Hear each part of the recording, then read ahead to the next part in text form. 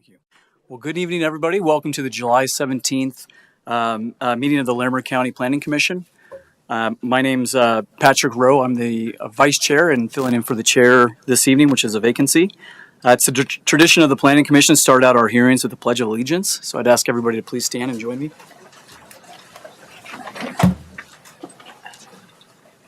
I pledge allegiance to the flag of the United States of America and to the republic for which it stands, one nation, under God, indivisible, with liberty and justice for all.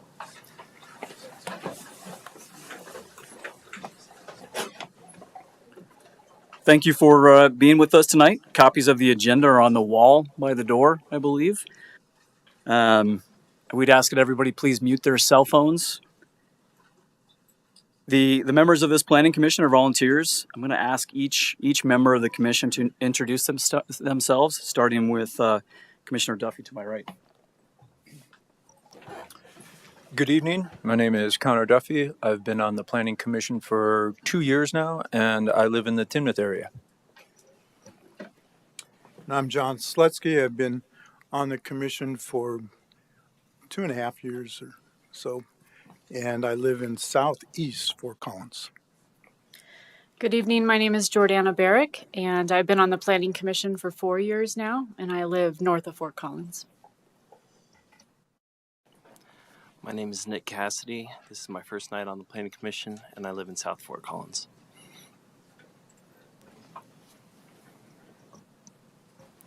I'm Adam Eggleston. This is my first meeting, and I live in Southeast Fort Collins. Good evening. My name is Lisa Cholet. I've been on this Planning Commission for 7 months. I'm also a Planning Commissioner in the town of Wellington, where I live. Good evening. I'm John Weiss. I'm also new to the commission, and I live in Timnath. Again, I'm Patrick Rowe. I'm in Northwest Fort Collins, and I've been on the commission for starting 3 years now. So, Jenny Axmaker is the planning manager. Ms. Axmaker, would you please introduce the staff in attendance and provide meeting protocol for this evening? It would be my pleasure, Vice Chair Rowe. We're joined at the dais. We have our county attorney, Christine Luckison. Then we have our representative from the Health Department, Leah Schneider. We're joined by our principal planner, Matt Lafferty. I'm Jenny Axmaker, planning manager. And then we have our representative for our customer improvement relations team, which I just screwed that up, but the wonderful Melissa Brusky. We also have a team of planners and representatives from our engineering staff in the audience. We have senior planner Michael Whitley, planner Justin Curry, planner Samantha Lasher, senior planner Samantha Mott, planner Justin Say, and then we are joined by engineer Connor, and I believe David is back there, as well as Karen, and then we have our code enforcement supervisor, Amy White, hiding in the back, and our community development director, Rebecca Everett. So that's the staff joining us this evening. I'm going to go through our meeting protocol. We do respectfully request that all members of the public silence their electronic devices. As Patrick mentioned, you can help yourself to a copy of the agenda on the wall up here. If you're joining us via Zoom, you can get a copy of the agenda at larimer.org/BOCC/commissioners-meetings. For each discussion item tonight, we will begin with a presentation from county staff, followed by a presentation from the applicant, with time for any clarifying questions from the commissioners. There will be an opportunity for any members of the public to address the commission with their comments on the matter. Both the applicant and county staff will have an opportunity to respond to any questions or concerns raised during public testimony. The commission will then ask any remaining questions of the applicant or staff before entering into deliberation and working towards a decision on the matter. During public comment, please wait to speak until you're recognized by the chair. Please maintain civility, refraining from audience applause, comments, or disruptions, whether positive or negative. Please make all comments to the commissioners from the podium. A portable microphone is available if needed. Please state your name at the beginning of your comments and spell your name if it's unique. Please speak directly into the microphone so that anyone joining us on Zoom may hear. For hybrid meeting attendees will be muted until they are recognized by the chair. If an online attendee wishes to speak or requests that an item from the consent agenda be removed, please use the raise your hand function on the Zoom control bar. Upon request, assisted listening devices are available for the hearing impaired. There are, I believe, 3 items on the consent agenda and 3 items on the discussion agenda. I may have that wrong. It may be 4 and 3. But with that, thank you, and I'll turn it back over to the acting chair. Thank you, Ms. Axmaker. Before we get started, I just have some brief comments about the role of the Planning Commission for the audience. The Planning Commission is an advisory board to the Larimer County Planning Commission. We review and make recommendations on land use issues outside of town and city boundaries. Some of these land use decisions will also be heard by the Board of County Commissioners. We come to these meetings and hearings unbiased and listen to staff's reports, public testimony, as well as information provided by the applicant. The Planning Commission is the final decision-making body for location and extent reviews, as well as amendments to and approvals of the Larimer County Master Plan, subplans, and amendments. The Planning Department staff provides us with a comprehensive package of information about land use applications and plan amendments. We gain insight from the information and viewpoints that you all provide, so we encourage your participation. Your input is welcome and appreciated. Ms. Axmaker, are there any amendments to the agenda as published? There are not any amendments as published. However, their staff wanted to provide the opportunity that if you'd like to move the legislative rezoning to the consent agenda, we've not received any public comment on that. So we would like to allow you that opportunity should you wish to do that. And we can provide you with some information on how to make that motion should you choose to. Is that something you want us to do now? Have a conversation about that and move that on there? Okay. Well, yeah, so I don't know if anybody else has considered that or if this is just kind of hitting you guys for the first time, but if we're willing to put that on the consent calendar, it sounds like there may be some other items that get pulled. I'll open it up to my colleagues here. Commissioner Slutsky? I would move to move the land use code amendments to the consent agenda.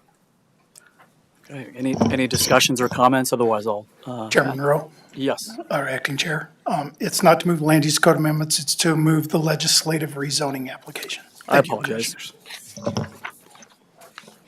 You would be welcome to move anything to the consent agenda, though. Correct.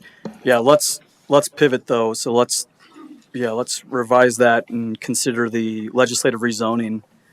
So that's the from open and rural residential RR2 to natural resources, NR file number 24 zone 3670. And this is something that perhaps not all the planning commissioners have discussed, but this is something we've had some work sessions on. I would just be interested to see if there are people here who would like to make comment on that particular item. If we could check the same for online.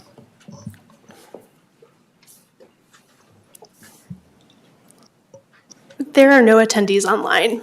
Okay, great. And there'll be another opportunity before we pass the consent agenda, Yeah. but, okay, so yeah, do I have a motion for that? Or additional discussion? I'll move to move the legislative rezoning from open to rural residential to natural resources, file number 24-zone 3670 to the consent agenda. I'll second it. Motion and a second. Roll call? Commissioner Rowe? Yes. Oh, I do apologize. You're supposed to be last. My apologies. Just kidding. Commissioner Duffy? Yes. Barrick? Yes. Slutsky? Yes. Chalet? Yes. Cassidy? Yes. Wise? Yes. Eggleston? I'm sorry if it's Eagleston. That's perfect. And Yes. then, perfect. And then Acting Chair Rowe. Yes. Thank you. Okay, well, thank you for that. So moving on, so we've now modified the consent agenda, and we'll come back to that in a moment. But I'd now like to ask if there's any public comment on the land use code or relevant land use matters that are not on the current agenda or a planned future agenda?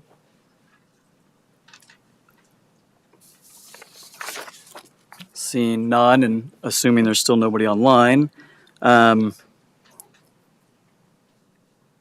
So we will move past that. Next, we'll do approval of the minutes. So next item on our agenda is approval of the minutes for the May 15th, 2024 meeting. Are there any amendments to the minutes? And if not, I'd entertain a motion to consider approval of those.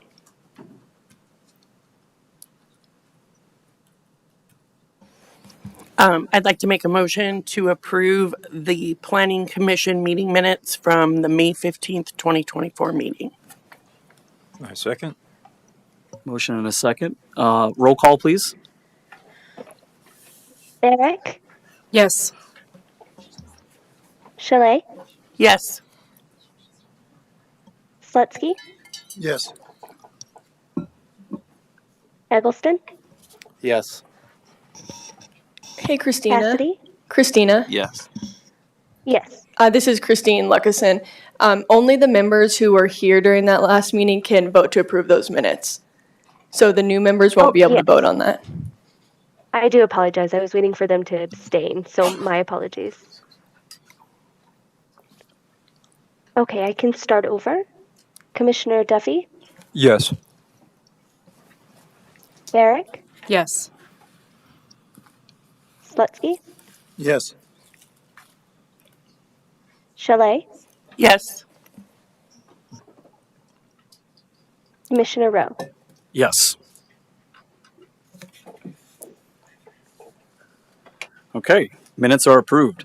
So next we'll move to the consent agenda, which we just previously modified.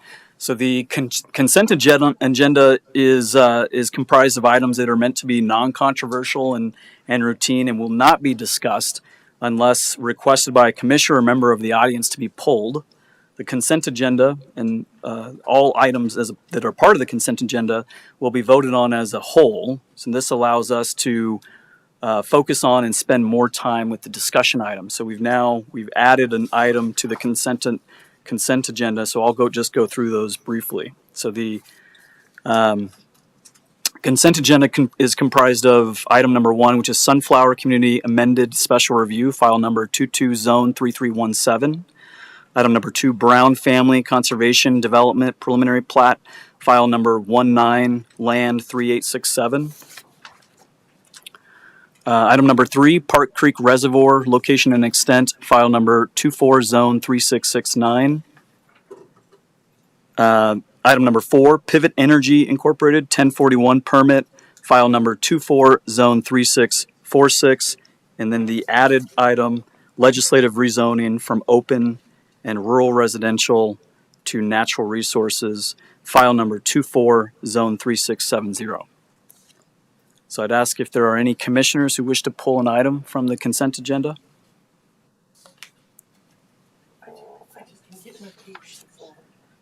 Sure.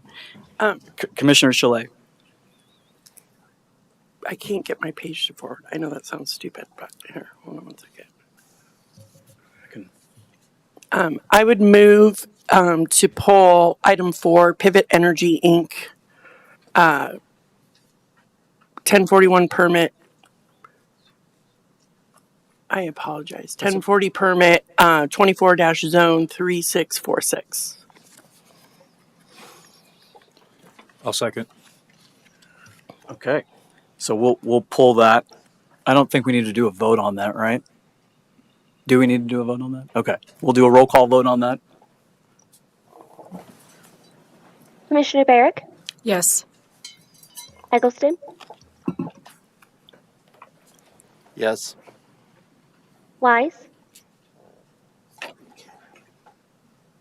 Yes. Duffy, Yes. Cassidy, Yes. Chalet, Yes.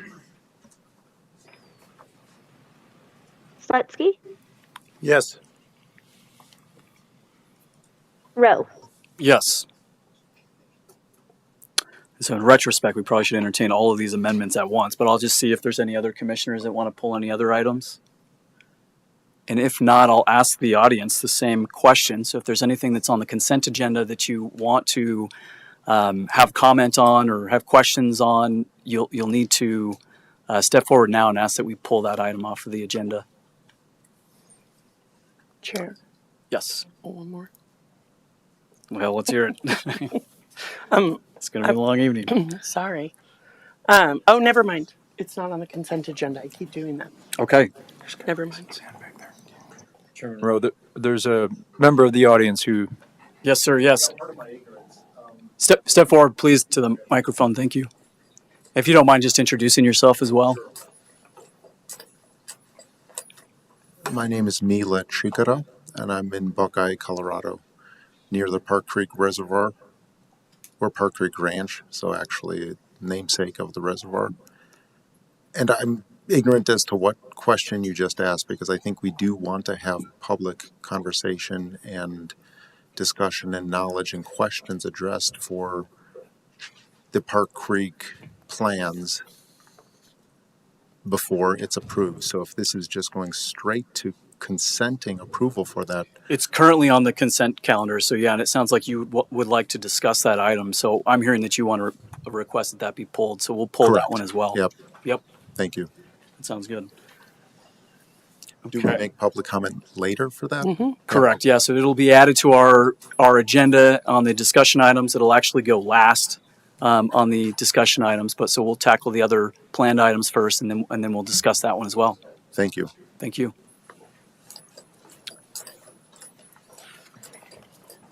And we don't need to do a vote to pull that one. Okay. Yes. We can do kind of a single motion with the modified kind of consent calendar. Okay.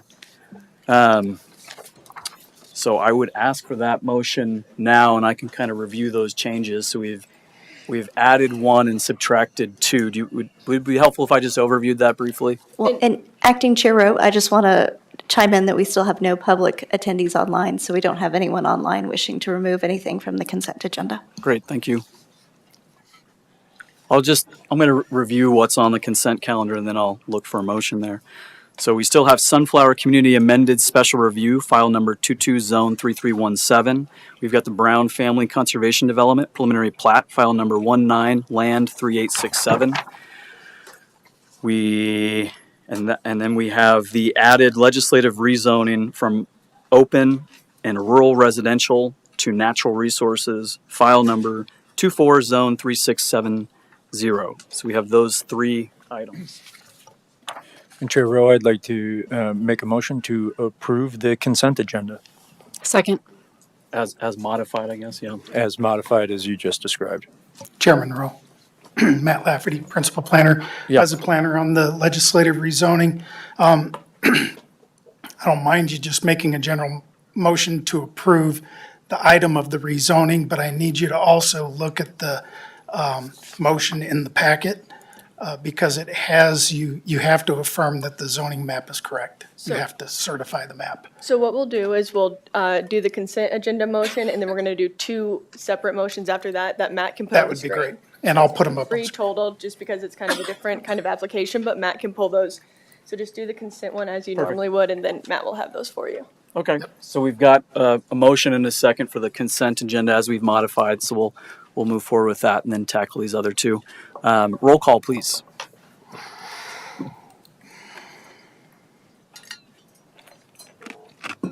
There we go. Sorry about that. Commissioner Barrick?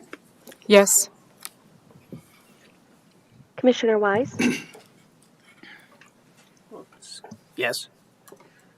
Eggleston? Yes. Cassidy? Yes. Duffy? Yes. Slutsky? Yes. Cholet? Yes. Rowe? Yes. And so now we'll move on with these additional supplemental actions we need to take. And I'm in the packet, so I'll probably be looking for a fellow commissioner to make this motion. But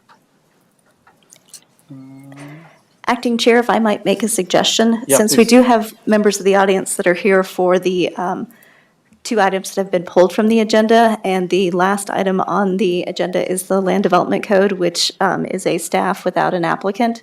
Okay. We could move that one to the end and let the other applicants go first. I think that's a good suggestion. So yeah, let's do that, please.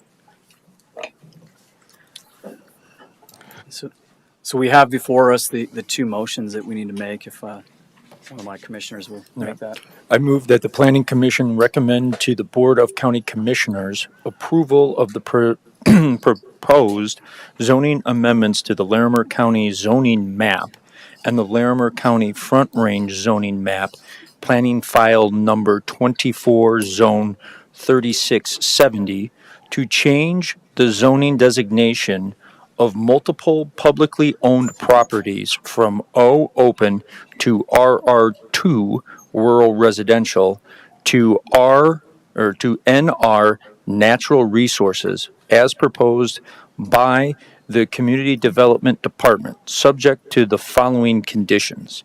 A, the properties identified in the referral comments received from the State Land Board will be removed from the proposed legislative rezone change and remain zoned O open. I think we can do both at once too, if you want to. Can we do both at once? Yeah. And I further move that the Planning Commission certify the Larimer County zoning map and the Larimer County Front Range zoning map as proposed, subject to the following conditions. The zoning maps will be revised to reflect removal of the properties identified in the referral comments received from the State Land Board remain zoned O open. And for your observations, that will be this map here. Great. And the Front Range map represents the same, it's just narrowed down to be around the urban areas. Great. Thank you. And these maps were properly published and. Yes, and Yeah. they've been advertised and they're on a display up on the third floor of the county courthouse. Great. Thank you. I second the motion. So motion and second. Roll call, Ms. Crutchins. Commissioner Eggleston, Yes. Duffy, Yes. Slutsky, Yes. Wise, Yes. Barrick, Yes. Chalet, Yes. Cassidy, Yes. Rowe. Yes.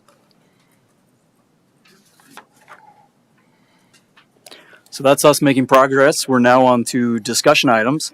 So we'll proceed in order, starting with the Wellington Operation Company, and then we'll move to the two pull items, and then lastly we'll do the Larimer County Land Use Code amendments. So, right, yeah. So we're going to start with the Wellington, and then we're going to proceed to the two pulled items, and then lastly we'll do the code amendments. So yeah, first discussion item is the Wellington Operation Company, WF Muddy Unit, number 26-2 Special Review and Appeals, file number 23 Zone 3571. And the staff for that is Matt Lafferty. Matt, if you could introduce yourself and your team and give us a presentation, please. Yes, thank you, Chairman Duffy, Acting Chair Duffy. Matt Lafferty, Principal Planner, Larimer County Community Development Department. The following item on your agenda is a request by the Wellington Operating Company, which is an oil and gas operator in the northern parts of Larimer County, to deepen a existing well known as the Muddy Unit number 26-2 well that sits within the Wellington field. The information found in your packet, starting at page 50 and going to page 793, are all the information that was provided with the application, including some referral comments that we received from Leah Schneider from the Health Department, from the town of Wellington, from Jared Say from our planning staff regarding environmental issues, and then and that was mainly the gist of that. Engineering did not have any comments. They came and saw me again today just to reaffirm that their transportation impacts were minor and drainage impacts were adequately addressed in the application materials. That's why there was no referral comments attached to there. just to give you a sense of where this is at in Larimer County, on the top left picture on the screen, you'll see a proposed site. It's approximately a couple miles, 3 miles west of I-25 and County Road 70, which is Owl Canyon Road, north of the town of Wellington by about 3 miles. More specifically, in the other screen, is located between County Roads 13 and 15 at about the midsection line just north of County Road 70. It's on a 40-acre parcel, and we'll go into some of the details on that. Just to give you a perspective, because we're talking about one well, but we're also talking about the Wellington operating field. So I just want you to be aware, the screen that, don't know why it didn't come up. I'm gonna have to stop share and reshare, I guess. Should have came up. The Wellington field, this screen here that's coming up shows Larimer County in its entirety. All the dots on there are some form of an existing oil and gas well. Many of those wells have been actively plugged and abandoned or were never really drilled. They were just test bores. But as you zoom in on Larimer County, you'll see the town of Wellington right in here. This over here is one operator, but this area where my cursor is going around right at this moment basically represents what we call the Wellington field. And it's run by the Wellington Operating Group, which is also known as King Operating. Things are going crazy up here. Sorry, I'm switching over again back to the other presentation. So that gives you an idea of all of the facilities that will exist out there. On the next screen, and I brought that up because on the next screen, what you'll see is the 40-acre parcel for which this pad is located on. But I want to talk a little bit about the 40-acre parcel, which is this entire parcel here on the north side of County Road 70. You can see a building that's placed right here on the site. That's a water treatment plant. And the reason why this oil company has a water treatment plant is this oil field produces a large amount of water with the oil. And so they actually separate the water from the oil, and then it's treated, and then it's sent down County Road 70 to the east and is put into injection wells that recharges a groundwater supply that can be later used for municipal purposes. And that's all been approved by the state in the past. In addition, you can see a series of well tanks and whatnot that are located around the site here.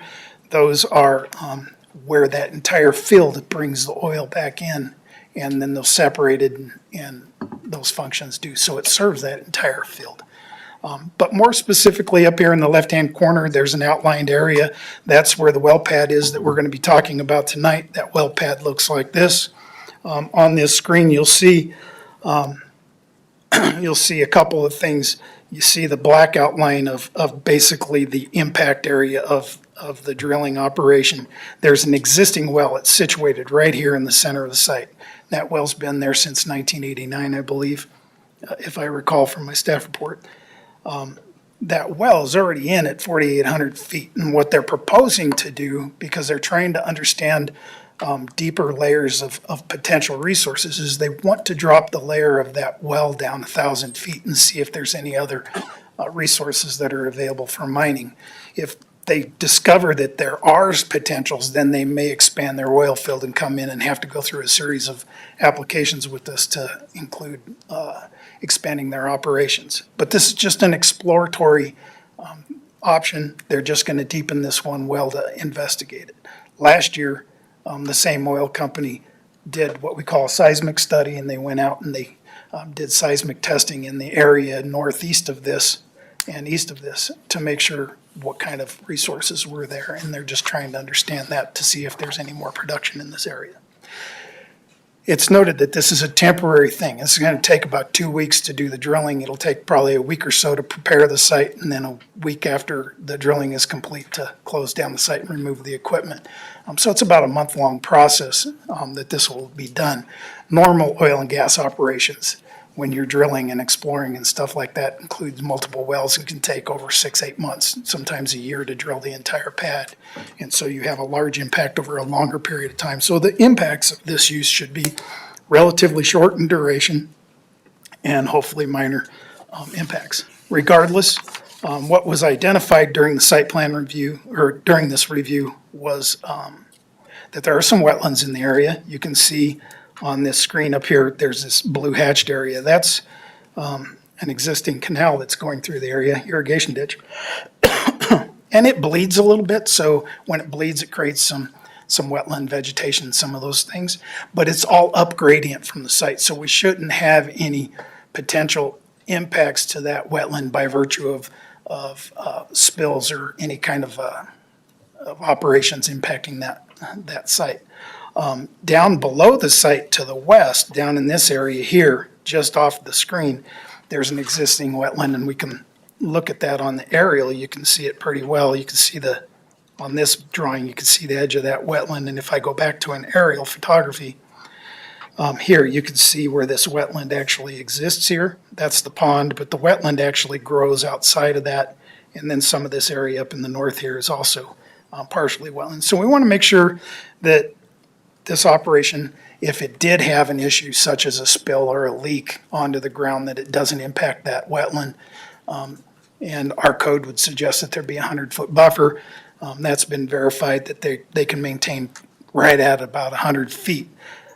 But what they've done to protect it is they're going to put in a 2-foot high containment berm in this location of the site, and then along this boundary of the site, and then along the western boundary, there'll be a 1-foot tall containment berm. So if there's a spill, they can contain it to the site and they can clean it up before it causes any potential contamination to a wetland. And we don't anticipate that there's going to be a spill. It's just a precautionary measure that has to be looked into. In addition to that, you can see on this screen, there's kind of a magenta line that comes down through here.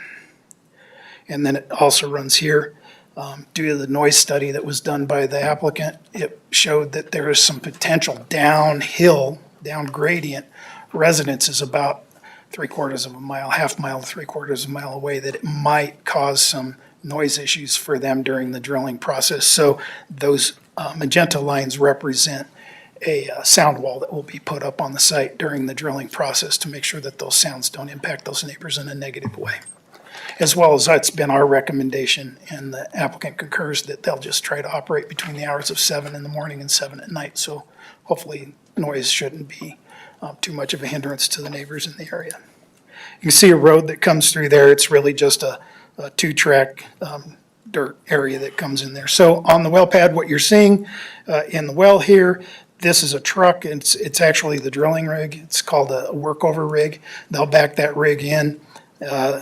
They'll have piping or tubing that will be located right here, and that will cause the drilling and the deepening of that. They have some tanks that'll be located over here. They'll be using certain things for water to help inject into the well and do some sampling and stuff, as well as to contain some of the fluids that come out of the well during the production process. There'll be a topsoil stockpile over here that contains some things. They'll have a safety trailer on site in case something bad happens on site, which should not happen. And then the rig pump to help operations. And that's kind of the equipment that's going to sit on the site. And the applicant's got a great presentation that they'll go show you what this is all about and how it's going to operate. So that's kind of what's occurring on the site at this moment and being proposed. The one thing that you can see on that site plan is there were 3 air monitors. There's an air monitor located here, one over here, and then one over here. And on the next slide, you can see that Leah from the health department identified that this monitor was proposed before they put the sound wall in, and so it's on the outside of the sound wall. What we want to do is see that moved onto the inside of the sound wall so that it's actually making accurate air quality assessments while they're doing the drilling. Similar to the air monitor down here south of the topsoil stockpile, they want to have that moved over to an area in this area over here so that the stockpile doesn't prevent good readings on the site from that. So we've made that recommendation. The applicant concurs with that. There's a whole series of review criteria that I think you found in the packet. There's criteria for the actual application, and there's criteria for an appeal. They are making an appeal. The appeal is this. And Leah might jump in and help me on this, but in a drilling operation, we ask for an air quality monitoring plan. And that monitoring plan requires the applicant to, a month prior to operations, to come in and do baseline air quality monitoring. They put up the sampling devices, they sample the air, they give us a baseline, what's going on with air quality out there. Then during the drilling process, we can see if there's any fluctuations in the air quality during that process that need to be monitored, or something done to correct issues that are going on during the drilling process, because that's time when you have the potential release of various chemicals and stuff into the air.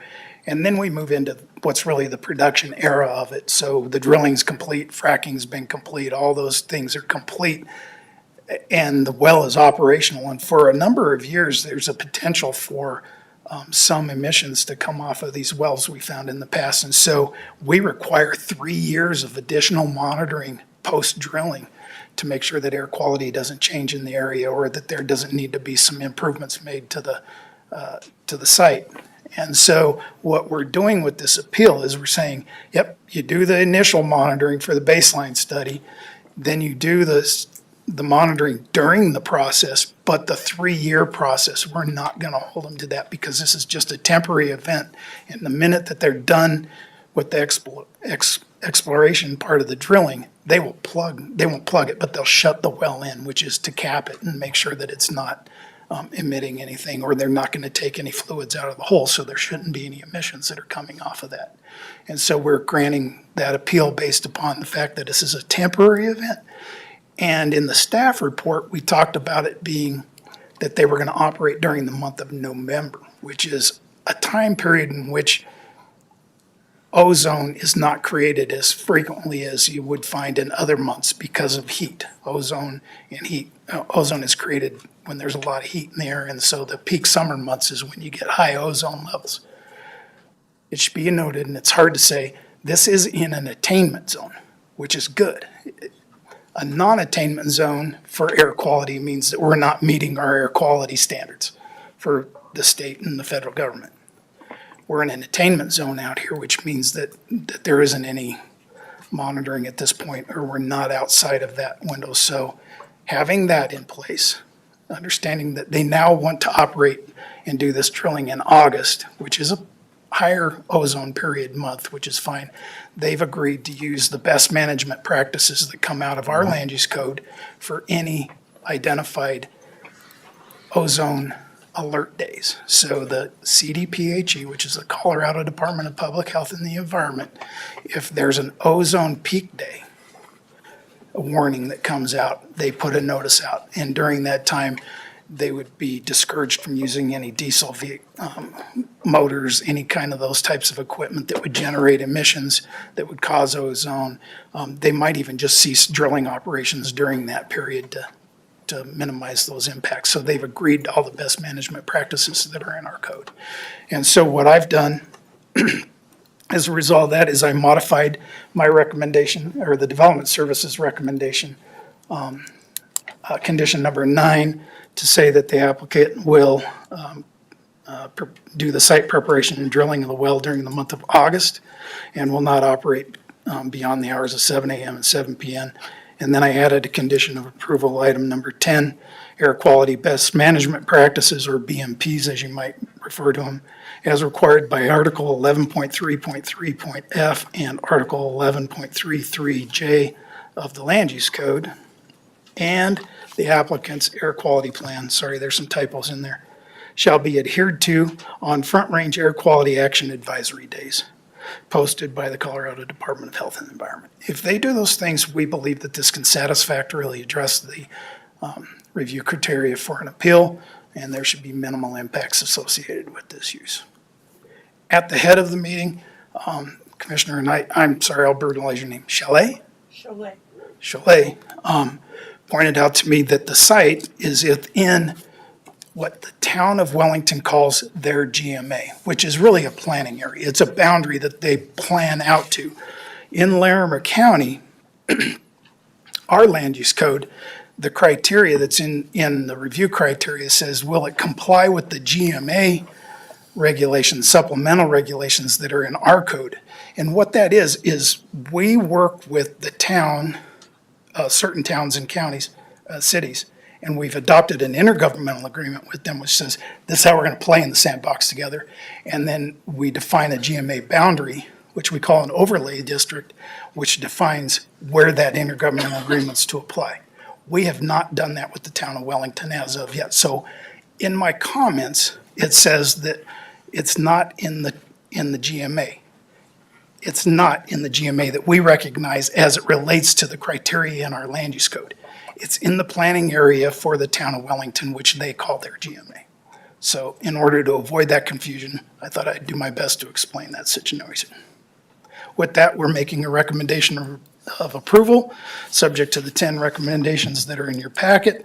There are a series of suggested findings that I've attached, and also a motion that you might make that we can come back to at the end of this process. And if you have to add any conditions, we can at that point. If there's any questions, I'd be happy to answer them at this time. Thank you. Yeah, appreciate the presentation, Mr. Lafferty. Yeah, so we'll discuss this item later, but want to ask if any of my fellow planning commissioners have questions or clarifications of staff at this time. And Commissioner Slutsky. I can wait if that's best, or I think if it's a clarification question for staff, let's entertain that now. If it's more on the discussion side, let's hold off and we'll entertain that in just a bit. Yeah, please, Commissioner Shillett. Mr. Lafferty, can you tell me why they decided to move from November to August? That was at the applicant's request.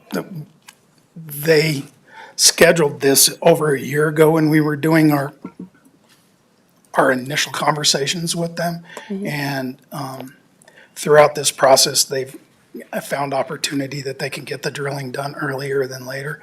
And so they've just asked that they be able to move that to August. So I'll let them speak to that a little bit if that's okay.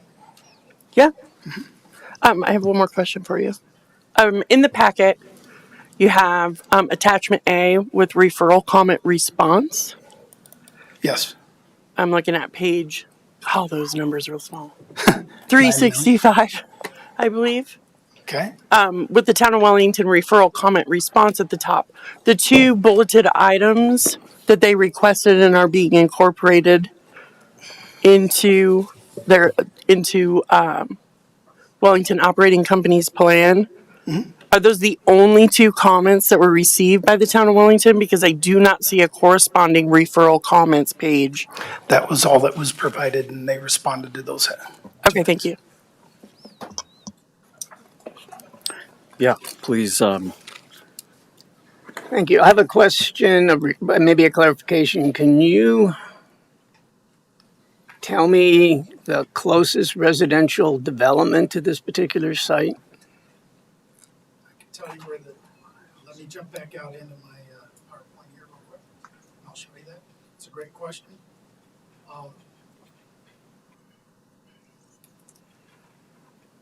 Just one moment to call this back up on screen. It's right around 1,000 feet, about a quarter mile. Sorry, Miss. Sorry, it's about a quarter mile, and I'm just pulling up the screen here. Thank you. If you look on this aerial, and I know it's really hard to see, I could pull up other aerials, but where the number 70 is on the screen here, just to the right, there are two residents that exist along County Road 70 here. And those residents have been visited with on behalf of the applicant, and they've provided a certification that they're aware of the application and they have no objections to it. That is a criteria in our code that says that you don't do drilling within 1,000 to 2,000 feet of an existing dwelling unit unless the property owners of those units expressly agree that they understand the application, and we've received those certifications. All right. Thank you, but maybe I misunderstood you. In your presentation, you mentioned like 3/4 of a mile. I think you were talking about the wetlands to other homes, to part of. No, the 3/4 of a mile was, if you look on this map, it's really hard to see, but right down in this area right here on the screen, there's a couple of residences right there, and that's down gradient from the site, as well as if you look to the north up here, in this region right up in here, there's a farmhouse and potentially a farmhouse over in here. They're outside of the normal distance, but given the noise study that was completed, there was the potential that it could create a noise impact to them, so the applicant went ahead and incorporated a sound wall into the project to make sure that it minimizes those impacts. Okay, and then I have one final question. Yes, sir. And I know it's Colorado, but can you tell me what the prevailing wind direction is? Yeah, we asked that one day when we were out on site with the health department. During this time of the year, it's from the northwest to the southeast. And that's why we had them place the air quality monitors to the south and east of the drill pad.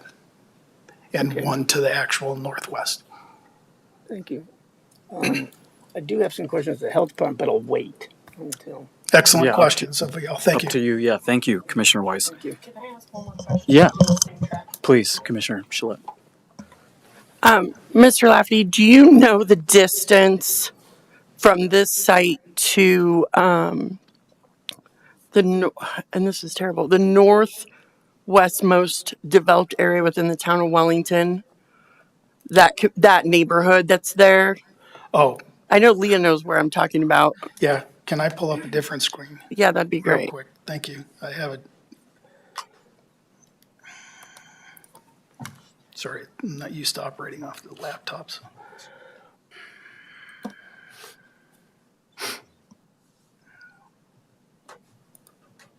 gotta get into my Word.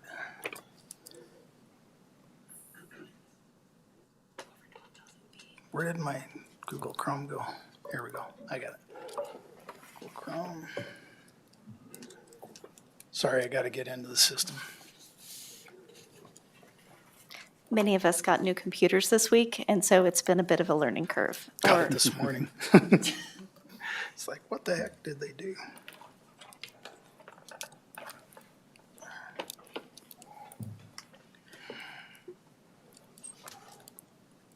Maybe while we're waiting, I'll just take a quick survey and see if our other commissioners have any other questions of staff before we move on to an applicant presentation. Great. Almost there. Thank you.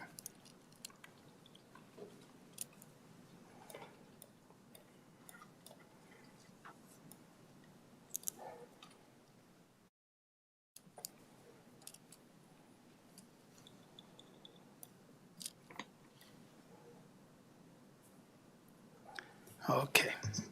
All right, here we go. I'm going to turn my screen back on. Share screen with you. I'll take a measurement and we will base it on a distance of miles because it's miles. This is the neighborhood that you're talking about down here off of County Road 66. So I'm going to hit about that intersection there. And come up to the drilling site right there. 2.7 miles. Okay, thank you very much. Yes, ma'am.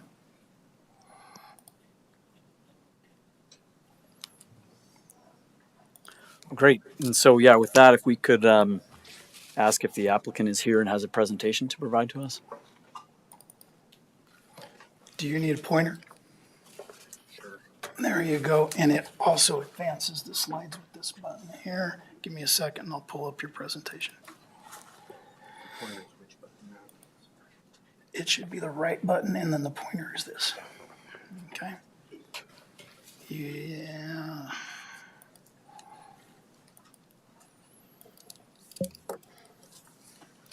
Give it a shot.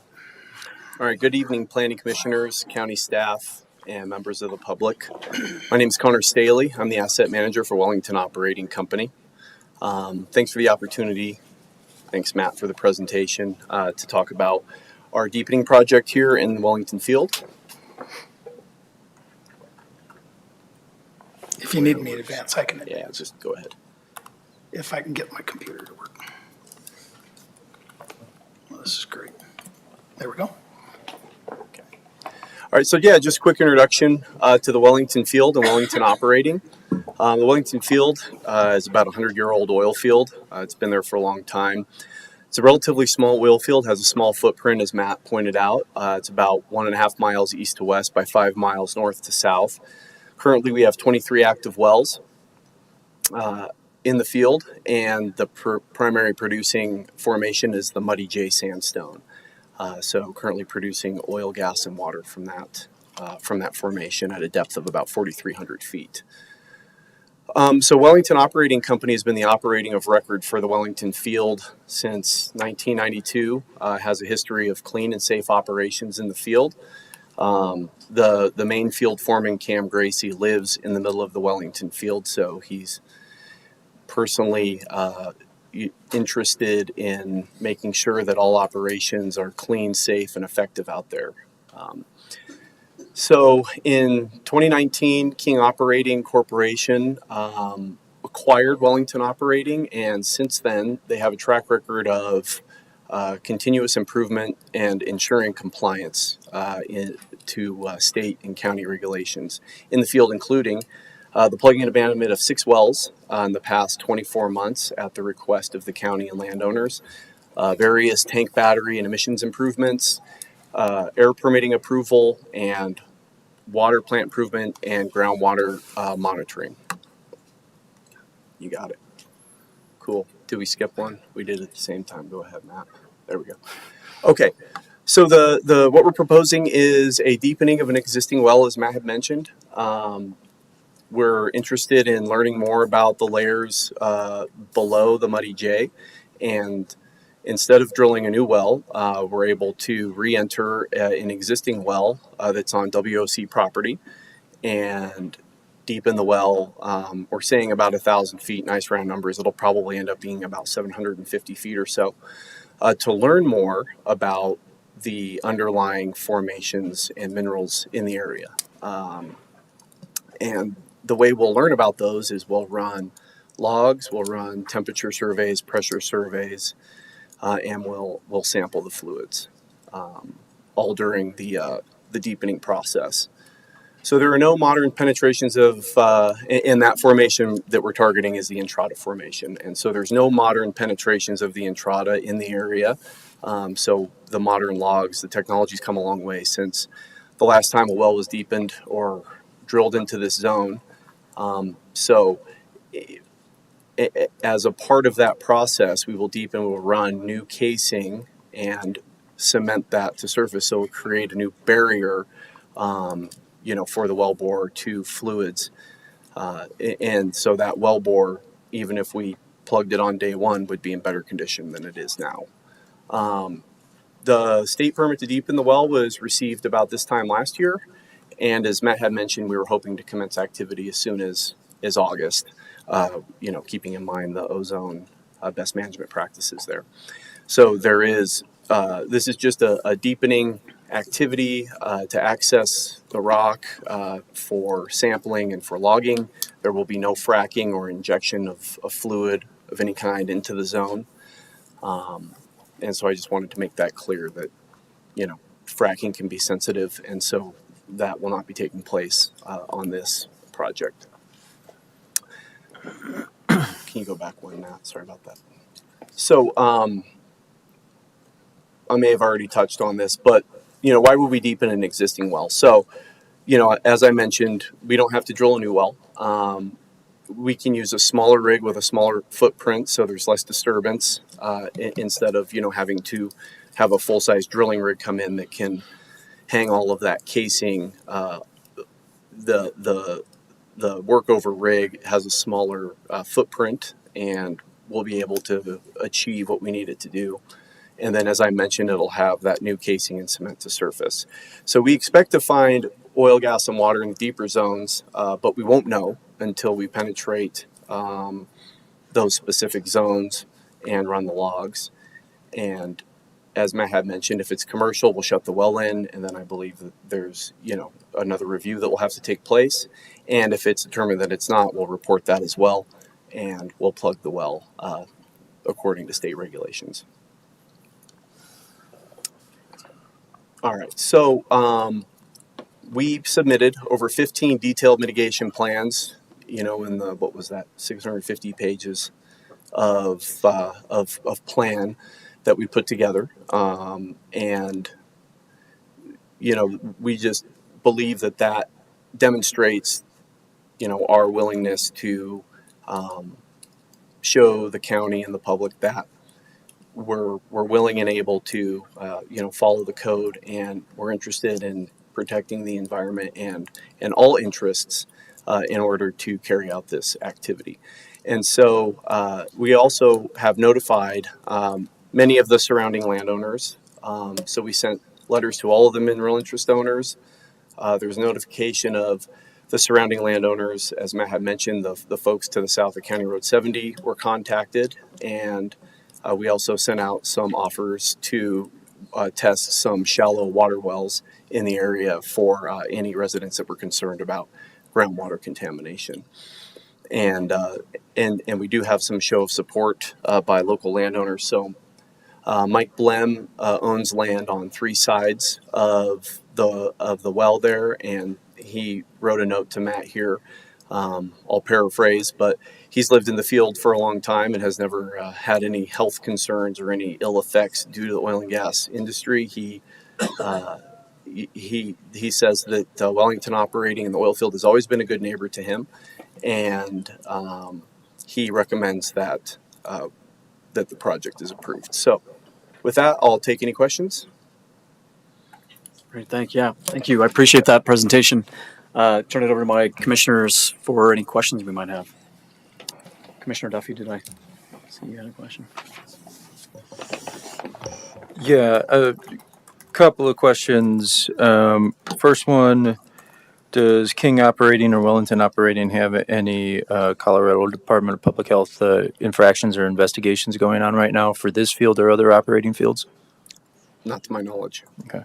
On your slide there, I don't know which slide it was, but it was expectations and outcomes. It was the last 3 bullet points. Matt, if you could pull that up.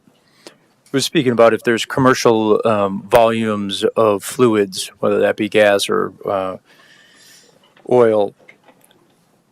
You guys, let's see, if it's determined to contain a commercial amount of oil and gas, water will be produced like other wells. So that would imply that the other wells have been fracked, correct? Or are you going to have just vertical wells out there? No, these are just vertical wells. So the whole field is comprised of old vertical wells. I don't know if any of those wells have been fracked or not. It wasn't practiced back in the days when these wells were completed to fracture. What does the 3D seismic imaging say on that for the formations that you're looking at? Frackable or just vertical? Well, so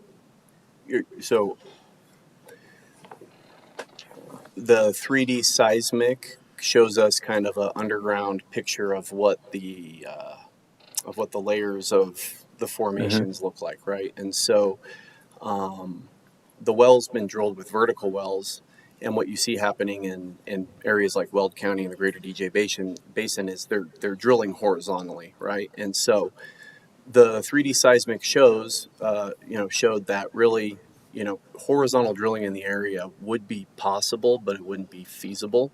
And I think that the owner has probably moved on from that prospect. Interesting. Okay. And really with seismic, you don't learn a whole lot about the actual rock and fluid properties. You just kind of get a fuzzy picture of what the rocks look like underground. You guys, coiled tubing unit, I assume, is it on site? So once you guys get rid of the plug, you guys need to clean it out. Is that sitting on site, or you guys got to bring that in? Yeah, I don't think we're going to use a coiled tubing unit. I think we'll probably just do everything with the work over rig. Okay. And then for the houses, those 2 houses that Matt mentioned, 1/4 of a mile away, just for conflict of interest, none of those people were paid? No, sir. Perfect. Thank you. Yeah, Commissioner Gillette. What is the potential, and you may or may not be able to answer this, and maybe Leah can answer it, but what is the potential for an air quality impact to the surrounding area? Knowing the wind patterns, knowing that you sit due northwest of a highly populated area. Yeah, the only potential impacts to air quality as I see it, and I've got some folks here who may be able to help me out with that a little bit more, is really just the emissions from the equipment itself. We really don't anticipate very much, if any, emissions from the wellbore itself. And the emissions from the vehicles and such would be minimal, or? Yeah, they'd be minimal, and you know, they're controlled and monitored as well. Okay. Part of the we had to submit all of the motors that would be on location as part of the air quality study. Okay, because as you know, it's very windy. Yes, yeah. Okay. Could you elaborate on why you don't think that there's going to be that many emissions? Is that based on what you see in your other well sites? Well, emissions from the well. Mhm. Well, because we're going to drill and complete the well in a way that will minimize any hydrocarbons escaping, right? So that would trigger, you know, if you had gas escape from, you know, your drill cuttings, it would trigger the air monitors on site. And so it'll be a closed loop drilling process. And then when the well is brought to production, obviously it's piped to the production facility where all of those emissions are controlled as well. So there are periods of time, like say if there's an ozone alert day and you have to stop drilling for that period, that the well hole is not just open. That's correct. Yeah, we would never leave a well bore open. It's not best practice in our industry. Chairman Rowe, planning commissioners, just a quick reminder as well, to add to this conversation a little bit. When Larimer County adopted our oil and gas regulations a couple of years ago, one of the hot items during that time was air quality and what were the impacts based upon certain distances. And so in our code, we have a 2,000-foot distance requirement for certain critical facilities such as daycares or senior living or things like that, schools and whatnot. And that was based upon studies that were performed by CU and others that provided the evidence that air emissions associated with oil and gas operations during the production periods and drilling periods could have an impact on the residents within that 200 feet or 2,000 feet. But beyond that, it was minimized. So anything beyond the 2,000 feet is generally considered that the air quality would diminish and return to a more natural state. And that's why we adopted those regulations into our code. So, but great questions. I took over for you though, but I wanted to give you a chance to. You know, I am still concerned a bit about skipping methane monitoring in general, and I guess I just want to understand a little bit more about. So the VOC monitoring, I saw it captures butane and some of the other gases, but not methane. And so I'd like to understand where is methane monitoring usually applied on the oil field that you guys have? What would be the difference? Like, what would a methane monitoring device look like or be placed at in comparison to where the VOC monitors are? I kind of would just like to, because I do think about it as Larimer County's Climate Smart and Future Ready plan talks about greenhouse gases. And I do think about these emissions and methane being one of the more serious emissions in our atmosphere. And just want to understand where it's applied, where it's not applied. And I do acknowledge that this is a short-term project, and I do trust your process and your monitoring. I just would like to learn more in order to feel comfortable with it. Sure. So Randy Evans is here tonight, and he has helped out with our air permitting. Randy, can you help me explain how we monitor for methane? Also saw, yeah, we got county staff who's interested in responding. Go ahead, Yeah, Leah. I'll come on up though, Randy. Keep going. Leah Schneider with the Health Department. And in this case, don't forget, we're collecting total volatile organic compounds. It's just a sensor. So methane is part of VOCs. It's just a different level of volatilization. And the point of the monitoring is to catch extensive leaks, big ones that could impact the safety of not only employees, but that could make it to communities around that area. But that's why we were asking for like the various response levels. 3 part per million is still pretty low in the total VOC sensor. So because they've gone with such low sensors, they're going to be catching very low minor leaks, I guess you could call them. But I can help But we haven't, if you guys noticed in my comments too, we would reevaluate that though in the 3-year. If this turns out to be a productive well, we still have to evaluate what we would want to do for the 3-year plan. And then at that time too, they'll have to consider speciated sampling where we have whole air canisters, we break it down. This way we can tell what's in that total volatile organic compound sample and see what percentage is more of an air toxic or a carcinogen versus maybe a greenhouse gas of other concerns. So there's various compositions that we're looking at. Right now, it's kind of a sensor like a fire alarm that is just going to kind of trigger when we have a combination of these volatile organic compounds crossing the sensor.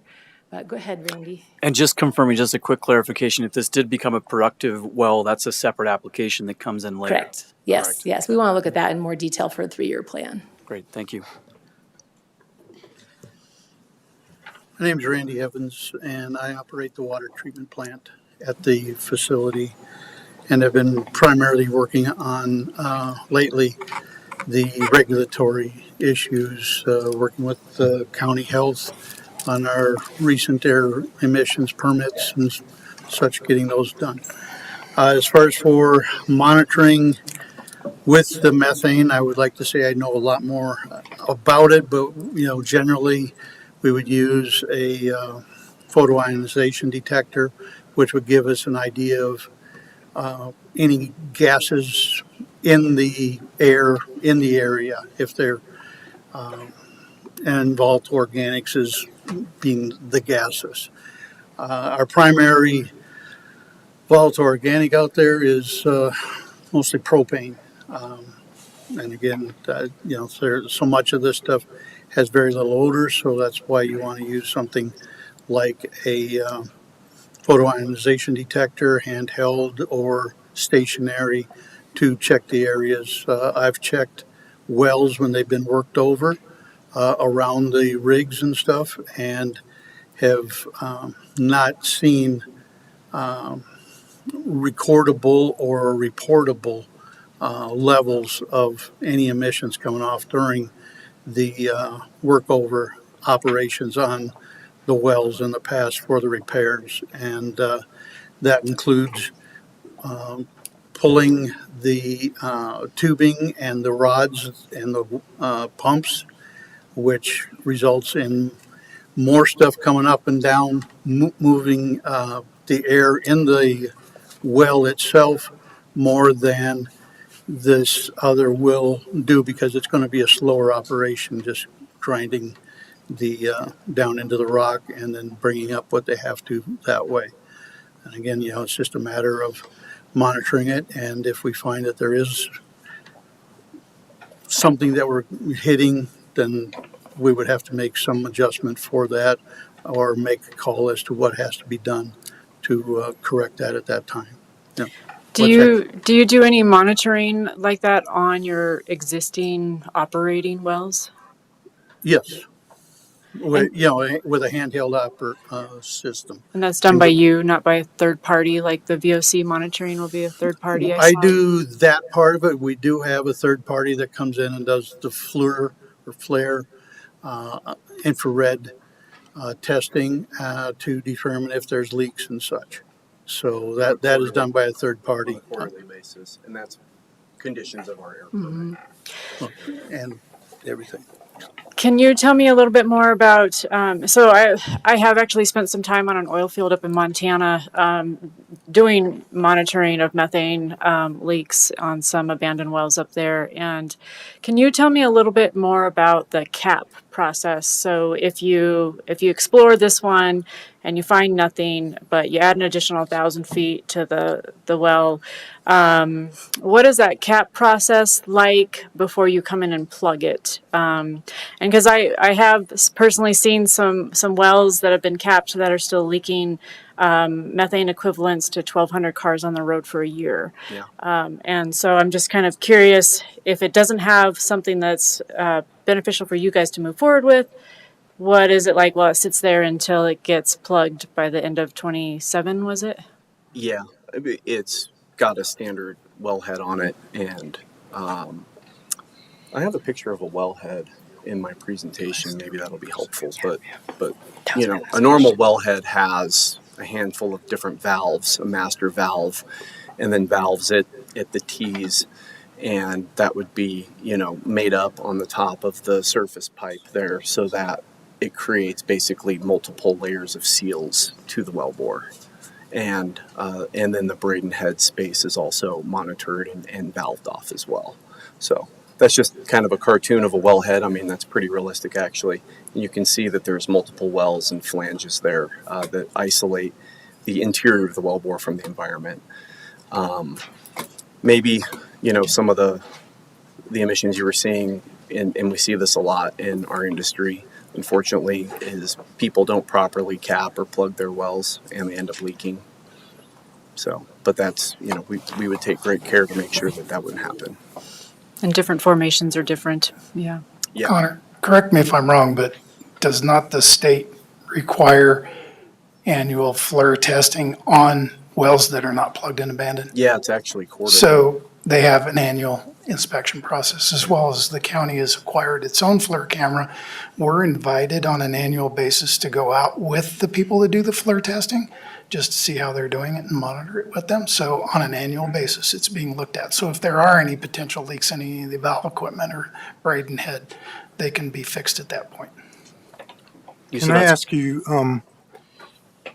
you're familiar with, in the last year, the state has ramped up its methane monitoring requirements. Reg 7, recently just in May, end of April, released a monitoring protocol for methane intensity. And that protocol says that every facility in the state, no matter size, has to report June 30th of every year their methane emissions, their intensity calculations. How are you going to do that if you're not monitoring? We will be monitoring. We'll be monitoring everything. So starting January 1st, you're going to start monitoring? We monitor as conditions of our state air permit every facility and the tank batteries. So we're committed to being compliant with the state. This is beyond the permit. This is by state regulation. Okay. I mean, we're committed to, adhering to all of the state regulations. So has this appeal, which is just for methane, correct? Mm-hmm. Has this been passed by the state Air Pollution Control Division? The State Air Pollution Control Division will not look at their recompletion process. It's actually not, recompletions, pre-production are not really that are permitted. And they actually don't require monitoring either as part of a recompletion, but we adopted that a couple of years ago in our oil and gas regulations. So that's why these guys are physically monitoring with, and I called them sensors, but we are using, you guys did propose SPODs, PID sensors, things like that. So they will be monitoring as a requirement per Larimer County. And then they're required still to do their routine, flaring for emissions and things like that. We actually were just out on site looking at their tank battery sites that this well would be connected to where all the product gets delivered to. So we've been to the South Tank Battery site and the North Tank Battery site this year to do inspections. The new air commission regulations mandate that all facilities, pre-production and production, use direct monitoring. And I don't see how we can issue an exemption to that. And is it on actual tested levels, or is it more calculated, which is most of air pollution control's inventory? It's calculated emissions. It's not calculated. It's monitored. And I can tell you where it is if you want. If you look on the commission website, it's called Oil and Natural Gas Methane Intensity Verification Protocol. Yep, I'm on that website.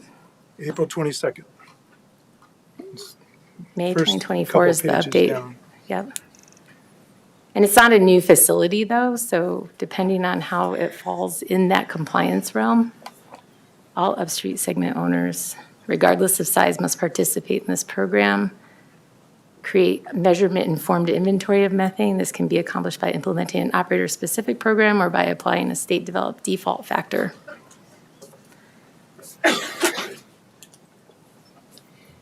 So as she's reading that, that applies to new applications, new well applications that are out there. At the state level, this is not a new application.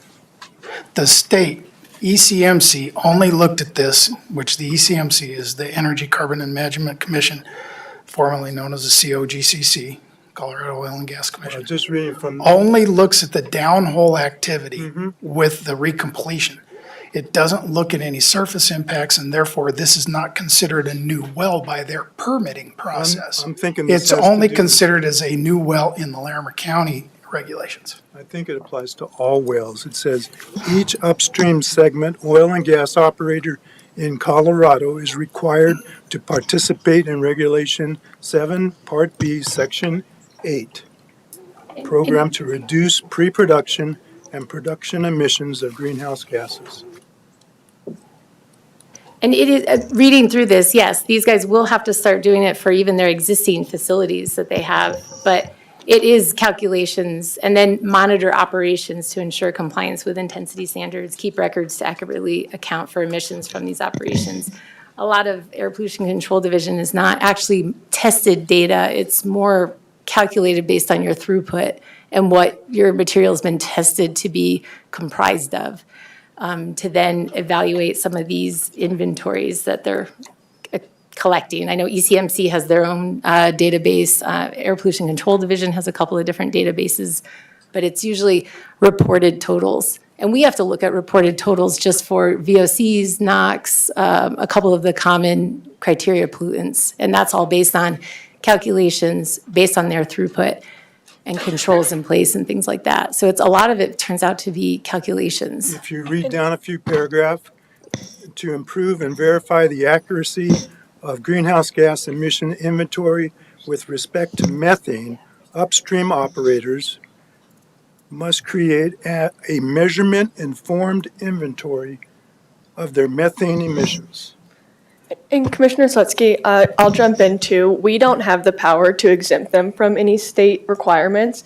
So our language won't have anything to do. Our language will just say you're required to comply with state requirements. So if there is a state requirement out That there, was kind of my question. yes, that we cannot exempt them from that. So they're still bound, that's between them and the state, and we can't exempt them from that. So good clarification, and probably we want consistency, and it seems like we're, maybe we're into the weeds here and can kind of save this for offline, but I really do appreciate the conversation and discussion on this point. Do you have any other questions, Commissioner Slutsky? That's plenty, huh? Can I follow up with the other part of my question? Oh, please, yeah. Which I hate to belabor kind of this issue, but it's a more broad question. So back to wind and emissions while you're doing this short temporary process, which I recognize, but you're doing it in August.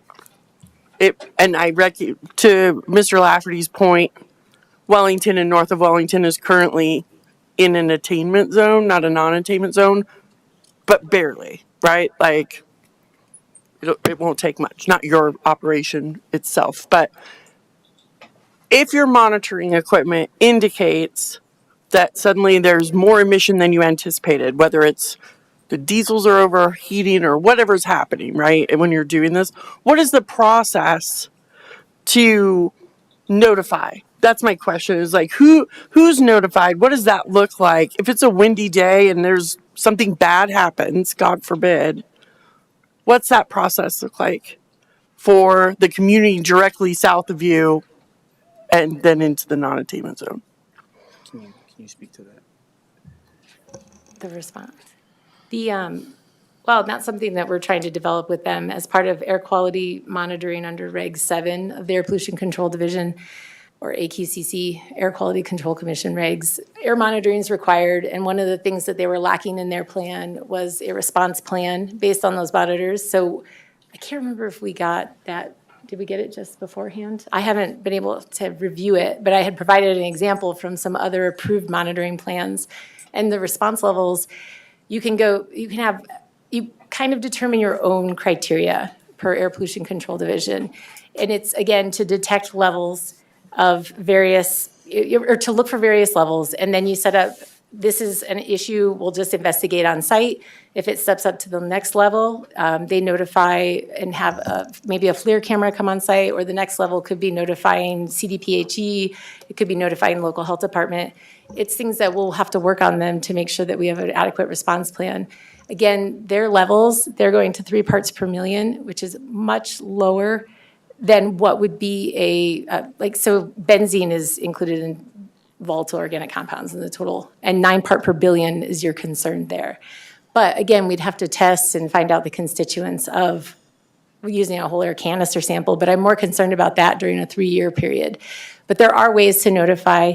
The small amount of emissions that they're going to release during this 2-week time period probably won't make it to the residents, at least in odor detected. I mean, there's still a chance though those gases could remain in the air if there's not enough to stimulate reactions, photochemical reactions and things like that. But by then, it's dissipated to a point that it is less hazardous to that community on the north end of Wellington. Respectfully, I think you know why I'm asking these questions. I am, yes. I'm aware. It's not personal, I promise. So then I guess my request would be, if you're still working on what that plan looks like, is that somehow, being that the town of Wellington is the immediate community impacted, that in that plan there isn't 5 steps before the town would be notified. Correct. Okay, Yes, that's my we have request lots on of, we want many steps before it gets to a point we have to get to a town evacuation or a town notification type Thank setup. you. I need to be able to still live there. Yeah, Commissioner Weiss, please. I was going to delay it, but so I have some questions regarding the air monitoring. And maybe you want to pull up that site that shows that. So why 3 air monitoring locations?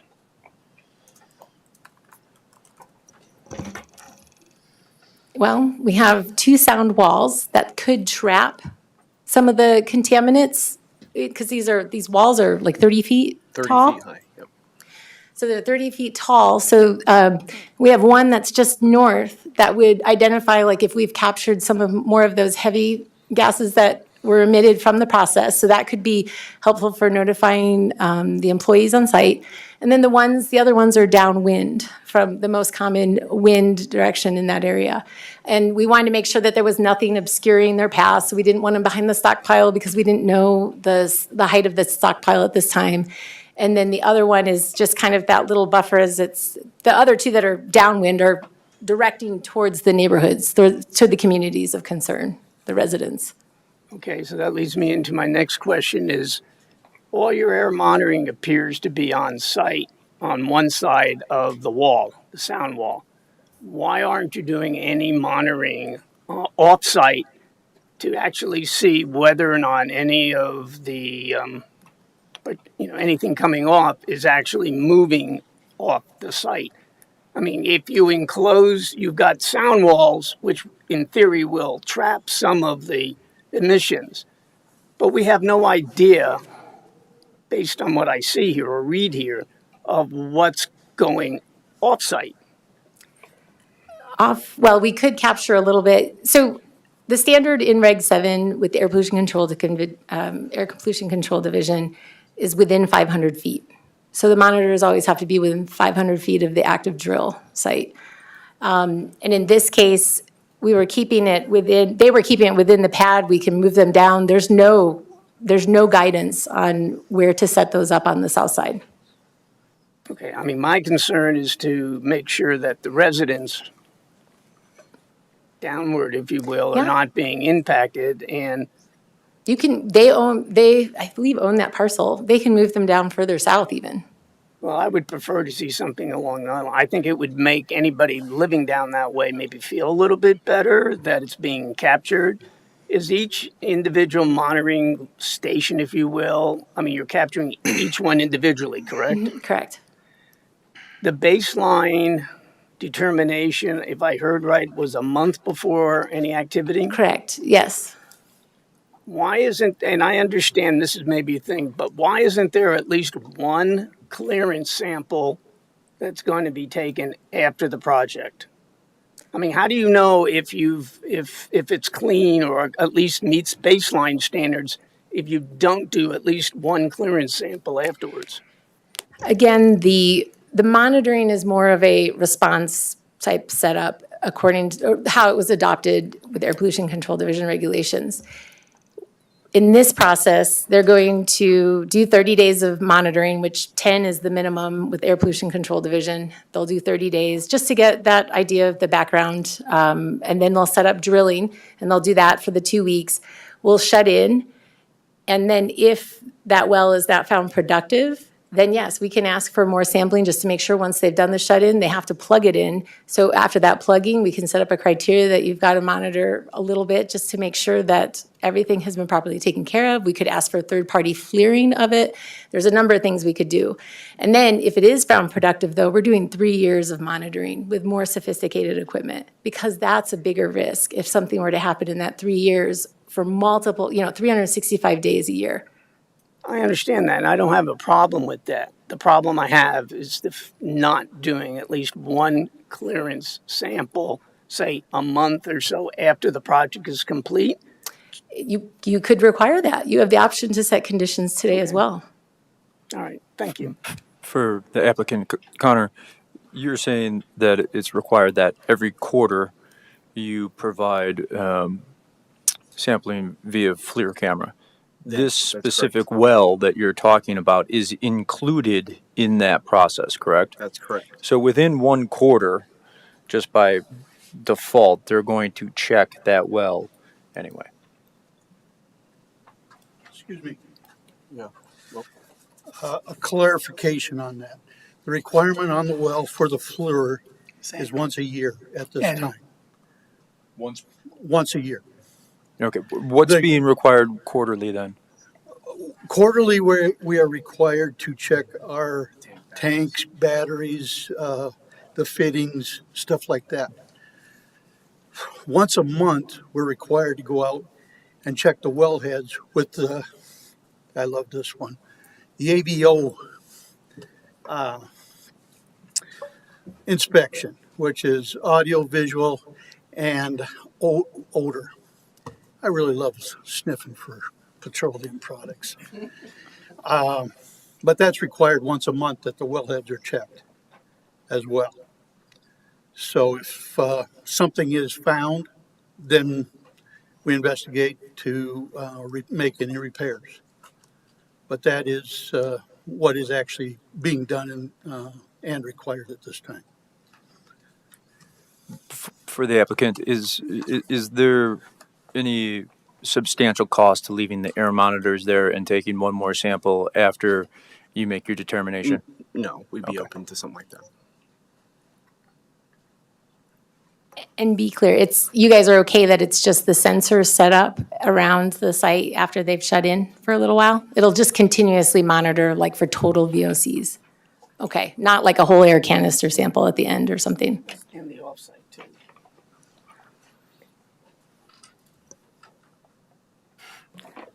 Thanks. Any other questions? Otherwise, we can.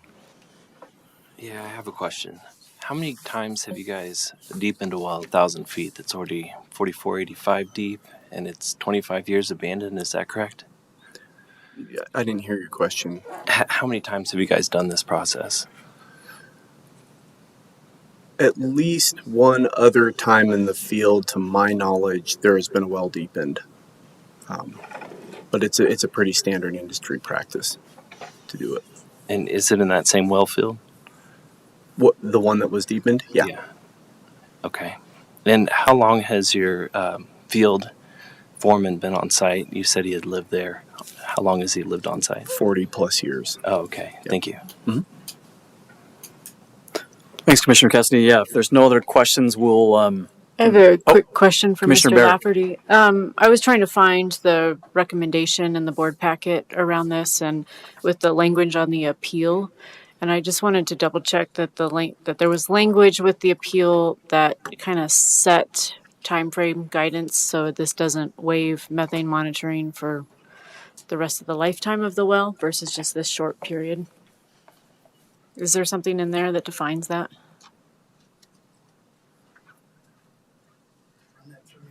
Sure. Run that through me one more time. Yeah, I was looking in our board packet, how you guys often have recommendations on language for nominations, or not nominations, motions. And I was trying to find the language around the appeal and whether the appeal on methane monitoring, whether there was language in there that defined the time period that methane monitoring was able to be waived for this short duration of this short drilling project versus I just wanted to make sure we don't accidentally waive methane monitoring on the Well, lifetime of the well. this application only covers this operation. short, okay. If you look at condition number 8, it says upon completion of the exploratory drilling of this well, it shall be shut in and the well plugged based upon the 2027 thing. If they choose to come back because the well shows that it can be put into production and have some productive state, then they have to resubmit a new application and we will go through and address those long-term air quality issues. Okay, I just wanted to make sure that was clear. That was the trick, in and there was, this is only to cover this short duration period. If at the end, it shows that there isn't any potential production off of it, but they get the information they need out of it, the well is shut in, and then by the end of 2027, it's plugged and abandoned and everything goes away. Great, thank you for clarifying. Yeah, thank you. So just to be clear, this exemption does not exempt, cannot exempt them from state regulations. That's correct. So if it can't, can we just? This is an appeal to our land use code for our regulation. That's what it is. It says that during the drilling process, and which is drilling and production, they have to do certain testing and monitoring, and they will be doing, that's what we're waiving. If the state says from this point forward, they have to do other monitoring and other things, that is for the state CDPHE to implement on all of the operators across the state of Colorado. Well, the way I read it is they should be monitoring right now. And that's for CDPHE and them to work out. That's not a county Okay. issue on that. We're not waiving that requirement. Okay. If there's no other questions, I'd like to give the public just an opportunity to chime in here. So with that, I'd like to open the public hearing and take public comment. Is there anyone in the room or that would like to give testimony? You, sir, go ahead. Yeah, you can step up to the podium and please introduce yourself. Thank you.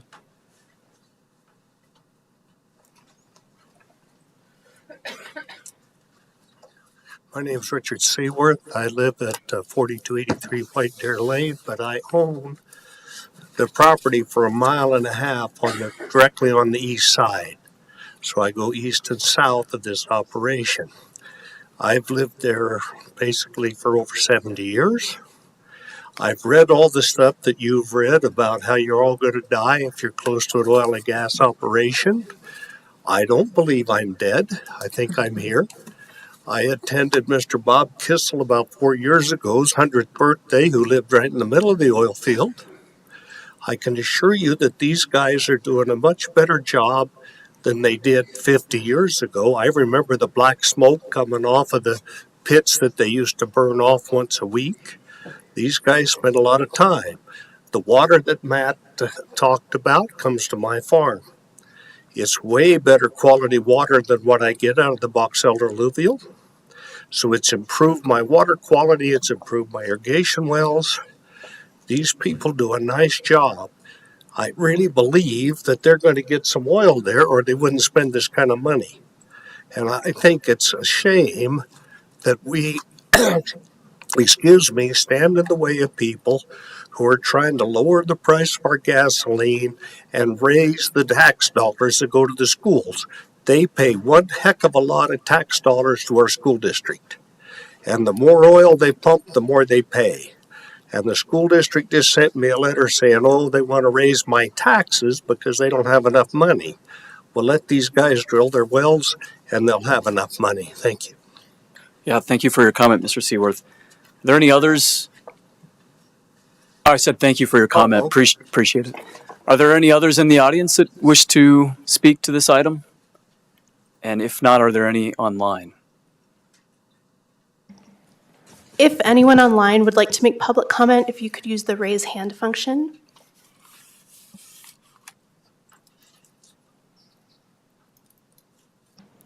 There's no one online who would like to make public comment. Great, thank you. Yeah, so seeing no others, I will close the public hearing portion. So we just had a single citizen comment. I'm not sure that merits or needs an applicant response. Are there any, let's see here, let's skip through all of that. Next, let's move to commissioner discussion on this item. Commissioner Chalet. I'm going to support this application for this short-term project that they're doing. There's another step beyond this. If they find something in there, recognizing that there's 20 operating wells there, I think that's what I saw already. But I do like what my fellow commissioner here suggested about a monitor of some type a month after their exploration is done. I think it provides some reassurance. I have faith in our leadership when it comes to the health and environment of this county. And to the public commenter's point, we need to make sure that we're being mindful but not obstructive. And I think in this case, it's a reasonable request. And so I will be supporting this. Yeah, thank you for your comment, Commissioner Chalet. Any others? Just to clarify, and run this by all the commissioners as well as staff, the condition of approval that we're speaking about here, I was just writing this out to say, the applicant's air monitoring system detailed in the application will be required to stay in place for 30 days, and the applicant will be required to provide a final monitoring report. Is that sufficient for staff? Is that sufficient for the other commissioners? I would make sure that you're clear that it is like 30 days after shut in. So because we're going to require all during drilling, and then they'll shut in. So 30 days after shut in. So I have air quality monitoring devices and samples, or sampling will continue at the site for 30 days after the shut-in process has been complete. That's sufficient for me, Commissioner Weiss. I mean, that sounds good for the one. I would still feel a lot more comfortable if we had one air monitoring location off-site, and I would leave that up to staff as to where that would be located. So if you have 3 on-site, you could have 2 on-site and 1 off-site, or if you want to add a 4th one, that's up to you. But I'll leave it up. But I would just feel better with 1 off-site and let staff make the decision where. Chairman Rowe, Yeah, Commissioner Weiss. So we would recommend a condition that says that at least one of their monitoring devices shall be located elsewhere on the property, but not outside of 500 feet from the well. And so, because they own the 40 acres, so they can move it to almost 400 feet away and still be able to accommodate that, if that's okay. Would it be inappropriate to qualify that it needs to be to the south and Southeast. Southeast, yeah. Yes, ma'am. Yeah. For the prevailing winds. Between the wellhead and the existing residents to the southeast. Yes. Yes, that'd be fine. And this is a pretty technical topic, and I hate to kind of run that show for me up here, but I just want to see if there's concurrence from staff that this still gives you guys, you think this is a good idea, and this gives you enough kind of latitude to position this where it makes sense. Correct. Mm-hmm. Okay, thank you. Any other discussion before, and if not, I'd entertain a motion. Commissioner Slutsky. Well, I am comfortable with the company and their abilities and the length of time they've been in the field. I lived a couple miles south of there at one point, well, for 40 years or so, and I'm still here, so for what that's worth, I mean, I don't know if that's great testimony or not, but I've not smelled anything except my cows, and hardly ever. So I'm happy with that. I still have reservations about the appeal, and I would like to at least see some kind of condition, like pending approval by the health department. I don't see how we can do that. Would the condition be good if we just said that this appeal to the monitoring of emissions at this site will not preclude or eliminate any possibility of any air quality monitoring required by the state CDPHE? Methane is what I'm talking about. And we can just say that the applicant is responsible for complying with all state and federal requirements. That's standard language we can use. Okay. Yeah, one more.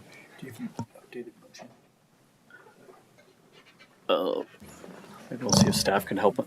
Is staff able to help us with an updated motion now that we've been working on things? Otherwise, we can. I can paraphrase. I think you can paraphrase and say as discussed, and then we'll put together the conditions based upon the minutes and the testimony given, if that's okay with the attorneys. Great. Yeah. Just hit the highlight. There were three or four additions that you can reference. I'm looking for it. Lisa, can you tell me what page that's on? It's on the screen. There we go. And I'll go to the one that says years, so let me flip down. Why this thing doesn't want to move. There you go.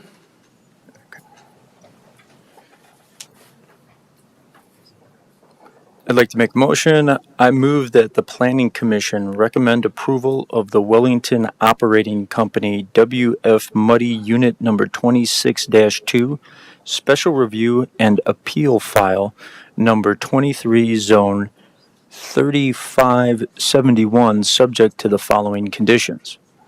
Number 1, the special review approval shall automatically expire without a public hearing if the use is not commenced within 3 years of the date of approval. Number 2, the site shall be developed consistent with the approval plans and reports contained in the Wellington Operating Company WF Muddy Unit Number 26-2 Special Review and Appeal File Number 23 Zone 3571, except as modified by the conditions of approval or agreement of the county and applicant. The applicant shall be subject to all other verbal or written representations and commitments of record for the Wellington Operating Company WF Muddy Unit Number 26-2 Special Review. Number 3, failure to comply with any conditions of the special review approval may result in reconsideration of the use and possible revocation of the approval by the Board of Commissioners.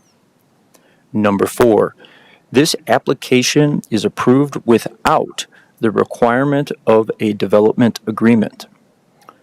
Number 5, in the event that the applicant fails to comply with any conditions of approval or otherwise fails to use the property consistent with the approved special review, applicant agrees that in addition to all other remedies available to the county may issue a written notice to applicant to appear and show cause why the special review approval should not be revoked, and or bring a court action for enforcement of the terms of the special review.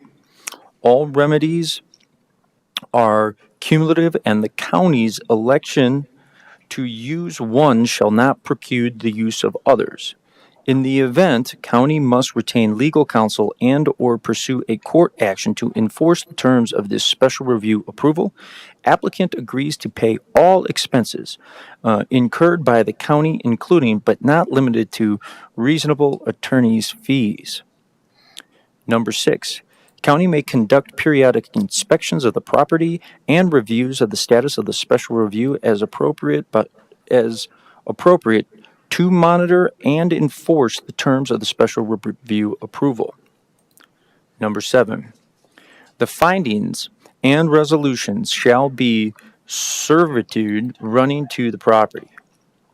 Those owners of the property or any portion of the property who attain title subsequent to the date of recording of the findings and resolution, their heirs, successors, allies, or transferees, and persons holding under applicants shall comply with the terms and conditions of the special review approval.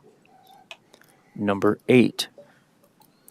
Upon completion of the exploratory drilling, the WF Muddy Unit number 26-2 well shall be shut in until the well is plugged and the site reclaimed, or a new application is reviewed and approved to bring the well back into production status.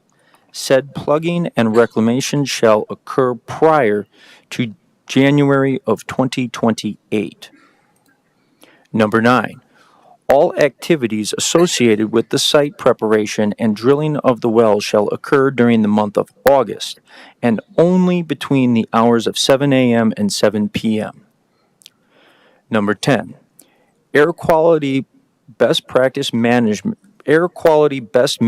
practices, BMPSs, as required by Article 11.3.3F and 11.3.3J, add the applicant And it should say, and the applicant's And the- representations.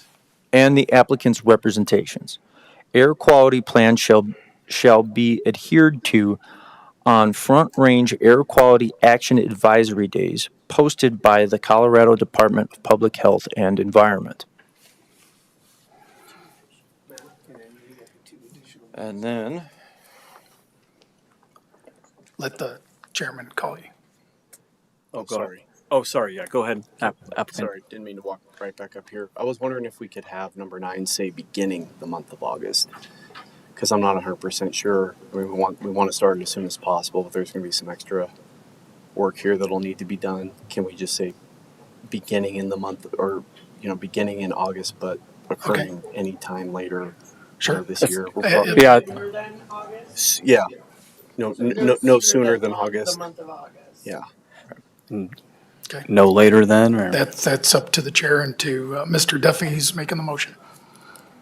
Okay, I'd like to make a motion to revise number 9.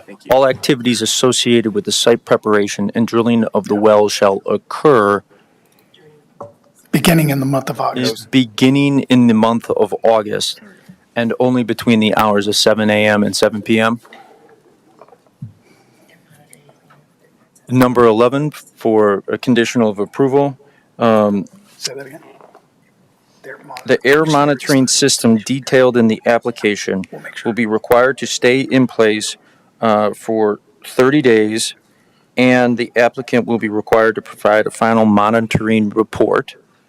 Number 11, 30 days after shut-in, I think we said. 30 days after shut-in. And then number 12, we will have one air monitoring system or sensor will be placed outside of the drill site, but no further than 500 feet away from said drill site. Between the wellhead and the adjacent residences to the southeast. And between the wellhead and the adjacent properties to the southeast of the drill site. We good? I'll Anything second. else? And then we need the complies with the one we talked about with John Slutsky. CDHP. Oh. Okay. They'll comply with all state. Number 13, the applicant will comply with all state required regulations and laws. Everybody good? We did it. I'll second. Oh, please. Okay, I have a motion and a second. Roll call, please. Commissioner Wise, Yes. Cassidy, Yes. Eggleston, Yes.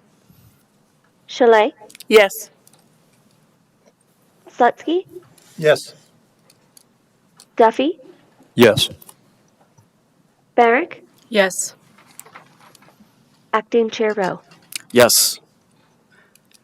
Motion is passes. And I just want to say, yeah, I really appreciated the comment, thoughtful but not obstructionist from Commissioner Chalet. And I was also very surprised by all the knowledge that the commissioners have, and I really appreciated the conversation all around. So thank you. So next discussion item will be one of the pulled agenda items. We'll start with, unless anybody has any objections, we'll start with the Park Creek Reservoir location and extent file number 24 zone 3669. That's the one that resident pulled. Staff on that is Jared C. And please, Mr. C, if you have a presentation, if you could proceed. Absolutely. Give me just a moment to join.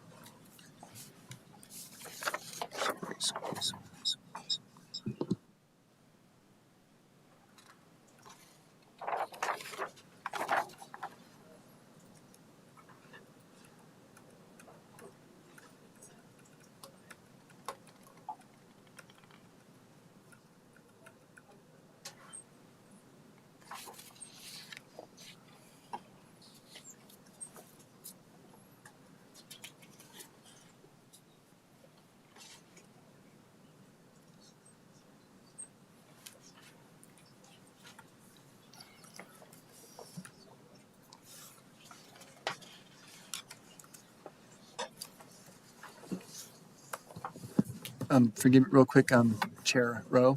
I'm the presenter for the 1041 permit, or the 1041 application you guys pulled as well. Right. And my applicant has requested if is it possible if he goes first because he has a flight to catch, and so he's worried about catching some, making it and getting. That seems like a hard stop. So yeah, let's pivot if we can. Sorry. So yeah. Thank you. I'll just quickly read that title. So that's Pivot Energy, ironically, Pivot Energy Incorporated 1041 permit, file number 24 zone 3646. Staff report by Justin Curry. Mr. Curry, yeah, please proceed.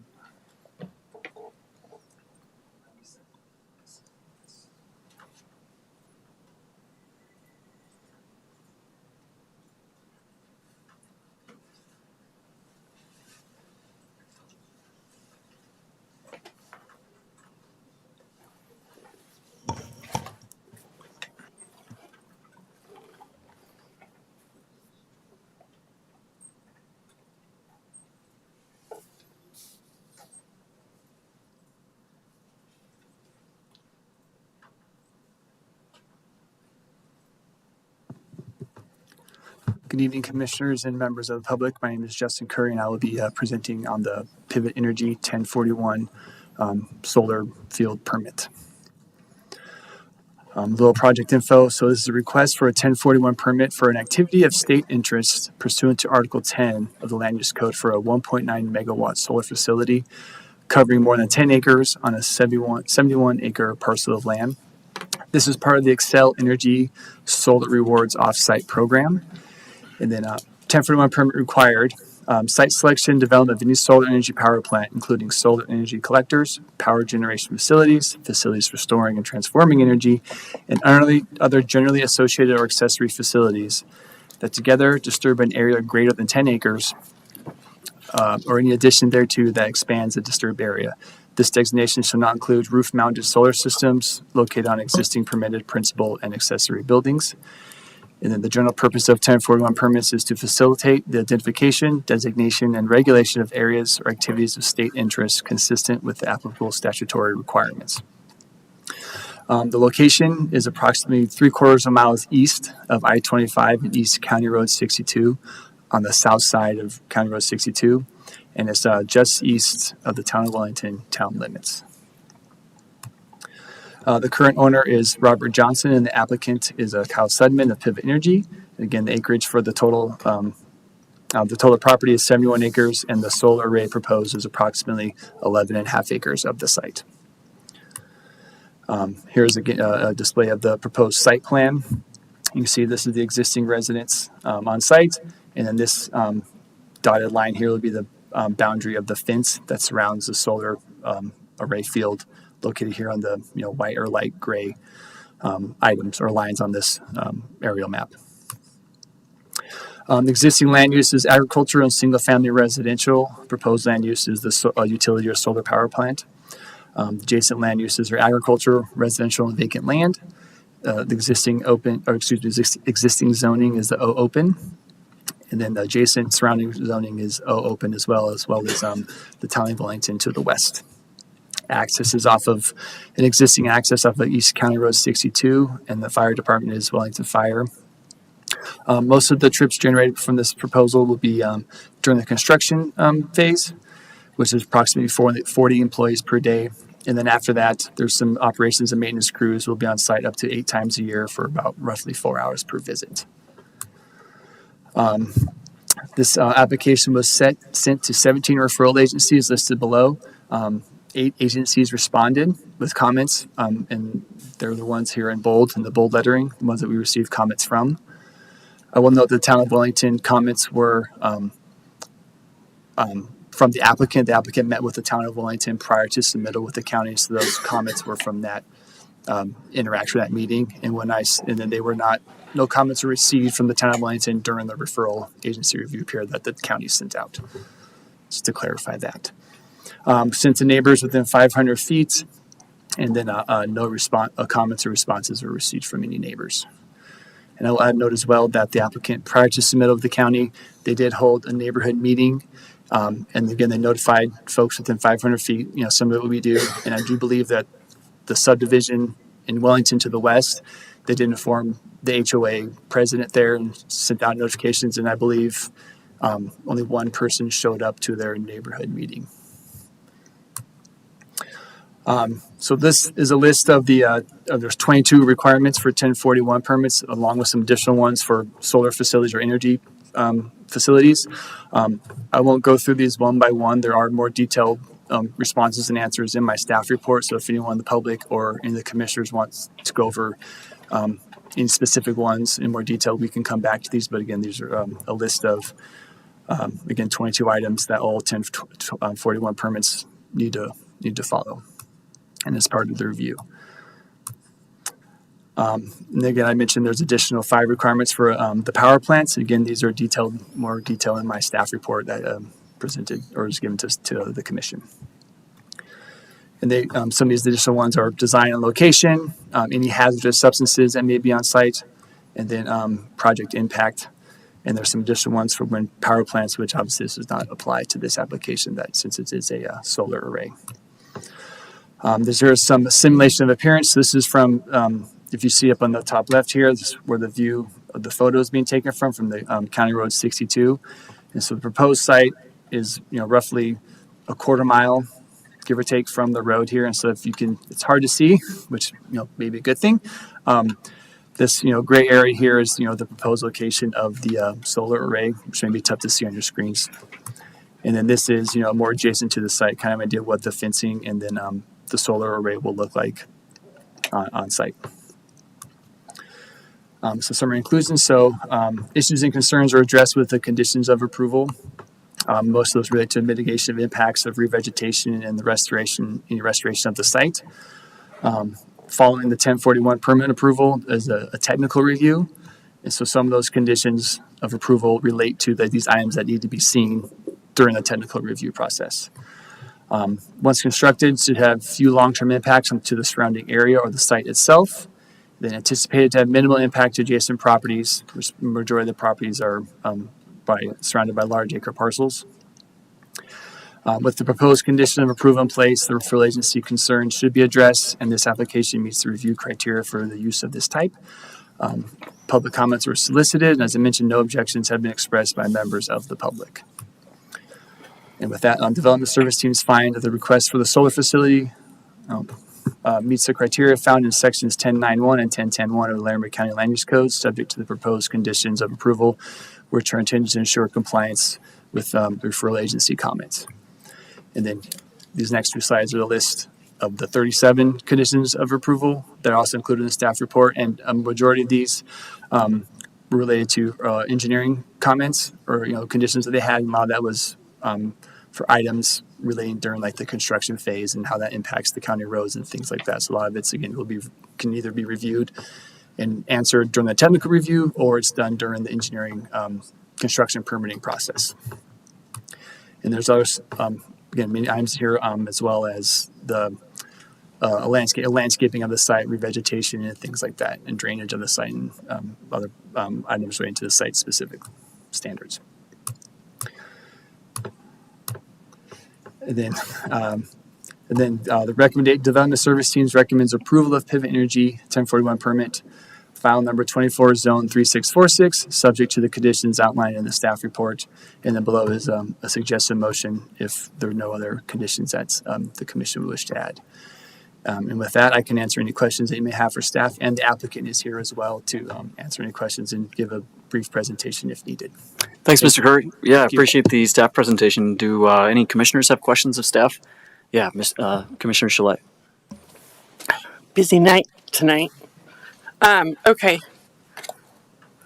My first question is, what is the proposed construction timeline? Because I understand once it's constructed, the impacts on different levels are significantly lower.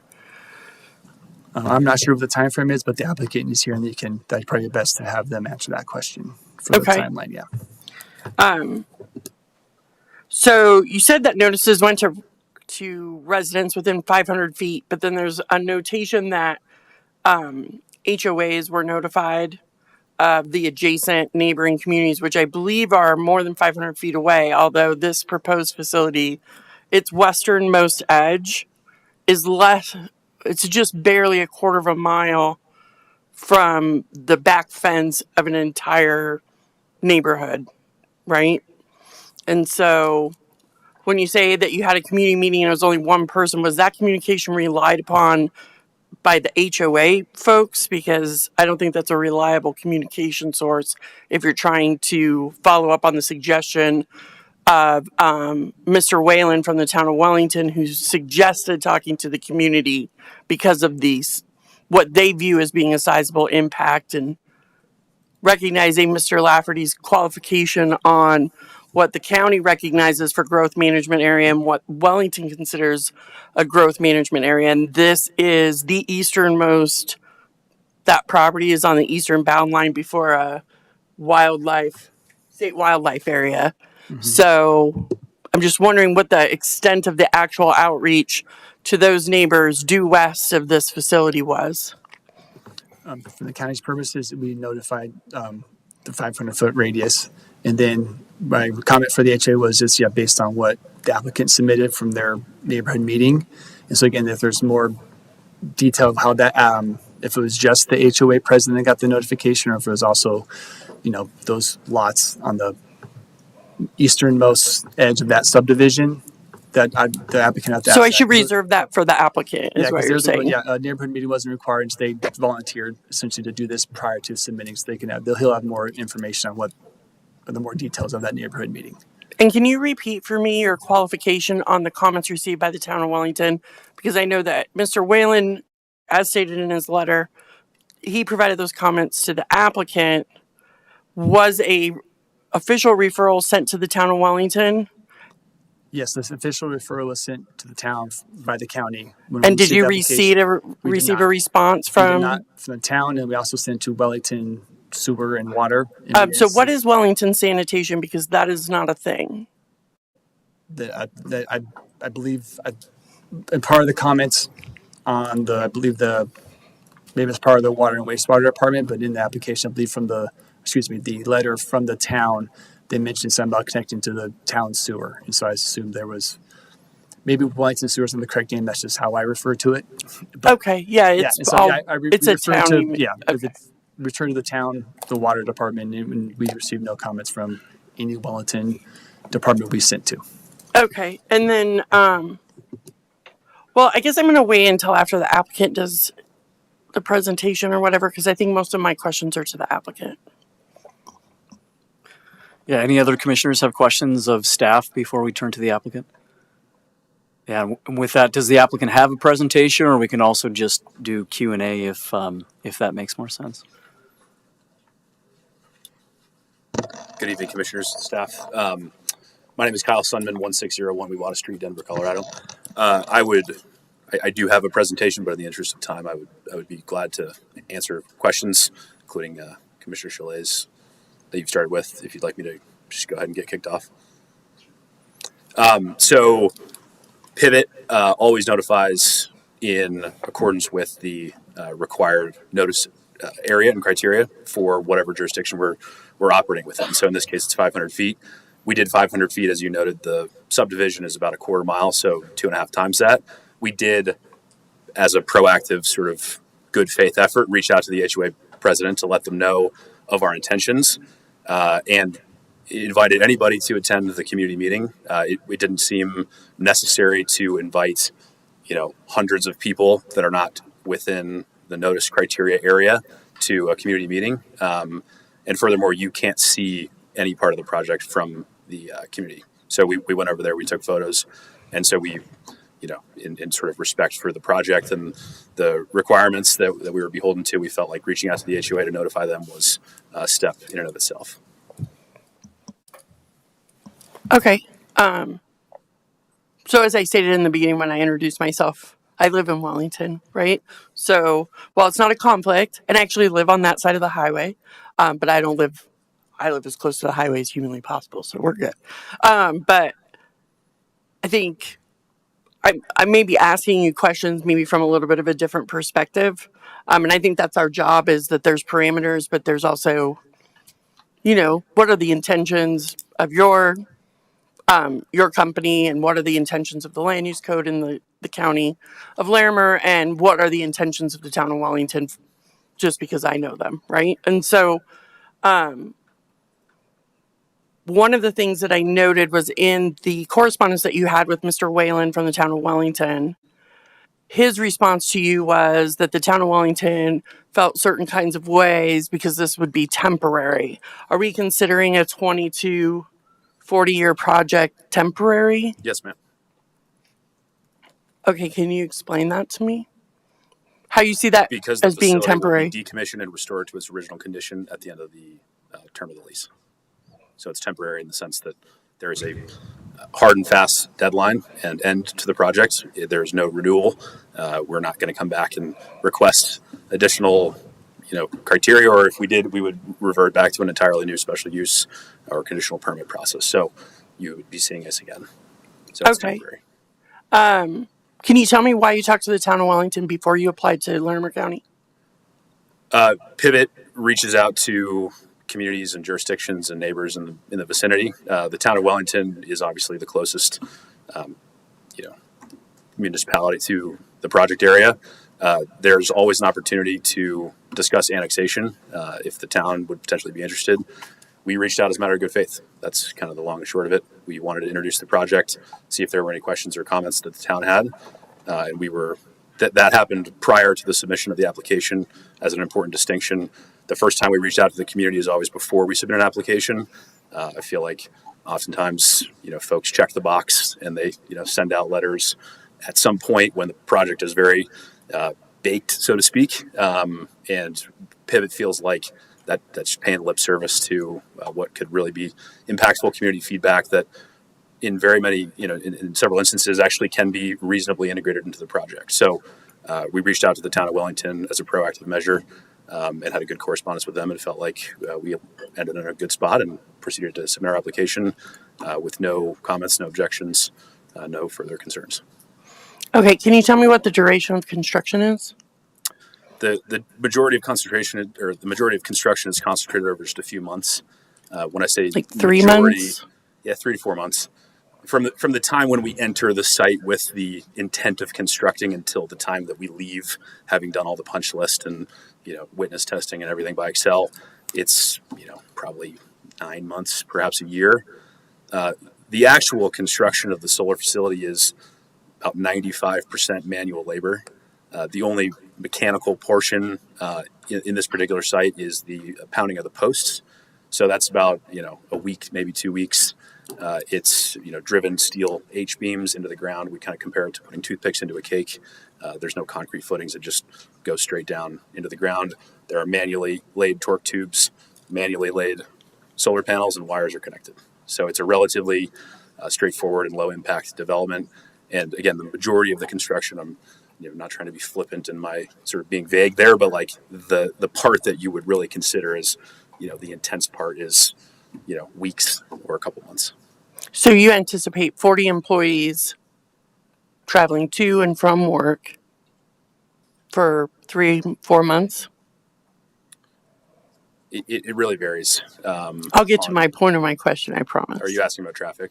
Yes, because if you've driven to that site, Yeah. So we put together the connection is the Northeast Frontage Road in Jefferson, Mhm. which is one of only 3 connections to all the neighborhood, all along that side of Wellington. And that's a main thoroughfare for buses. Most of the people that live on the northern part of Wellington on the east side of I-25.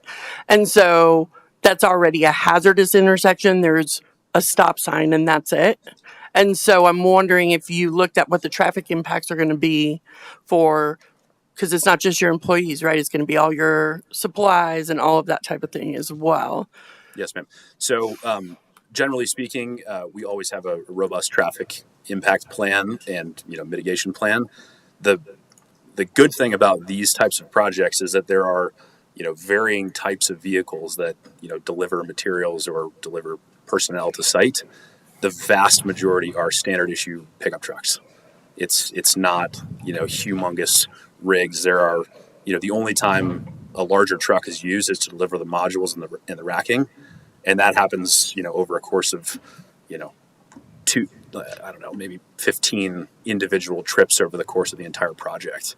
So once the construction is complete, I think as we noted, there's about one time per quarter a standard issue pickup truck with a few people will go and drive on the site. So not an issue, but point certainly taken, and we work with the county to make sure that we're not going to create any adverse impacts with the delivery of our materials. I guess one of my requests would be for the site that you're proposing, that your primary access needs to be Jefferson or County Road 62, because any other access point other than the frontage road and that street, you're creating an excessive amount of travel through neighborhoods with 25 to 30 mile per hour zone, a lot of walking, kids on bikes and all of that type of thing. That's really like the only way to get there.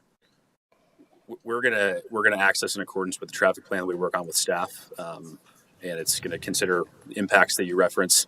And again, the impact that we're talking about is incredibly short in its duration, and I'm not dismissing your concerns. I completely hear that, and we'll continue to work with staff to make sure that our traffic plan is adequate and does not create any undue risks or hazards for the very short time that we're delivering. Okay, I guess to that point, because you're accessing the site through the town of Wellington in order to get into an unincorporated portion of Larimer County, that the town of Wellington is looped into that traffic plan, because I'm not sure that unless you work there or live there, you understand the traffic patterns for where they're trying to access the way that I do as a planning commissioner right now. And so that's I'm not saying that's a hard no. I'm just saying I want to see that you're looking for the safety of the residents in the town that you have to traverse to get to do your project, if that makes sense. So Acting Chair Rowe and Commissioner Chalet, if I can just jump in here for a minute. So part of that traffic analysis will be done in the technical review, which will follow the 1041 permit. So those details will be assessed later, but it's a second step in the process. That's an administrative, right? Correct. So this is kind of my only opportunity to make that point. Yeah? Well, it comes later in the process, I guess is the point that I'm trying to make. You could add conditions to this point in the process, but it's not something that we require to be reviewed in detail at this step in the process. And then additionally, we are able to regulate traffic within Wellington. We don't have the power to condition that, to regulate how traffic is conducted within the town. You're saying you don't have the power to regulate that?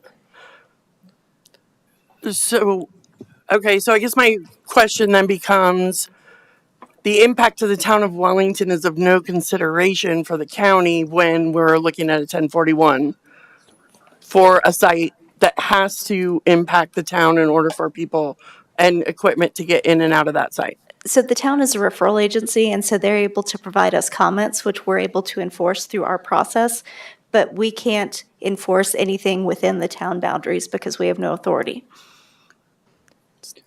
And Commissioner, if I may, I can assure you that your concerns are heard, and Pivot will act in good faith to coordinate with the town of Wellington. We'll go out of our way to reach out to the town in the same way that we did prior to submitting the permit. We're not dismissing your concerns. We will certainly work with the staff to create a robust traffic plan that strongly considers the town of Wellington going above and beyond what is required. So, and I'd like to just emphasize that this is, we're talking like a dozen trucks. So this is not, I honestly don't even know if folks are going to notice. I mean, there's lots of, agricultural activity and oil and gas activity that happens in and around the town of Wellington that's not regulated. And it can't be regulated, but this is not creating impacts in a way that I think would require sort of conditioning incremental traffic analysis above and beyond what Pivot's committing to do in good faith and what is going to happen during the technical review process. Understood. I mean, basically, my request is that you ask the people that work for you to access the site through the one main thoroughfare and not through the neighborhoods. Completely reasonable. We'll do that. That's pretty much where I'm coming from on that. And Ms. Axmaker, so as part of that technical review process, Ms. Axmaker, as part of that technical review, so that process that'll come following this, are there additional referral comments that go out? I understand that's an administrative staff side, but you guys are We still have the ability to refer that process out should the 1041 permit be approved and that technical review would move forward. Yes, we still have the ability to solicit additional referral opinions. Okay. Well, great. And I don't know if you have, we've slipped into, so this is a 1041, which is in contrast to some of the other land use applications. I don't know if you have a really just kind of succinct, what our role is. And obviously we're much earlier in the process, and there's a very strict set of criteria that we evaluate these applications by, in a fairly robust process, but maybe if you just have just a couple words on that. Absolutely. So the 1041 process is dictated by the state of Colorado, and so we have very tight timeframes that we must follow in processing these applications, and then we have a very succinct amount of criteria that we follow. So the 1041 processes, while we are able to adopt our own code, they're not a process that allows us very much variability in how we look at these applications. So the 1041 criteria is outlined in the land use code, and Justin presented that to you, and we can go through any of the criteria in detail. But it's a process that we are a little bit limited in what we can require and what we can request. And it is, the process goes before the Planning Commission for a recommendation, and then it goes before the BCC for a final decision. And so that's how that works. And then as a condition of approval, we're requiring a technical review where we actually go through and do a more detailed review of a lot of the contents within the application to make sure that it meets our site plan type requirements and the engineering development construction permit criteria. Right. So much of the detail will get developed later. We're kind of more at a conceptual stage. And yes, that's correct. Okay. Yeah. Thank you for that. And I don't want to, if you had other questions, I think this was a good discussion, and I think your comments were certainly heard. So yeah, but no, and my questions and comments are based on the criteria for the 1041, just to be clear. So I guess my question to staff is can a condition, I know you have a technical review, but can a condition of that technical review be to seek feedback from the town of Wellington? Yes, it could be. Okay, thank you. I don't have any more questions. But I guess I would qualify that also, we can't mandate that Wellington responds to that. Well, So I know that. But I'm just saying, but I would like the effort to be made again. I'm not saying you didn't make the effort before, because you did. But just that again, when you have more time or whatever, and you're doing this technical review, that they're then given a chance to comment further if they so choose. Absolutely, you could add that as a condition. And to help too, there is a condition of approval already that was provided by engineering for a traffic control and management plan that's be required for technical review. So that will be in place. For the applicant, quickly, financial feasibility on the project. You guys are part of Excel Solar Awards. Do you guys do, how long was the PPA terms for? The initial term is 20 years. Yep, for 20 years? The initial term is 20 years, correct? Okay, and then floating rate or adjustable rate on it? Any facility can convert to a qualified facility at the end of whatever program they're participating in. So at the end of the term, if Excel does not choose to If they don't want to renew, then we could enter into a QF with Excel. They would be required to take our energy at a wholesale rate, or we could decommission the system. okay. You say that you're looking at potentially 40 years of operation on this. I assume payback for pivot and solvency for the project is within 10 to 20 years. Correct. Okay. Good. Can you tell me what decommissioning the site looks like?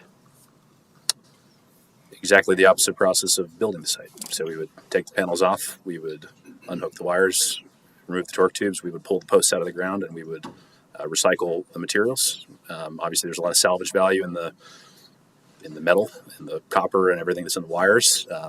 There's lots of there's solar recycling facilities that exist today. Obviously, there will be many more in the future when it comes time for.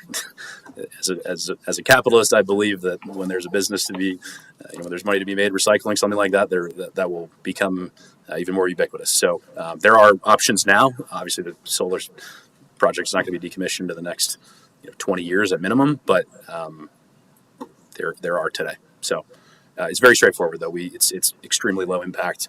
We remove the site. It actually, we're going to be grazing sheep out here, so it's going to help kind of fix the nitrogen in the soil, and it'll actually leave the property in a better condition than we found it. And just, which I'm guessing you're thinking, as the town of Wellington continues to grow and expand to the east, this is a perfect parcel to be developed in a future way, whether it's agricultural or whether there's desire or need for additional types of development. And when the town expands there, this would be a great option. It would also act as a potential park because if there's surrounding residences around it and this is in the middle, you could buy the land and put a conservation easement on it. So I appreciate that. Like in the growth management area, it's considered a low density housing area. So sure. Well, I'd also like to add a comment to that. I wanted to just strongly encourage the Pivot team and the county I saw agrivoltaics mentioned in the application, and if you can make that work, I really think the ability to have multiple benefits on a piece of agricultural land really benefits our landowners here in the county and helps protect some of that agricultural land too. And so I just wanted to say I appreciated seeing that in the application. Yeah, thank you for the comment. Pivot is actually one of the first companies in the country to commit to a 100% dual use portfolio for every site that we own and operate that's under development and will be under development in the future. That takes various forms depending on primarily water resourcing. On certain sites, we're actually in construction on a site in Weld County that's the largest subsurface drip crop production underneath a solar panel facility in the country. So we're really excited to see that come to life here in the next couple months, and obviously the agriculture there shortly thereafter. And in instances where we don't have access to water, like this particular site, grazing sheep, ensuring that we're kind of restoring habitat and prairie pollinator habitats for seeding and bees to the extent that it's possible are the sort of lowest bar that we will reach or achieve. Great. Thank you. Yeah, any other questions for the applicant? Okay. Well, one more, please. So are there advantages to you being located so close to infrastructure in a municipality? Or how did you settle on this site rather than maybe one that's a little bit farther into the county? The short answer is that this is further away than you might think, just given the proximity of a lot of solar projects. I came from a hearing just before this in Boulder County that lasted 4 hours, talking about a single project that's about a quarter the size of this one, that is significantly closer to residences.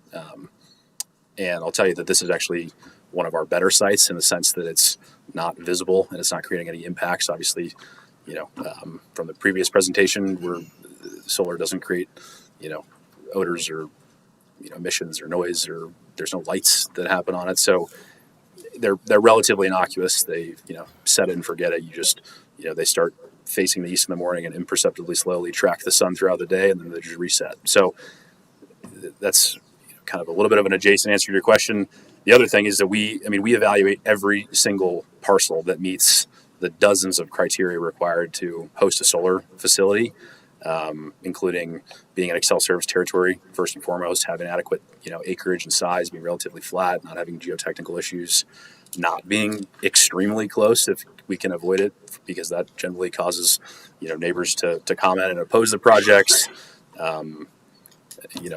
Proximity to electrical infrastructure, you have to be close enough that there is demand for the energy, but not so close that you get, upset folks that live nearby it. So this is a pretty good site, all things considered. It actually is going to hopefully improve the quality of some of the electrical infrastructure in the area. We'll be rebuilding some of the regular distribution lines. It's not a transmission level connected project, but at our cost, not at the cost of Accelerate payers. We're going to be improving the lines in and around the town of Wellington. So, it's really tough, honestly, to find good sites for solar, and this is one of them. Commissioner Sholay, I'm so sorry. Could I jump in really quick? I just wanted to clarify on the proposed condition of approval, because that wouldn't be a responsibility of the applicant, that'd be a staff responsibility to refer it to the town of Wellington during the technical review phase. That's not something that would be proper as a condition of approval, but it's something that staff can take note of. And when they are doing the presentation to the Board of County Commissioners, and when they're doing that technical review process, they can take that recommendation. But because the applicant isn't responsible for referring things out, it wouldn't be proper to place that as a condition of approval. Does that make sense? Yes, I just hope that one way or the other it happens is what I'm asking for. Whoever's responsible for that and however it gets done, I just want to make sure that a project like this it is gonna impact that town now and into the future. And I just want to make sure that there's a proper ample opportunity during the technical review time for them to have a chance to provide substantial comments instead of comments that obviously they were under the impression, well, I don't view 40 years as temporary, but I'm 54. I don't plan to be here in 40 years. So Careful what you wish for. You may. There you go. Well, no, Commissioner, you have my commitment separate to the condition. As we did, as a matter of good faith, we reached out to the town of Wellington, even though it was not required. And so that's the type of company that Pivot is. I understand your concerns, and we reached out to Wellington. The county reached out to Wellington. We will continue to reach out to Wellington, and you have my. I'll reach out to them too. Don't you? I'm sure you will. Okay. Yeah. With that, we thank you for your time here.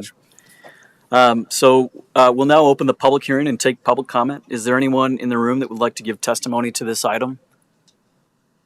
And is there anybody online that we're seeing? Same question. If anyone online would like to make public comment, please use the raise hand function. There are no hands raised. Okay, well, great, thank you. Yeah, so public hearing open and now closed. So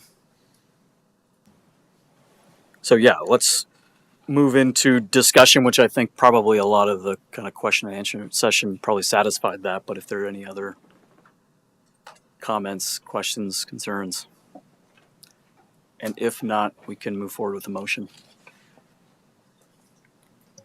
I'll say from a discussion item, the town of Wellington, if they've got problems with it, it's their responsibility to step up and speak about it. The applicant's done a really good job. We don't have jurisdiction over them. I understand what it's like being in a smaller town that never replies to these, but if they don't like it, speak up. Well, so to that note, I will say to the applicant that my inclination was to not want to recommend this, but given your willingness to answer my questions and openness to the concerns that I have as a resident of Wellington, and knowing things you don't know about my town, I'm inclined to recommend this. Not usually one to go out on a limb of faith, but I'm going to have faith in you that you will care about that town. Okay? That's all I have to say. With that, I'd entertain a motion. I'd like to make a motion. I move that the Planning Commission recommends that the Board of County Commissioners approve the Pivot Energy, Inc. 1041 permit, file number 24, zone 3646, subject to the conditions as outlined in the staff report. Second. Moved and seconded. Roll call, please. Commissioner Cassidy, Yes. Barrick, Yes. Chalet, Yes. Slutsky, Yes. Wise, Yes. Eggleston, Yes. Duffy, Yes. Acting Chair Rowe. Yes. And motion is approved. Next item, we'll get back to the Park Creek Reservoir Location and Extent file number 24 zone 3669. Staff presentation by Mr. Jared C. Thank you very much. Pulling it up now.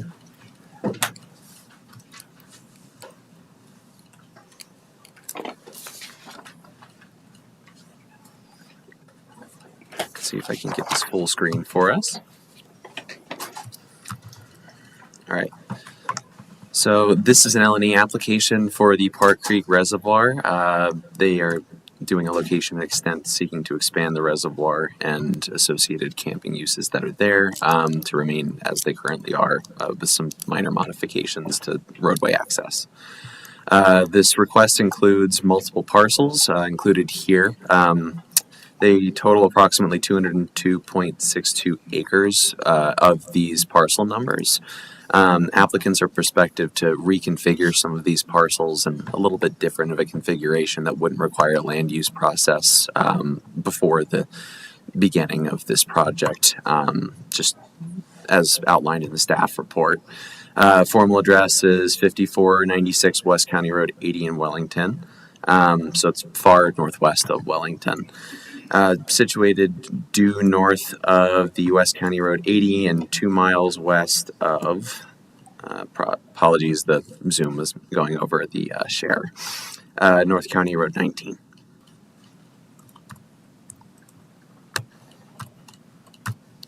The zoning districts for these parcels are all open, one of our more rural residential zoning districts, and the request is the expansion of the capacity of the Park Creek Reservoir by 3,050 acre-feet of water, and then slight alteration to the existing camping use to the southwest of the reservoir, located approximately where my cursor is showing here.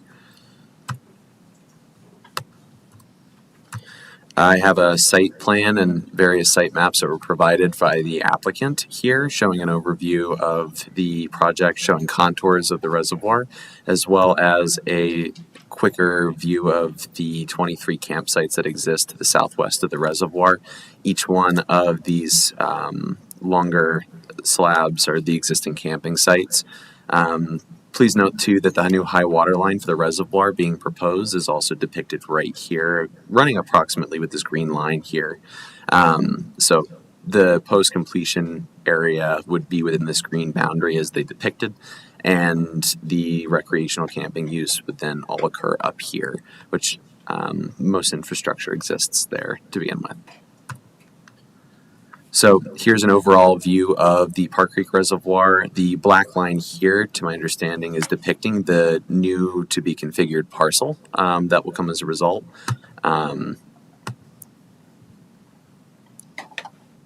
So I have this here surrounding with my cursor.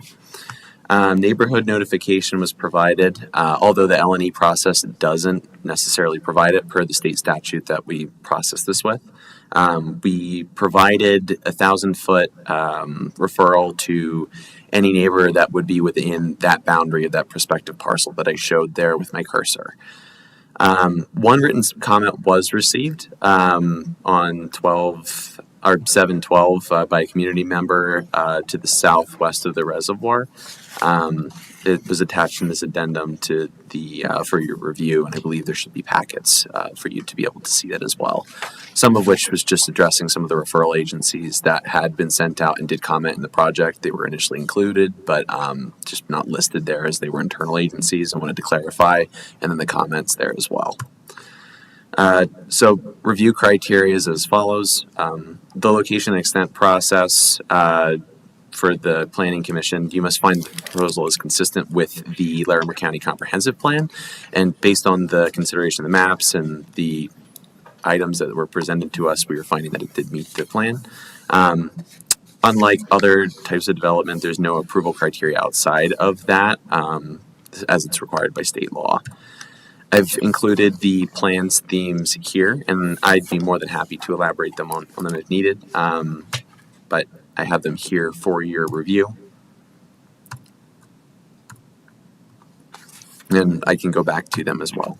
But staff recommendation is shown here, showing that the development services team finds that we would be able to approve the project pursuant that the applicant must obtain all the applicable building permits and construction permits, including those identified by referral agencies in the process, those being Larimer County Code Compliance, County Health, Larimer County Engineering, for any county, state, federal permits, and any required access permits to construct any future uses at the site.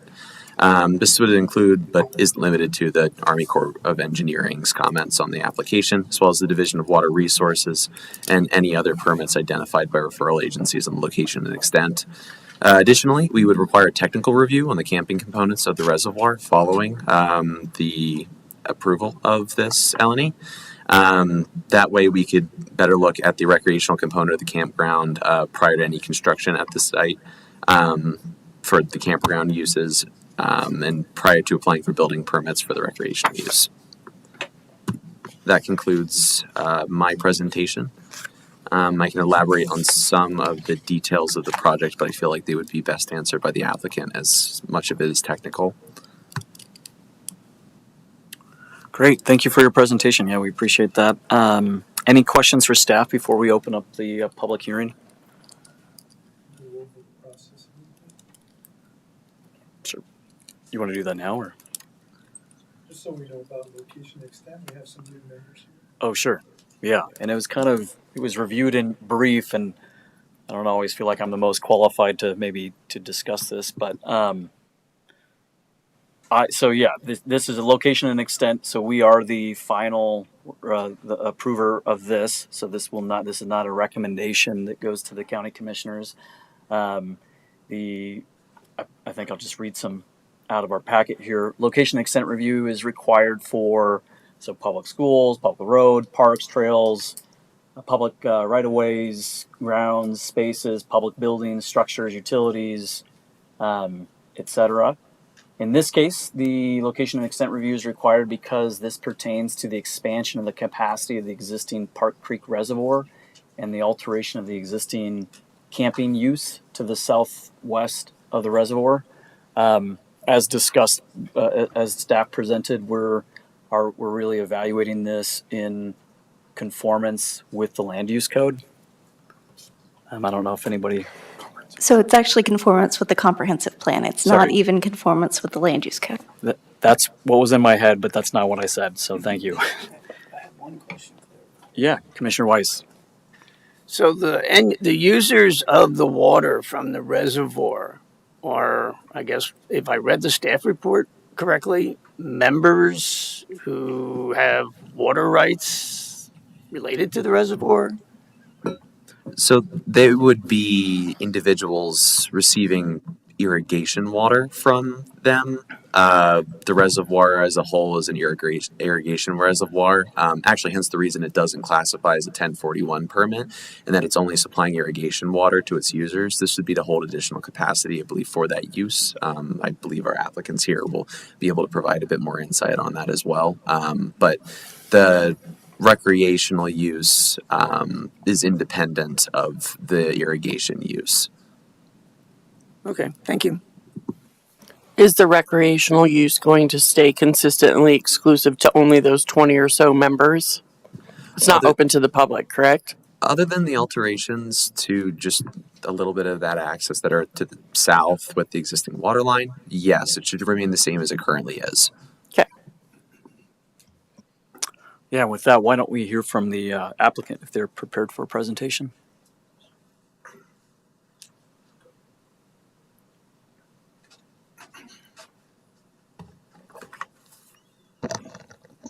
Hi, I'm Chris Hines. I'm legal counsel for the North Pooter Irrigation Company, who is the applicant, and Mr. Tad Moen, who's the general manager for North Pooter, is here with me, as well as the engineer, the lead engineer on the project, Tara Scudder of Tessera Water Inc., as well as the construction company representative, Dan Suzak. So they're all available to answer questions that you may have about this project. I guess there is quite a bit of technical information that was provided in the materials in the project description and in the attachments with the site plan. I guess my question to you is I can walk you through some of that if you prefer, or if you prefer and feel you've already sufficiently covered that, I can just highlight some things for you. I will do whichever most assists you. Yeah, and I think since our review is focused on conformance with the comprehensive plan, I think maybe keeping it at a fairly high level would probably be Great. helpful. But of course, if we have some questions, we can Great. dig in. Well, essentially, North Pooter is a mutual ditch company that services 19 reservoirs and about 200 miles of delivery canals and laterals within, largely and mostly within Larimer County. There's a little bit in Weld County as well, but this particular application pertains to Park Creek. And I will just turn your attention to the aerial at page 169, which you saw with the designation of the properties. And it gives you a good visual of the reservoir. And so essentially you can see sort of where the existing campground is, kind of along that southern, kind of southwestern line. You see little dots along the coast there. That is where the recreation camp is right now. And the new water line will move just a little bit past the existing internal access road. So that road will be relocated because the water line is going to wipe out. And most of the campsites, the structures that are existing will be removed, and then we'll be working with the county on getting any new structures permitted after the water line has changed. So that's kind of what's going on with the campsite. There are 23 sites and 20 members, and that is not expected to expand. That's not going to change. It's just going to be moved back a little bit past where it is right now. As far as the reservoir expansion, essentially what's happening is the dam is being raised about 8 feet, and the water level will raise about 10 feet. And then there is an expansion, an inundation parcel, which is a little bit of land around the northern and kind of the eastern, the Ackerman farms is really who we're negotiating with on purchasing those parcels that will cover the flooding barrier, the new flooding barrier, and that's about 75 acres that they'll be acquiring to accommodate the expansion.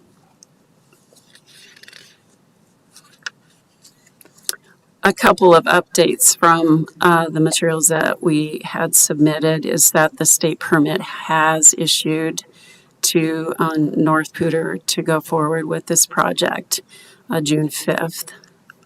And construction is pending to commence just after this hearing. So they're just really ready to go on it.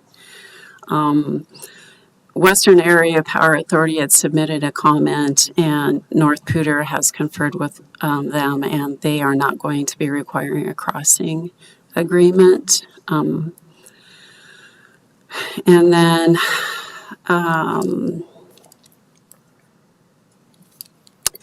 one little point that was made in one of the comments that I should speak to is, and I think you guys alluded to this in your comments with the staff, but that the boating club is a private club and it is open to only the members that the club accepts. It is not restricted to North Pooter personnel or shareholders. So that was just a little glitch I saw in one of the comments I wanted to just speak to. And other than that, North Pooter acknowledges its responsibility to comply with the legal requirements for its project and for its water rights. It is it is not based on its current portfolio. It should not be required to adjudicate any water rights, but they'll get that worked out with the state engineer's office. So that was another comment that I thought maybe I ought to mention. Other than that, this project is supportive of both agricultural uses in Larimer County and also outdoor recreation, which are values within the comprehensive plan, and essentially, in a broad view, that is why this project is in conformity with the comprehensive plan. Thank you. Yeah, any questions? Sure. Yeah, Commissioner Gillette. So one of your last comments was actually the only question I really had for you is can you explain to me how the benefit of 20 families for recreation is a benefit to the entire family to the entire county? I guess because the county's comprehensive plan endorses outdoor recreation.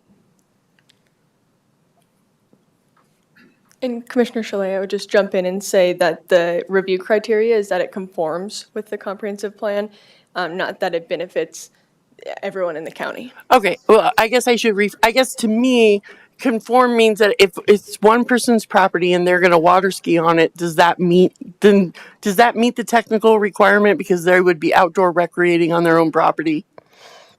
So whether this project meets the location and extent review criteria is up to you all in your own discretion. Okay.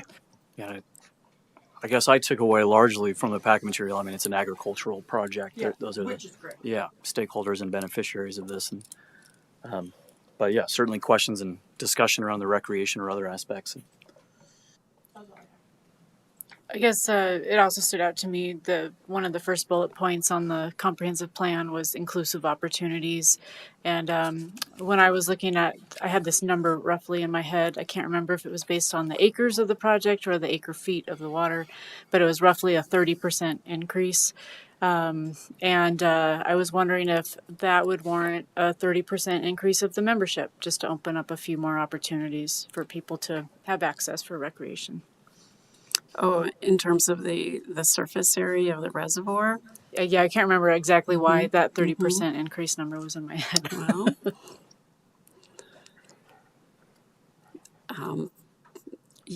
I'm sure that would be something they would consider. It was more of a observation and a thought than a question. Okay. Yeah. And if I may too, they will also be addressing the recreation component during the technical review phase of the application, should it be approved as well. This is sold mainly as an agricultural benefit. So is every shareholder in North Pooter do they benefit from this extra water, or are there only certain farms that have access to Park Creek? Yes, sir. Nice to see you again. North Pooter is a mutual ditch company, so the more water that we can harvest and store throughout the season benefits every shareholder. With it being a mutual ditch company, in the spring an allocation is set along with the CBT quota. Therefore, each shareholder has an allotment of that share of what water we're able to hold, what we guess is in the snowpack or the river runoff.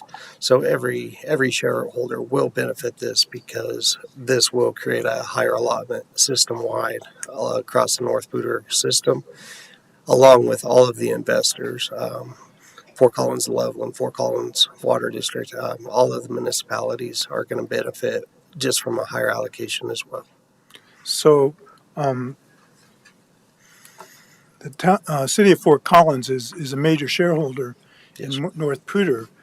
Is there any circumstance where water from Park Creek can end up in Fort Collins in city use, in potable water? No, there is not. When we filed for this water, it was for agriculture only. North Poudre is divided into two different systems, if you wanted to look at it that way. And with the north system, the layout of Halligan Reservoir, Sand Creek, Park Creek Reservoir, all of that water is dedicated to agriculture because it has no way to return back to the river or to make trades or exchanges once it's inside of the North Poudre system. I asked that because we just finished talking with Thornton, and they took agricultural water and they're going to be drinking it. Yes, sir. They went through a change case, and that is a very, very expensive and lengthy process. None of North Poudre's shares have ever been through that. Therefore, you can drink the CBT portion. That's what the town of Wellington drinks. That's what the industrial supply is. Anything like that, the city of Fort Collins. As far as Park Creek expansion, this is all for agriculture, for crop, and for a higher allocation system-wide for each shareholder. Okay. But Fort Collins could trade this water? No, sir. They couldn't exchange shares in North Poudre with someone for CBT water? That would have to go through, that'd have to be a board operation if there was a CBT swap for ag. Historically, that has happened. What we're trying to do is with the more buckets we will have, it will create a more satisfactory and secure element of water for the shareholders. But it's just a matter of getting creative and water management. Okay.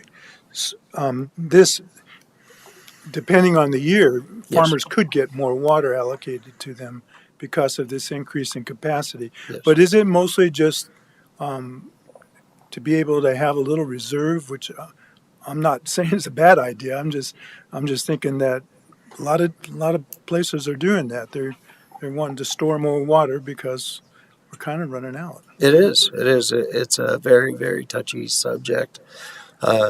Every year we roll the dice. What good is that water for next year if we don't finish this year's crop? Do we hold it back? We can't grow a crop off of what we reserved, so we might as well burn it. It's a question that keeps a lot of us awake at night that are involved in the water world. You're absolutely right. A little bit is better than nothing on the other end of the spectrum. So, thank you. Can you describe a little bit more what harvesting water means? Is that a new water right you'll get from whatever free water is available in the river? Is that conservation? Where does that come from? there will not be a new water right. In the 1970s, North Poudre started moving, abandon, or decrees that they weren't utilizing to Park Creek Reservoir.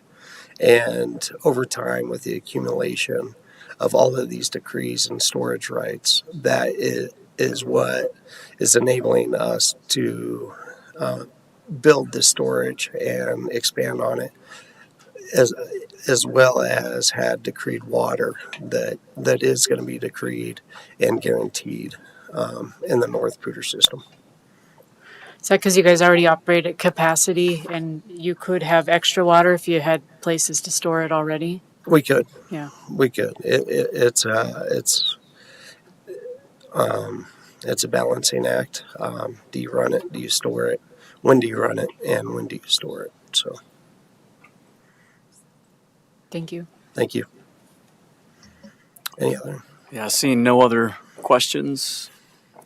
Yeah, thank you. We appreciate it. Yes, thank you. So now we'll open the public hearing and take comment. Is there anyone in the room that would like to give testimony?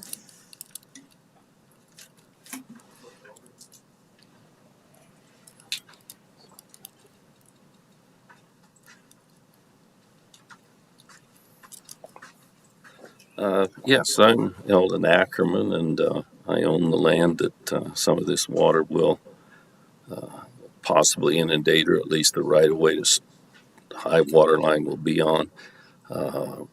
I'm in favor of this expansion. My dad was on North Pooter's board when that reservoir was built. It was the largest that they could feasibly finance to build at that size. It's too bad it wasn't built bigger when they initiated it, but it's a chance to store more water there. I do own a lot of North Pooter water. I farm a couple thousand acres below the dam. I use about pretty close to 2,000 acre feet of water out of that reservoir. So it is very important to my family that's been there. We're approaching 100 years. If you want to keep agriculture in Colorado, we need this expansion. Other than that, I have no problem. We are in negotiation with buying some of the property that will be needed for the expansion. So other than that, that's all I really want to comment about. Thank you. Yeah, thank you for your comment, Mr. Ackerman. I believe we have one more citizen comment.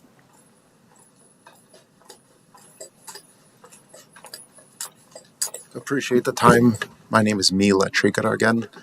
I'm at Park Creek Ranch, right across and directly impacted by this expansion proposal. I did get a chance to speak to Thad and a couple other Northern Pooter Water board members and some of the recreational folks that you both asked questions about. There was something about a public notice that was sent out to neighbors, and we're certainly within the 1,000 feet, but I don't recall ever getting that, so maybe it was mail, or maybe my comment was the one that was emailed. I can't remember, but if this is duplication of information, excuse me a little bit here. I really want to propose that it seems reasonable to have a lot of the potential impacts that are downstream of this at least analyzed and approved before final stages are moved forward. I think that this land use and expansion is likely going to be the last time we'll have a public hearing. Doesn't go to the Board of Commissioners and other technical aspects are taken into place.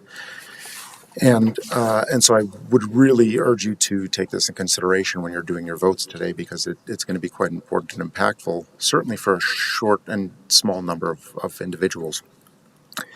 I agree water is very important, and I think we can all appreciate, as they've been saying, access to more water. Kevin Costner's movie Waterworld, that's not our problem right now. I am not a shareholder of the Park Creek Reservoir, even though our namesake ranch is Park Creek Ranch. Have brought my family up here. We were agriculture in Europe prior to immigrants. I'm a first generation, so grew up in a very bad neighborhood in Chicago and lived the dream to come out here and want to do agriculture. And water is so expensive, it becomes a very difficult endeavor. And I think Tad recently made a change. When we first moved up here, the requirement was we had 10 shares to purchase, which would be just under $3 million now. Incomprehensible for somebody in agriculture in this kind of approach. So we've tried to be creative. I run cattle, same cattle that played musical chairs with Robertson and Eldon's place this week. Mine went to Roberts went to Ackerman's, and Eldon's came over to mine.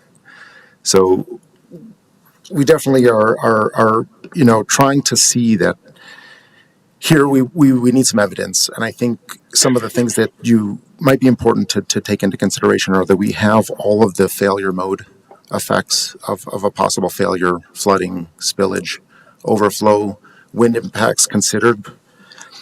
I think there are legal requirements to addressing these with respect to easements, and we are directly going to be impacted by this. After the purchase of Eldon's place goes through, we will be the very next land right directly east of an overflow, a spillage, and directly impacted by that. From what I read in the preparation, it looks like construction is going to be quite impactful. There's large rigs already coming on the road. It's going to be about a 24-hour, 7 days a week for almost a year. And I think, when you're looking at lights for construction equipment, trucks going back and forth, this has to be a major consideration when it's going to be 24/7, even in the middle of the night. And applications there that lights, sound disturbances, we moved out to the country to not have to deal with these kinds of things, I would imagine. And then to have this impacted, what is the impact on lifestyle? I will be doing breeding during the start of this construction. What if my yield is significantly less? That has a major impact to us because of 24/7. We depend on elk, hundreds that come through our place, and we get 5 or 6 elk off of our ranch per year for meat. Being able to cross in this area is something that I think is a major consideration for us as well. Let alone some of the things that were brought up in both Pivot Energy and the other applicant this evening as well, which was air quality. And a lot of the construction that's going to be going on, how are these effects of creating concrete, digging up the land going to be mitigated? We are directly southeast, so we're in the predominant air, as is my neighbor sitting next to me over there.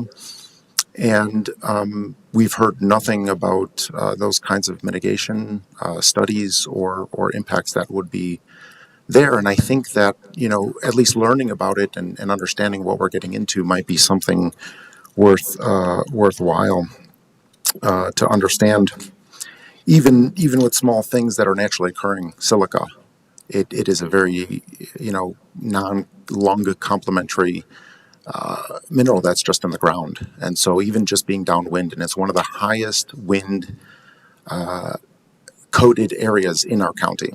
Our home had to be built to certain specifications more than any others because it's a wind tunnel, of which we are directly downwind. As Planner Lafferty shared earlier on the Planning Commission, it seems reasonable to operate within a reduced impact on residents. And I don't think that is something that would be a over request, especially because disruptions to circadian rhythms of animals, including humans, can be significant. And you won't know until, several weeks, possibly days into construction, and at 24/7, that seems to be quite a risk to take. We depend on friends, colleagues, and relatives to come up. We're a small operation, so we don't sell commercially. We have them come up to go camping. They hunt, they buy our beef, they horse ride, motor ride, and this is going to have significant impacts for us for the foreseeable future. We have good views, of which the increase in the dam will obstruct our northern view of current Red Mountain. I understand that this would be a personal avenue, but it's also for many of the reasons why our clients come up to visit with us. Bear with me while I go through notes. I think you brought up a very good question about the recreation, something which we tried to become a member more than 8 years ago when we moved in. And it's never opened up an opportunity for people who are local and neighbors to actually recreate there. So I think your comments both about the level of recreation and skiing on your own private lake would be interesting, but it is very limiting. And the increased traffic that we see across our place with campers dumping trash outside of our gates because the previous owner had somehow agreed to throw away trash, these kinds of things need to be considered for mitigation as well. Further, I think rules such as the intense dryness that we're in now. The 4th of July recreation camp had fireworks, and living downwind of that and all your animals and family is pretty difficult. Commissioner Chalet, very directly to the question about traffic. Now, we are talking about something different than Pivot Energy. Large trucks, many trucks going by. When I left this evening, I left out of my driveway, took a right, and noticed a truck with lights coming up behind me. And I was going about 55 when I hit the pavement, which is roughly, Colorado State Patrol has said they would allow you to go 55 there because there's no posted sign. They want you about 45. And they came up to me tried to pass, looked over in the left lane a couple times, and were really anxious to get by. And when they finally did, it was a Zach Dirt truck, which is one of the trucks that was from there. So the project hasn't even started, and we have these kinds of implications. My children, both who are new drivers, drive often to the back of our ranch, which is directly impacted by these new avenues. 14 and 16, we haul 30,000 pounds of water. Because I don't have water rights, I haul it in. So I make do creatively, as many suggested here, for our water needs as well. And this is going to be a pretty big impact. We move cattle on County Road 80. We motorbike on it. We ride our horses on it, and we move cattle. Just this week, I moved 25 cattle off of the reservoir to put it back onto agricultural lands. So maybe at the very, yes, I'll finalize by proposing that, at least exemplified by our first discussion items here, we haven't been part of discussions in the local neighborhood with this, especially those of us who are directly downstream of them. And sir, sorry to interrupt you. So typically we'll limit comment to just 3 minutes, but again, you're our guy, so I think we're willing to keep going with this. But if you could wrap it up in the next few minutes, that'd be great. Appreciate that. Yeah. Thank you. This is it. To reach out and directly connect with the folks so we understand, because this is our one time to give public comment, and none of the other approved permittees we're addressing here at all. And I think that, kind of needs to be done. So at least I implore you to seek agreement that our discussions and questions are not really to be dismissed in this case. And that even though they might not be addressed quickly tonight, we are in favor of moving quickly to resolve some of these things and understand what the impacts will be to a greater extent. So thank you. Yeah, I appreciate that. I'm sorry to cut you off, and those are really valuable comments for us, so thank you.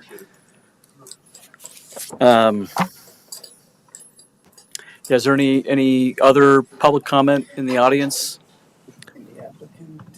If I may, I might ask that Stephen Rothwell, if you're in attendance, that you may be able to reflect on some of the comments you provided within your referral comment for this application regarding visitation and roadway with the construction to the reservoir.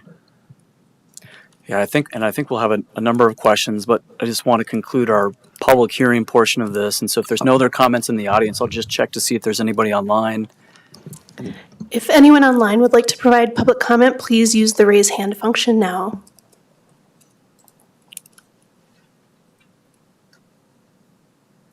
There are no hands raised. Okay, and now the public hearing is closed, and we would certainly entertain an applicant response to some of those questions that we heard.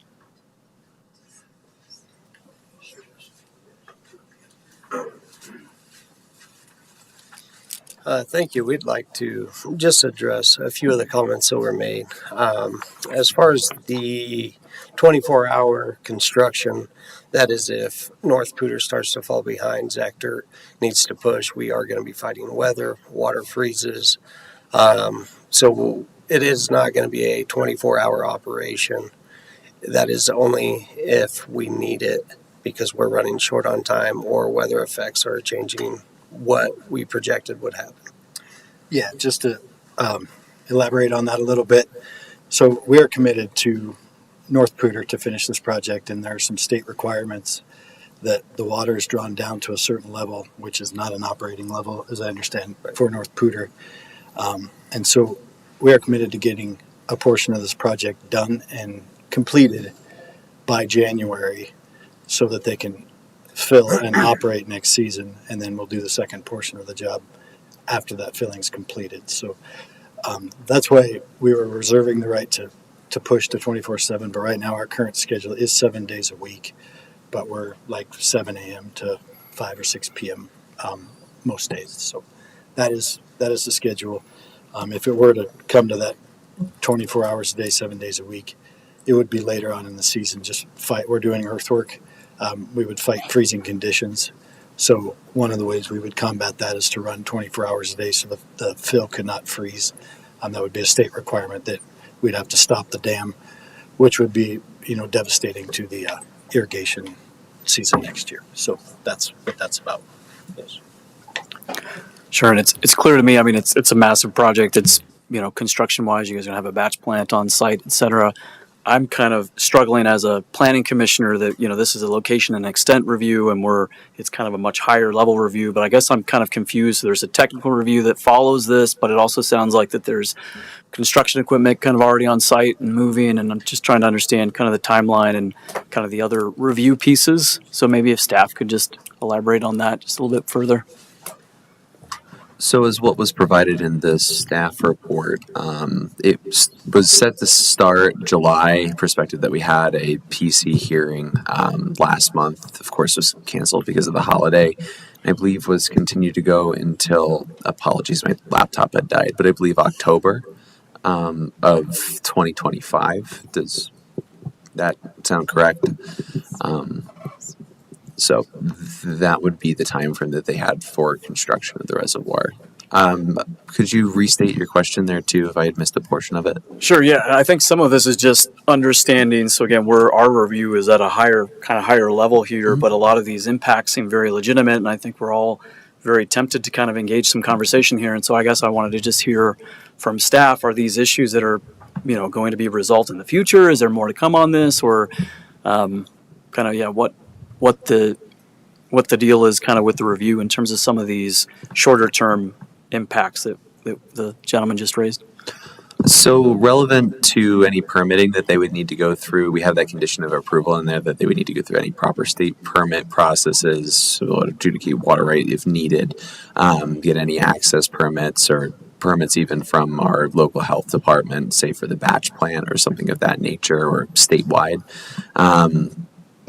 Continuing on in that too,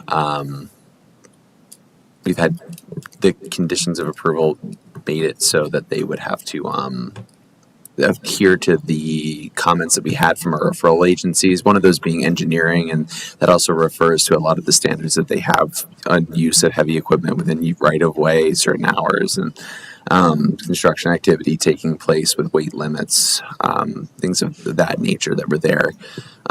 If you were online, Stephen, as well, if you'd like to comment on behalf of some of those engineering comments that might help quell some of the concerns or refer to some of what was discussed here. And before he does, Samantha Mott, Senior Planner, I just wanted to add that, as Jared mentioned, there's one condition of approval that specifically talks about getting all the required state, local, federal permits, complying with all the referral agency comments.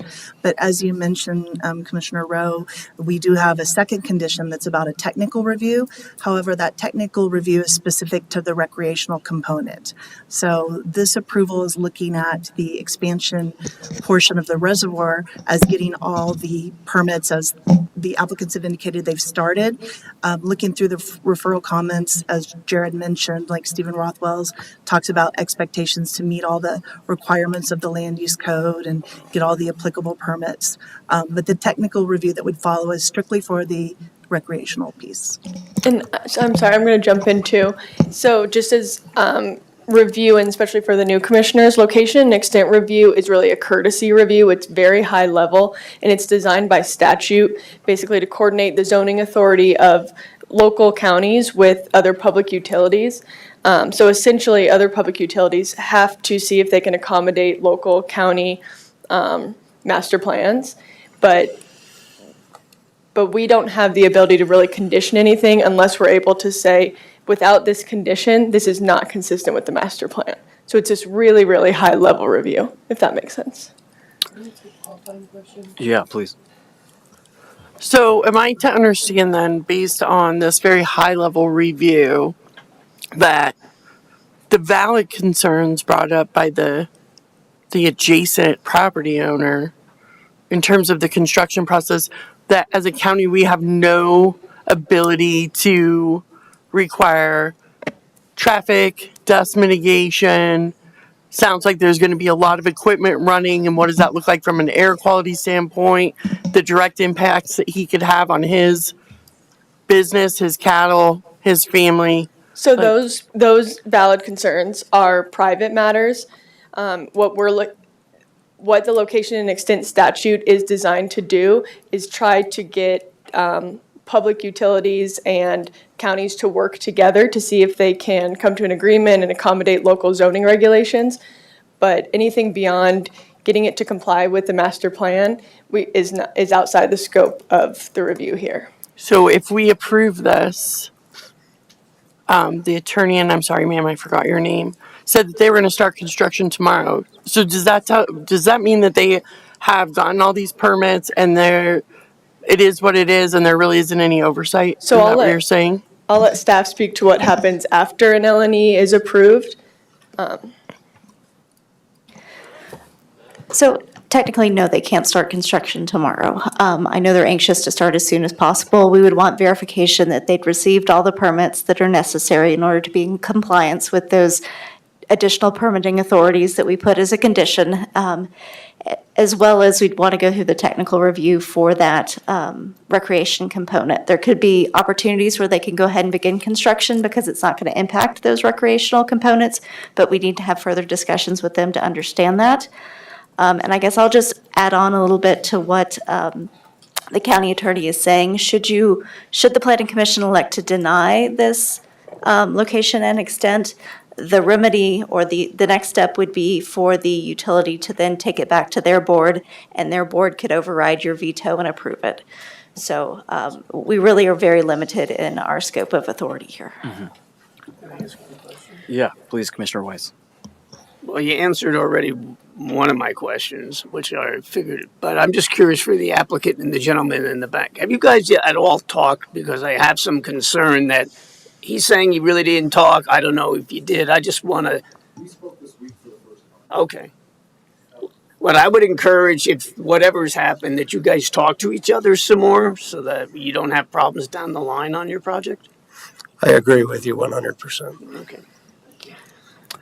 And maybe just for our edification, I understand this is outside of our review side, but the kind of the kind of the safety side of things in terms of, the spillway or should the dam fail or flood or these types of things. Who is the regulatory group on that? Colorado Department of Dam Safety. Apologize. This is Stephen Rothwell with Larimer County Engineering. So, Colorado Division of Water Resources, their Department of Dam Safety would be the reviewing agency for anything, new dams, expansion of reservoirs, anything like that. They would be the agency they're coordinating with. Okay. Yeah, like I said, that was just kind of edification question, but wanted to understand that. And how all of this works is it's not something that we created in our land use code. This was created by the state, the legislature, and it's in statute. So we don't really have any flexibility in how we review this or the remedy for appeal if it were to be denied. I was just curious, is the Army Corps 404 permit required as part of this process for you guys? No, it is not an online reservoir.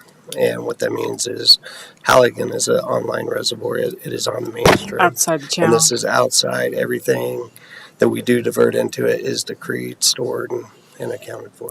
Yeah, and I was thinking about it, and also, Mr. Rothwell, I appreciate your comments on the Colorado Dam Safety Department, just as far as it being an outlet for how to talk about risk downstream from the dam with Mr. Millet. I think that was, did I get your name right? Yeah, just for a starting point as to where to clarify some of that uncertainty. And I appreciate the definition on location and extent. I know that's something that we have always wrestled with where we actually have authority. We are also not mediators of the community. And so I think we can mostly just strongly encourage that you guys do have a conversation, and if there's opportunity to find middle ground, to certainly work through that together. May I say something? Mm-hmm. I'm fifth generation agriculture. My family is part of the Homestead Act. My family is here representing agriculture. That is the most important thing to me. And I understand you think we haven't talked, but we've talked 3 times now. We've spoken, and we have connected on your cattle, how to protect them, how to protect your kids, and what we can do to accommodate this just to make everybody feel at ease, because the last thing we want is a guilty conscience or an accident that could have been prevented with a phone call or just slowing down. So this is something I do take very serious. So thank you. And I would add the comment about the speeding. I know that may not be a condition of your approval, but all of our vehicles are equipped with GPS devices. So I will offer it up to anybody that lives in that area. If there's a problem, you can certainly contact us. We can look it up, figure out who that individual was that was speeding if we know about what time it was happening, and we can remedy that situation. The air quality stuff, we will have full-time water truck operators watering the site. Our batch plants are equipped with bag house filters, which catch those and filter basically the dust out of that. So we do take that stuff seriously, and I just wanted to add that and add it to the Yeah, thank you. So, Yeah, appreciate that. So yeah, I want to turn to discussion on this item to my commissioners. I know we've kind of mixed in some of that already, but yeah, if there's any other thoughts, questions, discussion on this before we entertain a motion. And seeing, I'll just say one yeah. thing. I think agriculture is very, very important.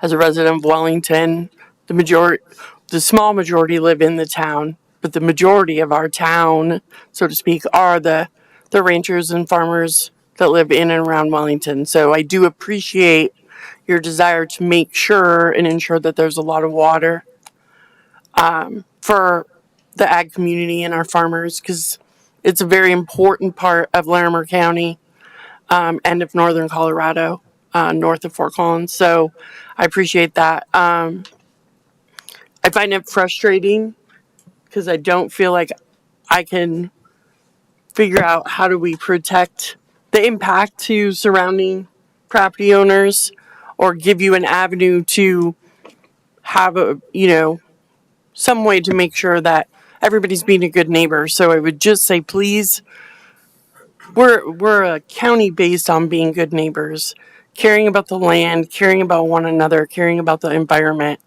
And so I look forward to this project, but please be considerate of the impacts outside of this community, particularly those people who don't live there but that are working on this project. So that's all I have to say.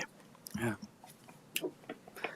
And I'll echo some of those sentiments. I mean, it's clear that there is, very strong alignment with this project and a lot of what's in our comprehensive plan, particularly around the agricultural side.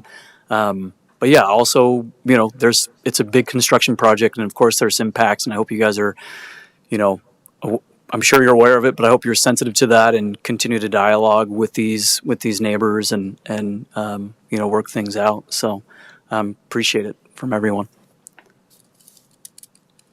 So yeah, with that, I'll entertain a motion.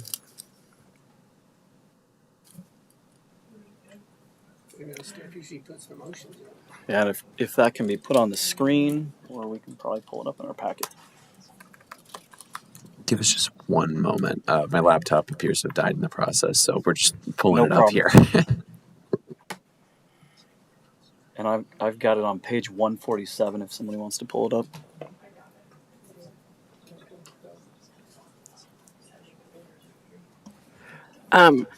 I move to approve I move for the approval of the North Pooter Irrigation Company Park Creek location and extent, file number 23-Zone 3669, subject to the following conditions. The applicant must obtain all the applicable building and construction permits, including those identified by Larimer County Code Compliance, Larimer County Health, and Larimer County Engineering Department for any county, state, and federal permits, and any required access permits to construct any future uses at this site. This includes, but is not limited to, the Army Corps of Engineers, Colorado State Division of Water Resources, and any other permits identified by referral agencies for this location and extent. And number 2, technical review and approval is required for the recreational campground component prior to any construction at the site for the recreational use and prior to applying for building permits for the recreational use. Second. Motion and second. Roll call. Commissioner Duffy, Yes. Chalet, Yes. Cassidy, Yes. Barrick, Yes. Eggleston, Yes. Slutsky, Yes. Wise, Yes. Acting Chair Rowe. Yes. So motion passes, and that is approval. Final step there. So moving on to the next item, last item, Larimer County Land Use Code Amendments, file number 24 Code 0278. Staff presentation by Mr. Matt Lafferty. That's correct. Matt Lafferty, Principal Planner, Community Development. Is there a need? I'm just going to ask a question before we get delved into this. Is there a need for a break? I think you're reading minds. Okay. And the answer I'll is let yes. you guys take a break in, 5 minutes? 5-minute break. All right. Thank you. I could see it coming.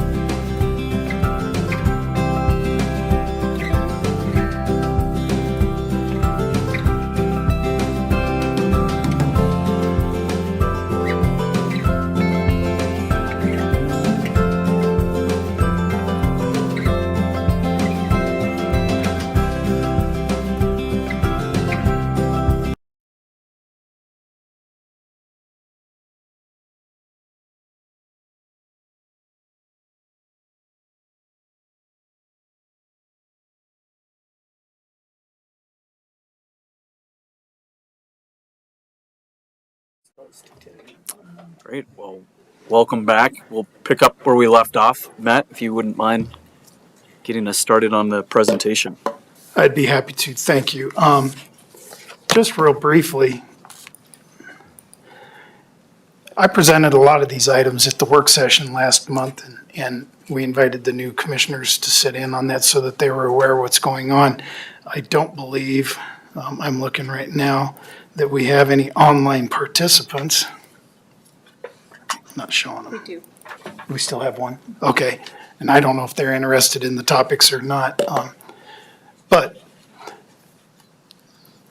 the sake of time and the fact that a lot of these are technical in nature and really not substantial, are there any of the 16 items that you would just want me to focus on? And then we'll focus on those and do presentations around those. And then the others will just accept that are changes that you guys find acceptable. So with that, if you could ask the planning commission if there's items they want to talk about, we'll talk about those specifically. Sure. You heard the man. Do you guys have anything you want to talk about?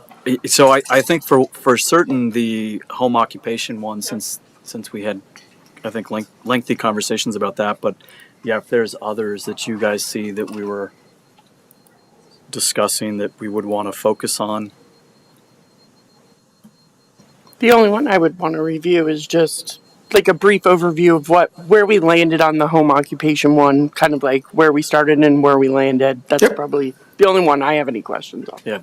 Or want clarification. Any of the other ones that you guys think are? Matt, just briefly for the public, if you could also touch on, I think it's number 4, it's the definitions updating family and living units, because I think we're going to have a lot of changes in there, just a volume of changes, and it may confuse people reviewing the code later on. So if you could just give a review of those, that'd be great. Most definitely. Okay, then I'm going to focus on those 2 items.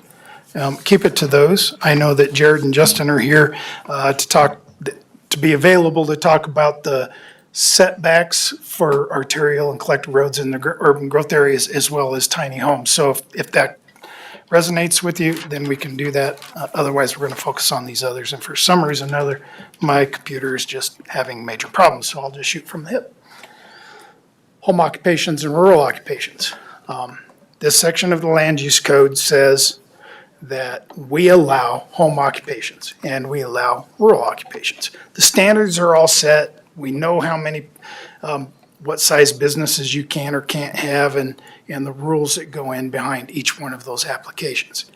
In those standards, there is a suggested language that has been in there since the creation of the home occupation regulations and rural occupation regulations in the past 10 years that says it's suggested and we would like for people to submit a home occupation certificate.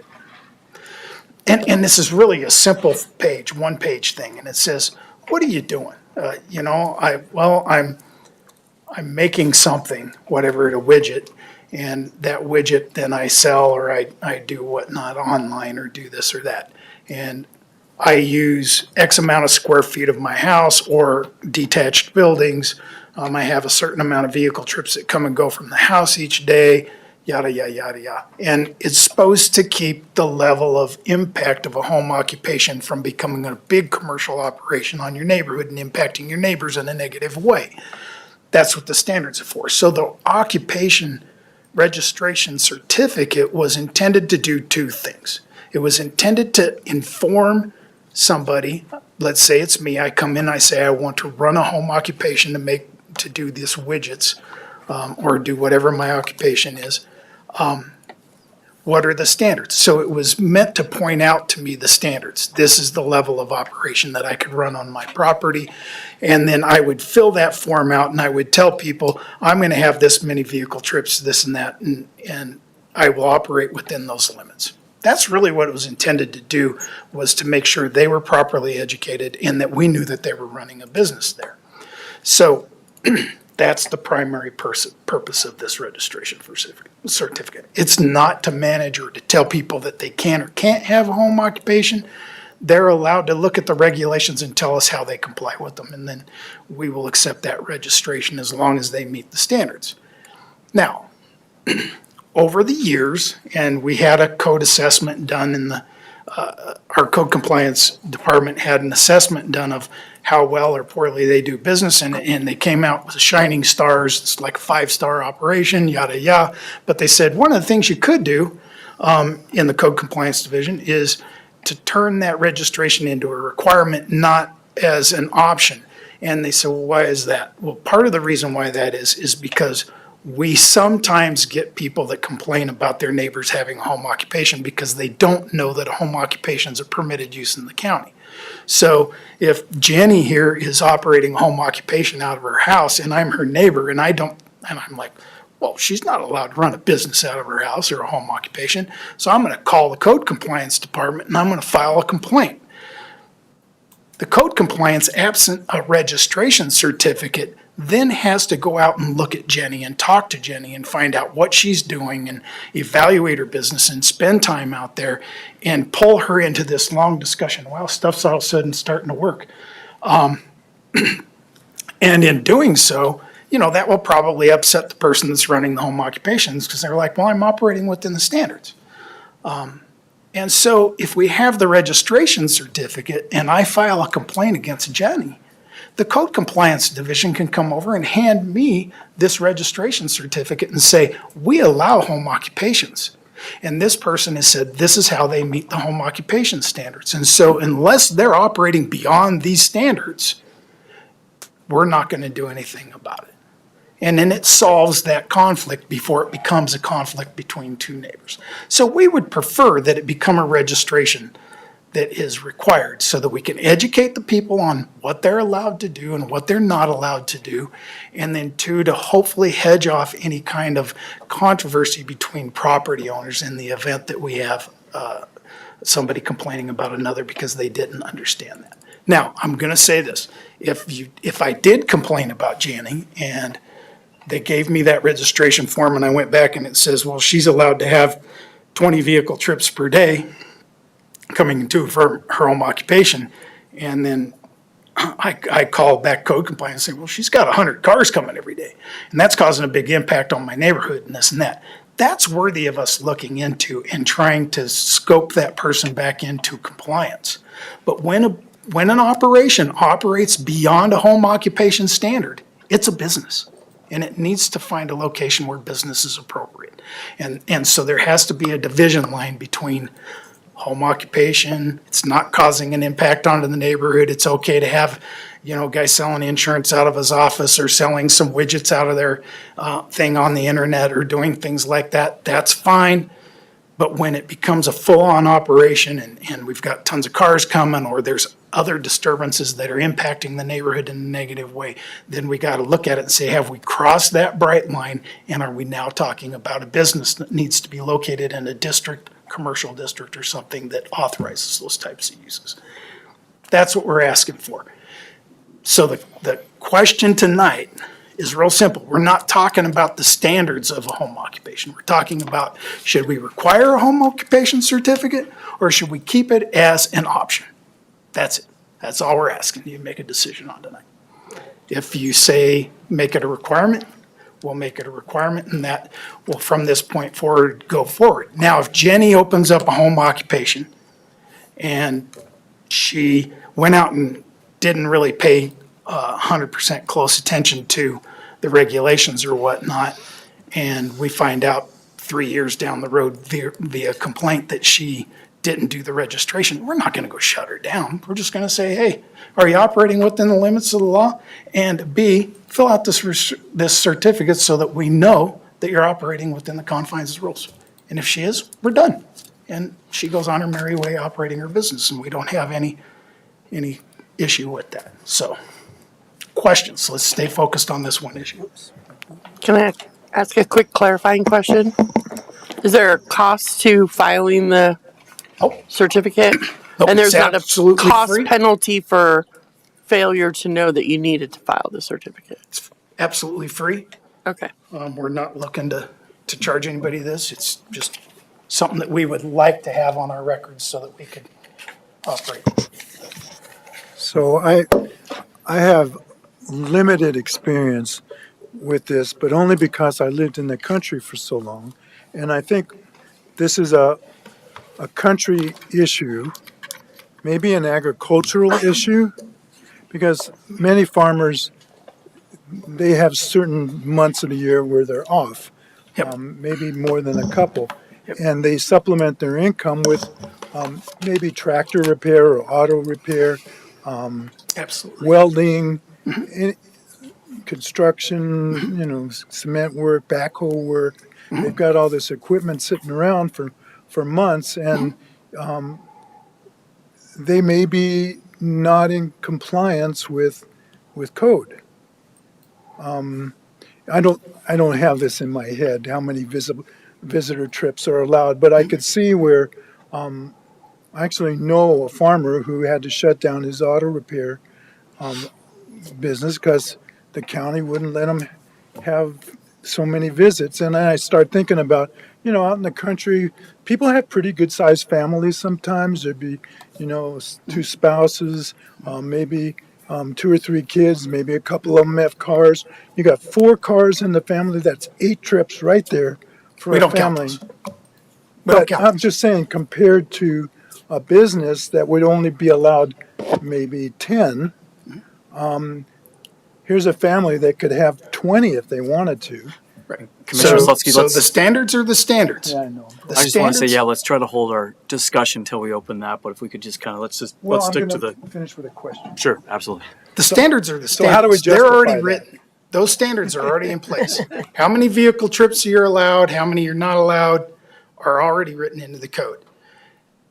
My family and I would not be counted as vehicle trips towards the home occupation. They're counted separately. No, I understand that. And then there's certain numbers. So there's a certain number that I can operate as a use by right. Okay, I'm just allowed to do it. And if I want to exceed those numbers, we actually have a next level that you can go to inside those occupations. Absent that, if you go beyond that, you become a business. So yeah, farmers are a great example. They have a lot of equipment. They do stuff. We don't say you're using your tractors and your other stuff as part of this rural occupation. We call them accessory rural occupations in that case because they have bigger standards.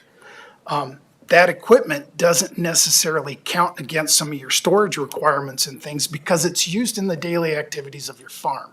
So we don't count that against you. So it's been worked out, and these standards were drafted years ago. I'll tell you how we'll start with home occupations. Home occupations, 20 years ago, you were allowed to use 40% of your primary dwelling, not including the garage or the basement. That was all you were allowed to use for a home occupation.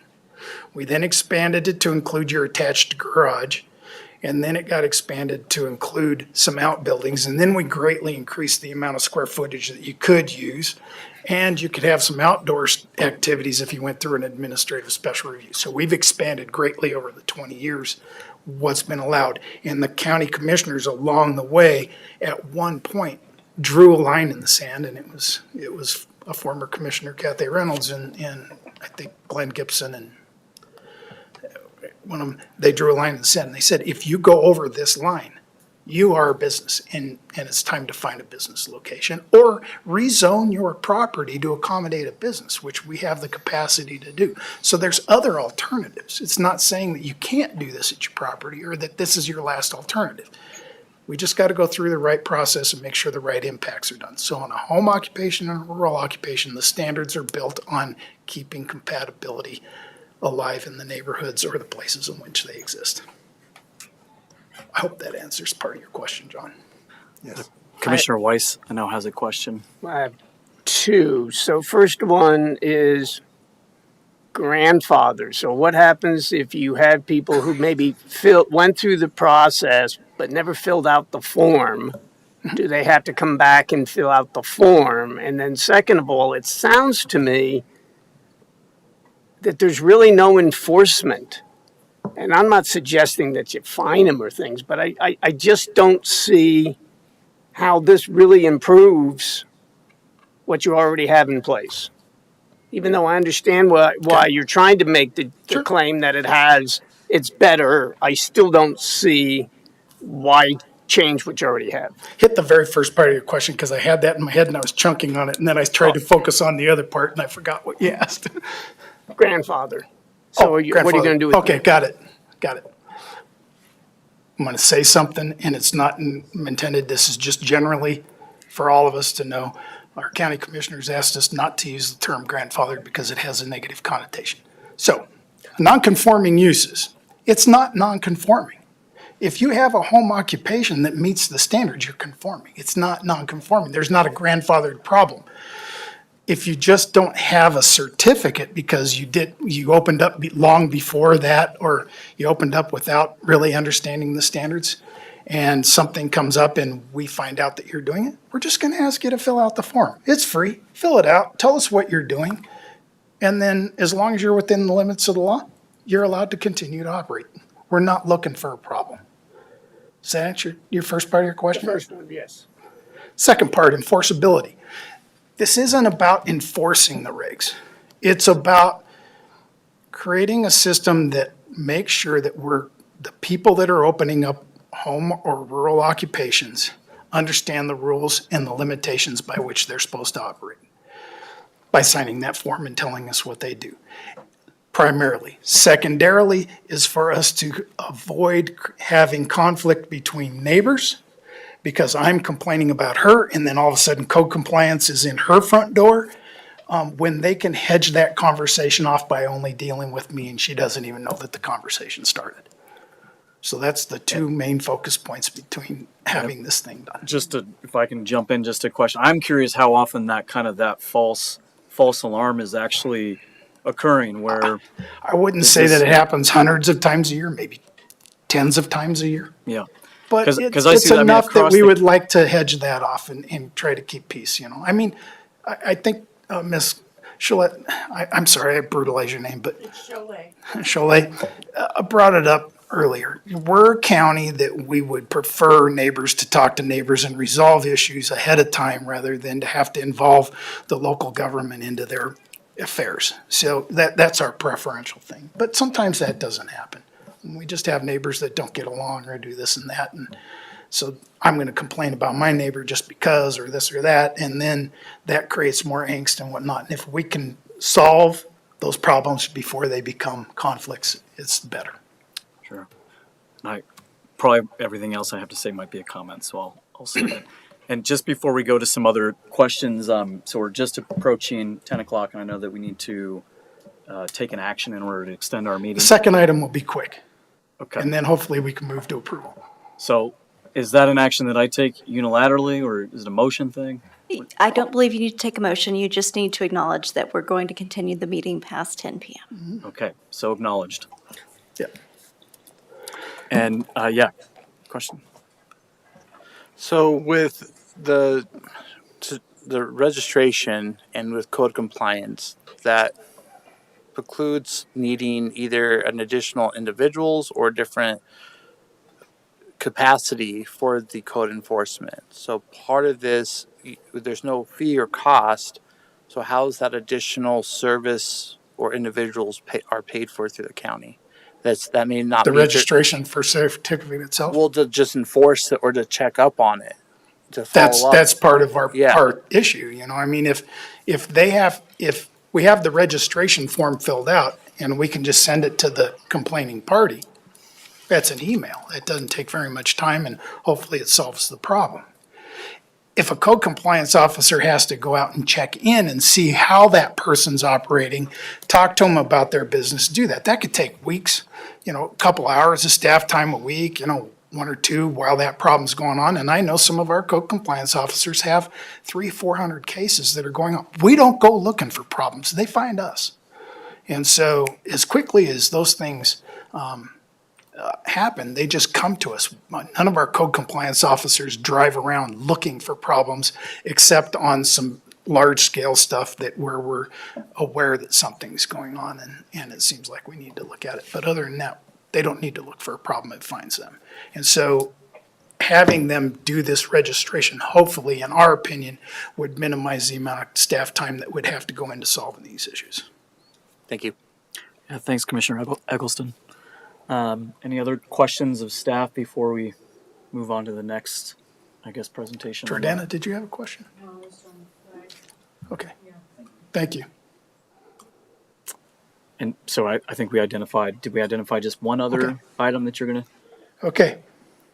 So the other item that came up, which I appreciate you asking the question, has to do with, and Mr. Eggleston was part of, I heard earlier that you were part of some of the legislative action that took place on this. Some communities, including the Larimer County and Fort Collins and others, had a ruling in the counties that said that occupancy in a residential unit was you, meaning you and your family, which could be your wife, kids, and sister-in-law, and everybody else, and two unrelated people. And it used the term family. And so it was a family plus two unrelated guests, occupants. And so we were regulating occupancy by familia relationships. Well, we know that in the past 5 or 6 years that the occupancy of housing and the ability to afford housing and whatnot has become very trying for a lot of people. And so people started moving in together and sharing spaces and money and all this and that to rents and whatnot. And that seems to be an appropriate thing. So the state legislature in the last year decided that you can no longer regulate the occupancy of a dwelling based upon a familiar relationship. Well, our code was written that way. We wrote a definition for living unit. And a living unit said that it was a family plus two unrelated people, yada, yada, yada, yada. And then the term family talked about people that were related by blood, marriage, adoption, da, da, da. And so, given the recent legislation that just came across, we needed to update our code. Well, we're not going to take the term family out of the code because there are some uses in our code that actually do regulate based upon family. And I had one in my head, but it's an extended family dwelling, which we're going to get rid of anyways.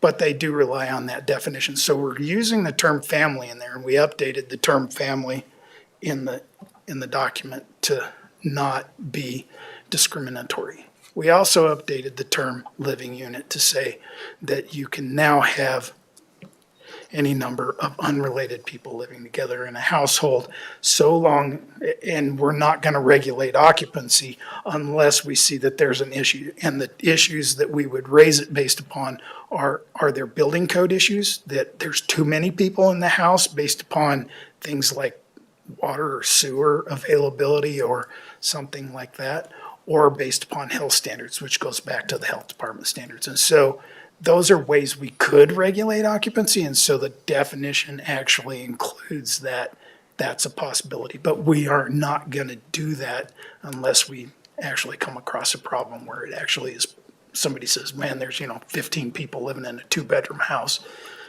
and then that could become a safety issue. So the idea is to clean up those definitions in the Estes Valley area. So we have a separate section of our code for Estes Valley. They use the term household and I think another term in there. We cleaned those up as well. And then I had to go through the code and find every place where the term family and living unit was and update those and make sure they're properly corrected. So that's what that section of the code's doing. It's just cleaning it up so that we're in alignment with current state statutes. Yeah, appreciate you highlighting that. I think kind of the interest of doing that was more kind of for I guess public consumption because I don't recall there being much discussion around that point or controversy around that around that item. As for the remaining 14 items that are in the packet, they all seem to be fairly straightforward. We talked about most of them at the last work session. If you got questions on those, I'm more than happy to try to answer. Well, let's now open the public hearing and take public comment and see if that lone individual online wants to participate there. If there's anyone online who would like to provide public comment, please use the raise hand function now.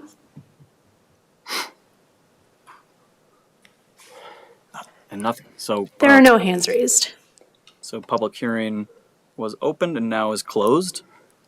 And why don't we, unless there were any any other questions kind of on those materials that we wanted to cover? Why don't we just move into discussion on this?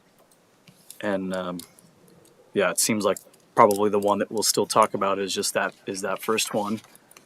Let's see if I can collect my thoughts quickly. I guess one of my sensitivities is as a small business owner, kind of expectation to fill out one more form. And I know it sounds very small and in isolation, but all of these things are cumulative. And every day, like, there's just, for me, kind of as a small business person, it's just, it's, I feel like it's pretty intense at times.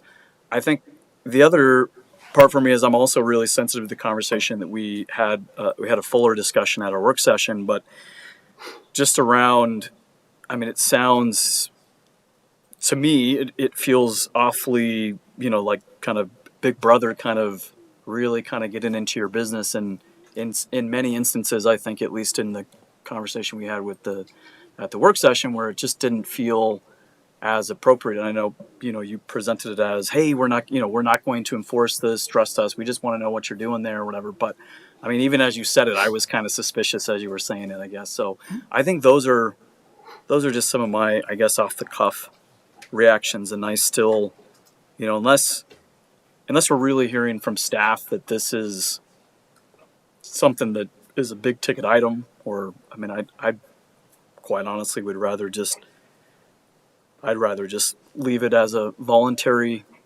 deal and deal with it there. But if you guys see a lot of, so again, and maybe you could repeat this, Matt, but it seemed like, so the business case for this is kind of those false positives. So people who you're getting a complaint and what they're doing is okay, but you just have no information on what business activity is being conducted. And so had you had that kind of one pager or one, you could respond with that additional information. I appreciate that. So I'm labeling that false positives. Was there another kind of benefit? It was just to make sure that the person that's running the home occupation or the rural occupation, because there's two different ones here, understand the limitations by which they have to operate, so they don't operate outside of the rules.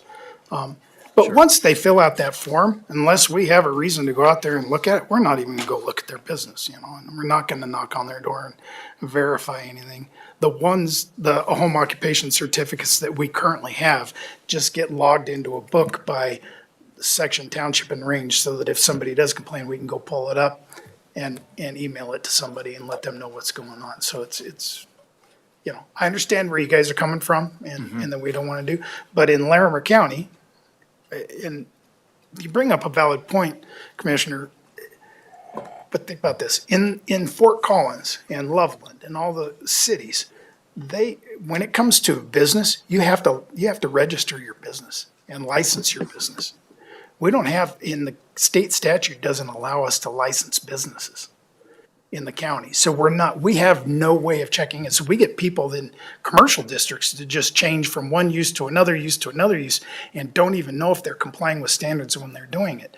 As well as we get this stuffing happening out into the rural areas and into home occupations, and they don't know what they're doing or that they're doing is exceeding or not in compliance with regulations. And what we just want to do is make sure they understand what their limitations are. And Acting Chair, if I can say, we have Code Compliance Supervisor Amy White to add some insight. Yeah, if I may. So Amy White, Code Compliance Supervisor. So if I could read from the assessment itself that we performed last year, Colorado counties, while not authorized to require or issue business licenses, short-term rentals being the exception, they are authorized as of 2021 to require the registration of businesses pursuant to CRS 30-15-401T. And the statute actually states to require registration of businesses in the unincorporated portions of the county, except that such power does not include the power to license, collect a fee, or collect fines for such registrations. The county shall only publish registration information in a manner such that the business type is aggregated and does not allow for segregation of individuals or business who supplied the information. So back to the report, requiring businesses to register would allow not only code compliance, but also other departments, for example, the building, engineering, and health, to track business activity in the community. This would help to ensure property remains in compliance with various code requirements and reduce the number of businesses that start up illegally. It's one of our biggest problems are these businesses that start up illegally. Maintaining compliance is particularly challenging when a new tenant, get down here, occupies an existing building, as the new business may not be aware that a planning or building process is necessary to protect health and safety or comply with zoning. A business registration program would provide a mechanism to collect baseline information about commercial uses to prevent future violations, bring current violations into compliance, and reduce neighbor compatibility complaints. Other benefits that were stated by the Colorado Counties, Inc., used in the presentation to the state legislature in 2021 include the ability to issue business licenses in the unincorporated areas of the county would enhance the county's ability to track business activities to ensure equitable tax liabilities among similar businesses, establish a level playing field for businesses operating outside city limits, and enhance consumer protection from fraudulent activities and provide counties the tools to ensure public health, safety, and welfare.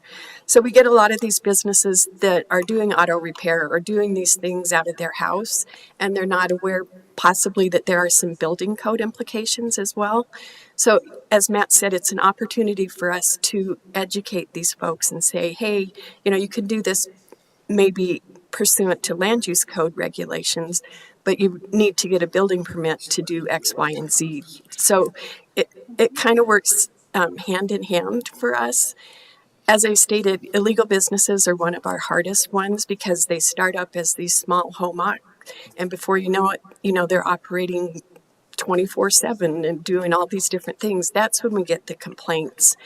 And I would say we get 30 to 40 a year of these compatibilities with the home and rural occupations. A lot of them aren't, out of the house per se, but they're landscape operations. They're construction companies that have their big trucks coming and going all the time. Those are the ones that we get the complaints on. We actually just worked with the company north of Wellington to bring them into compliance so that they could have a use by right. So we worked with them to get the proper building permits and to figure out how they could operate as a use by right rather than having to go through a zoning approval. So it's kind of a win-win situation for us, but it would give us a little bit of teeth to say, hey, you need to require this to get done. We're not going to be out looking for folks. These are mostly going to be the ones that come in based on complaints that we're going to have them require. But again, we're not out looking for problems. We have enough cases as it is. But this would just be one more tool that could help us enforce. Questions? Real briefly, while we're on this subject, I just wanted to show you how simple the form is. Here's the form, and it's really simple. It's a date, parcel number, what the property address is, the owner's name, business name, contact information, brief explanation of what your home occupation is. It asks 4 critical questions. Is it in a detached, legally constructed building? Sometimes people don't know that they have a building that was never permitted and they bought a problem. So we can clean that up, as Amy was saying. What's the square footage of the occupation? Vehicle trips, It comes down here, it has the property owner acknowledge that they have read and understand the standards, that they have consulted maybe with other agencies such as the building department, fire department, or health department, and then they sign the form. That's it. They submit that, it's free. That's all they gotta do. We take that, put it in a book, and we hold on to it, and hopefully we never have to pull it out because somebody's filed a complaint. So they got to call all those departments though, and Pardon? They need to contact all those departments. We don't contact them, we just tell the property owner to be aware that they may have their own standards and they should talk to them. Okay. Yeah. It's a little less clear to me when I see it. I would. So I have a question. Yes. Commissioner Slutsky. Yeah. I'll defer. Maybe, Amy, what do other counties, how do they deal with this? And maybe compare a couple like maybe Boulder and Weld? Yeah, so when we did the assessment last year, we looked at Jeffco, Boulder, Arapahoe, Douglas, Summit, because we were interested in their short-term rental stuff, and Adams County. Adams County is the only one that currently requires folks to register. They have an online portal where you can do that. The other counties were looking toward doing some sort of registration. Just briefly, our code compliance division is a little different in that we enforce both the land use code and the building code. Most either have the zoning enforcement or building code enforcement. So it's really unusual that we do both of them, but we think it looks at a property more comprehensive. And so if we know they have a building code violation, they may also have a land use code because of setbacks. So we try to look at it comprehensively. Weld County has a process that you have to go through. Yeah. It's not a use by right. You have to go through a process.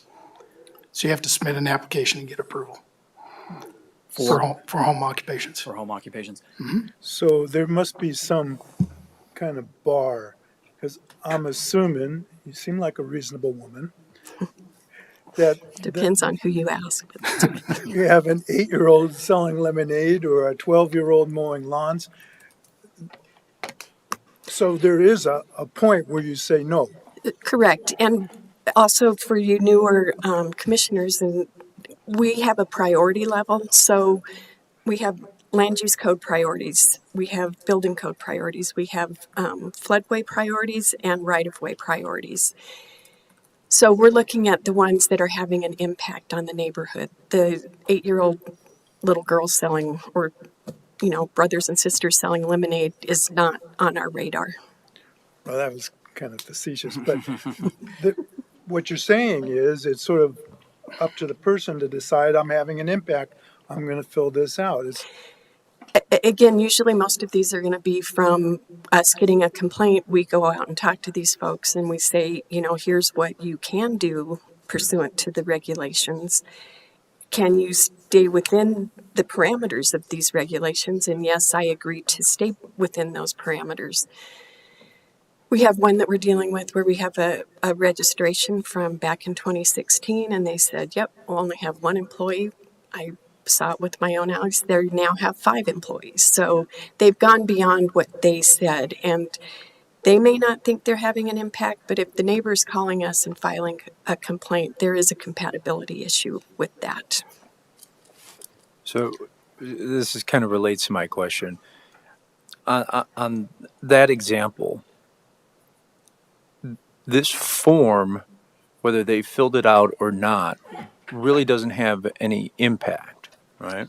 If this home occupation owner had that and they filled it out and said 1, and somebody's still complaining about it, and they're outside of regulations, then the form is just paperwork. Correct. Right? And as Matt said, if there was a registration and we got a complaint and we looked and we thought, they're within what they said they were going to operate as, we wouldn't need to go to that person. So in that example, is that, you look at their registration form, is that a telephone call to the owner and say, hey, somebody in the neighborhood said you're outside of what you described on the form.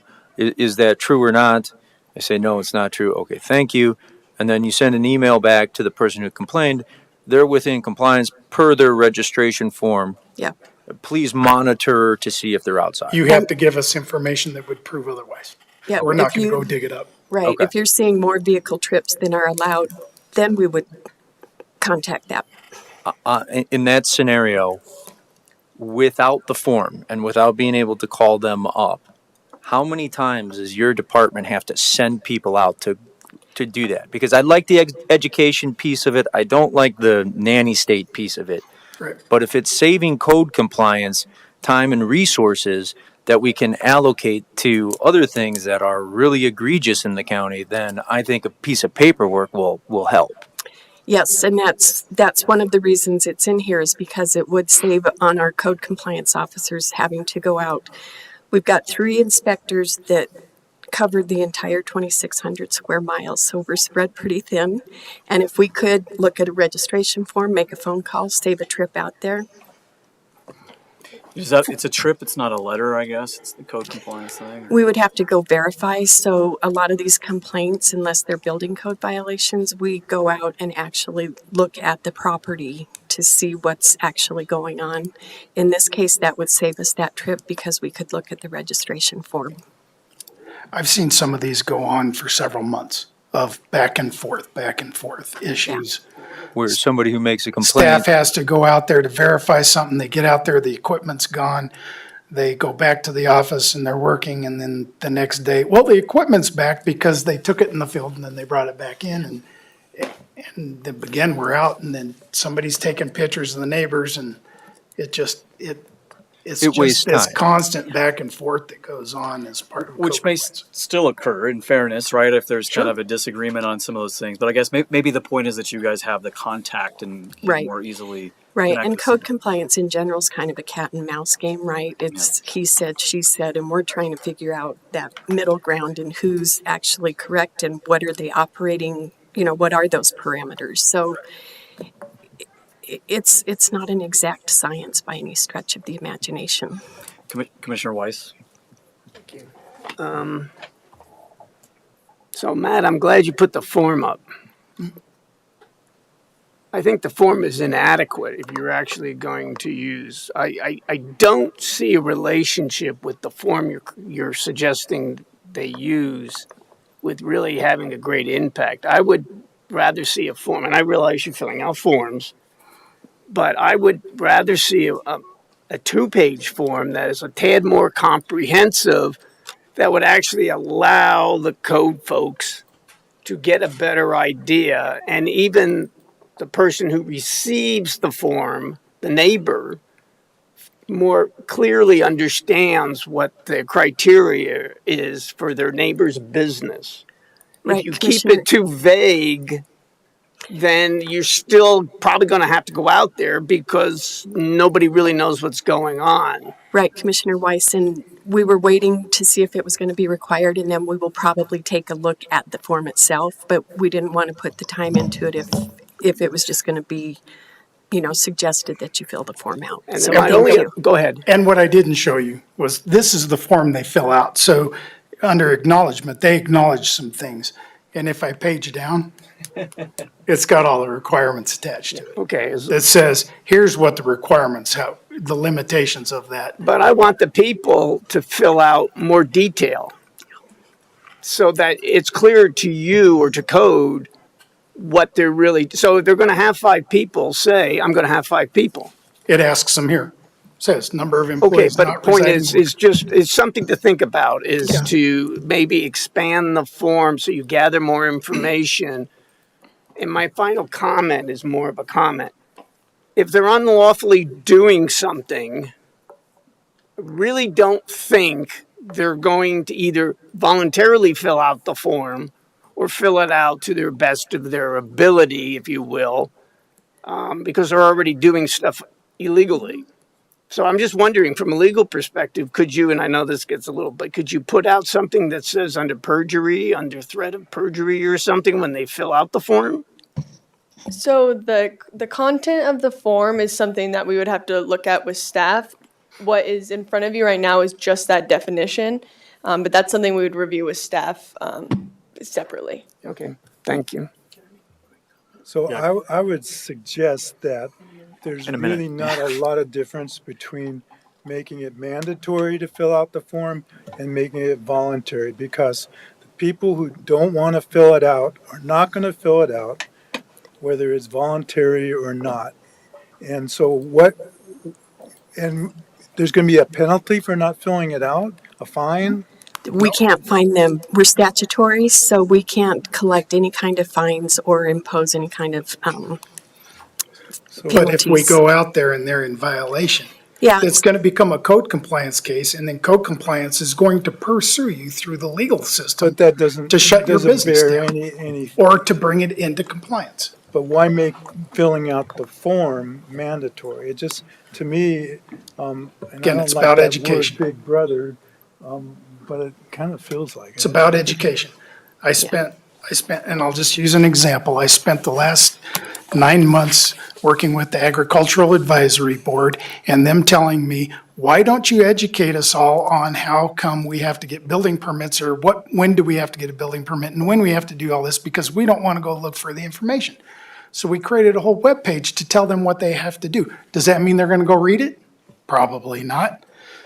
But we created it because somebody asks us to tell them when to do it. So it's a catch-22. I get where you're coming from, John, but, you know, it's, some people will fill it out, some won't. And if they don't, that's the consequence, that if they're operating above and beyond the law and their business is successful, and we go out there and it's operating out of compliance, then it's going to become an issue that we have to work with them to solve the problem, to bring them back into compliance. And Sure, but having a that's fine. form doesn't change any of that. Well, then recommend denial.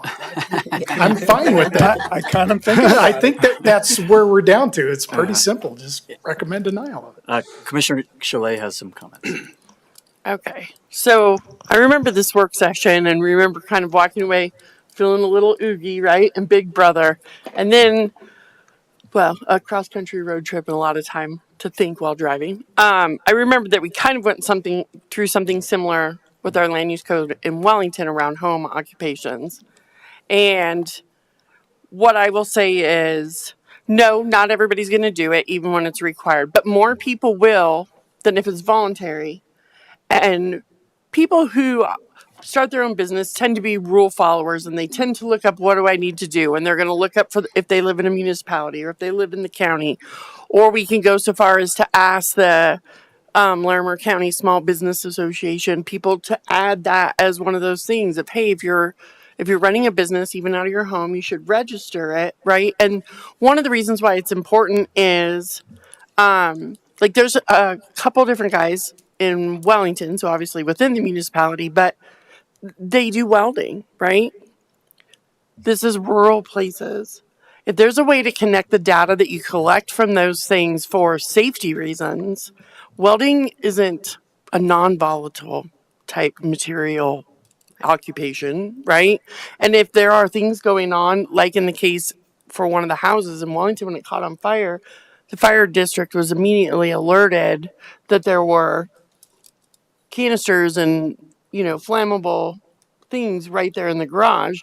It could also save lives. But I think that we're not charging them anything. We're asking people to be in compliance. We want people to be good neighbors. We want to regulate how much dust you can generate when you're building something. I appreciate, Matt, your little guide of everything you need to submit to the planning department, if that's what you were talking about. I have printed it out. I use it all the time. But there are people that will follow those rules, and there's no downside to knowing more about what's going on in the community. And if people are really, it's a single form, man. I own my own business. I got a liquor license. I would trade that form for a liquor license form any day, right? I just don't think it's a big ask. If it could potentially save money, potentially save life or resources, if God forbid there's a wildfire or some other thing in a rural community, and help inform those business owners as regulations change. If we change a regulation 5 years from now or 10 years from now that could impact those folks, if they're already registered, we have the ability to contact them to let them know. And I don't see a real downside other than the stay out of my business thing. But, if a lady's running a hair salon with lots of bleach and lots of nail polish, you probably don't want to have that not regulated, because that can be dangerous in and of itself, right? So that's all I'm saying.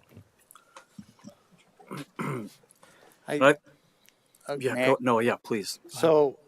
So I have, even though it's free, I equate this to having discussions with other municipality around like rental registrations that was free, and different registrations that they painted as a health and wellness or information. There's nothing we'll do to it, but what it ended up creating was a black market for those that don't follow, and then it also leads to records being kept. So maybe right now the system isn't tracking or enforcing those, but if you have the records and a different commissioner, different position comes up through the county, now that can be used against those small business owners. So by requiring it, anyone that doesn't do it or doesn't know about it, it creates a black market, which can negatively impact those individuals and then community at large. So I think there's a lot more of a regulation creep potential for having it as a requirement than not.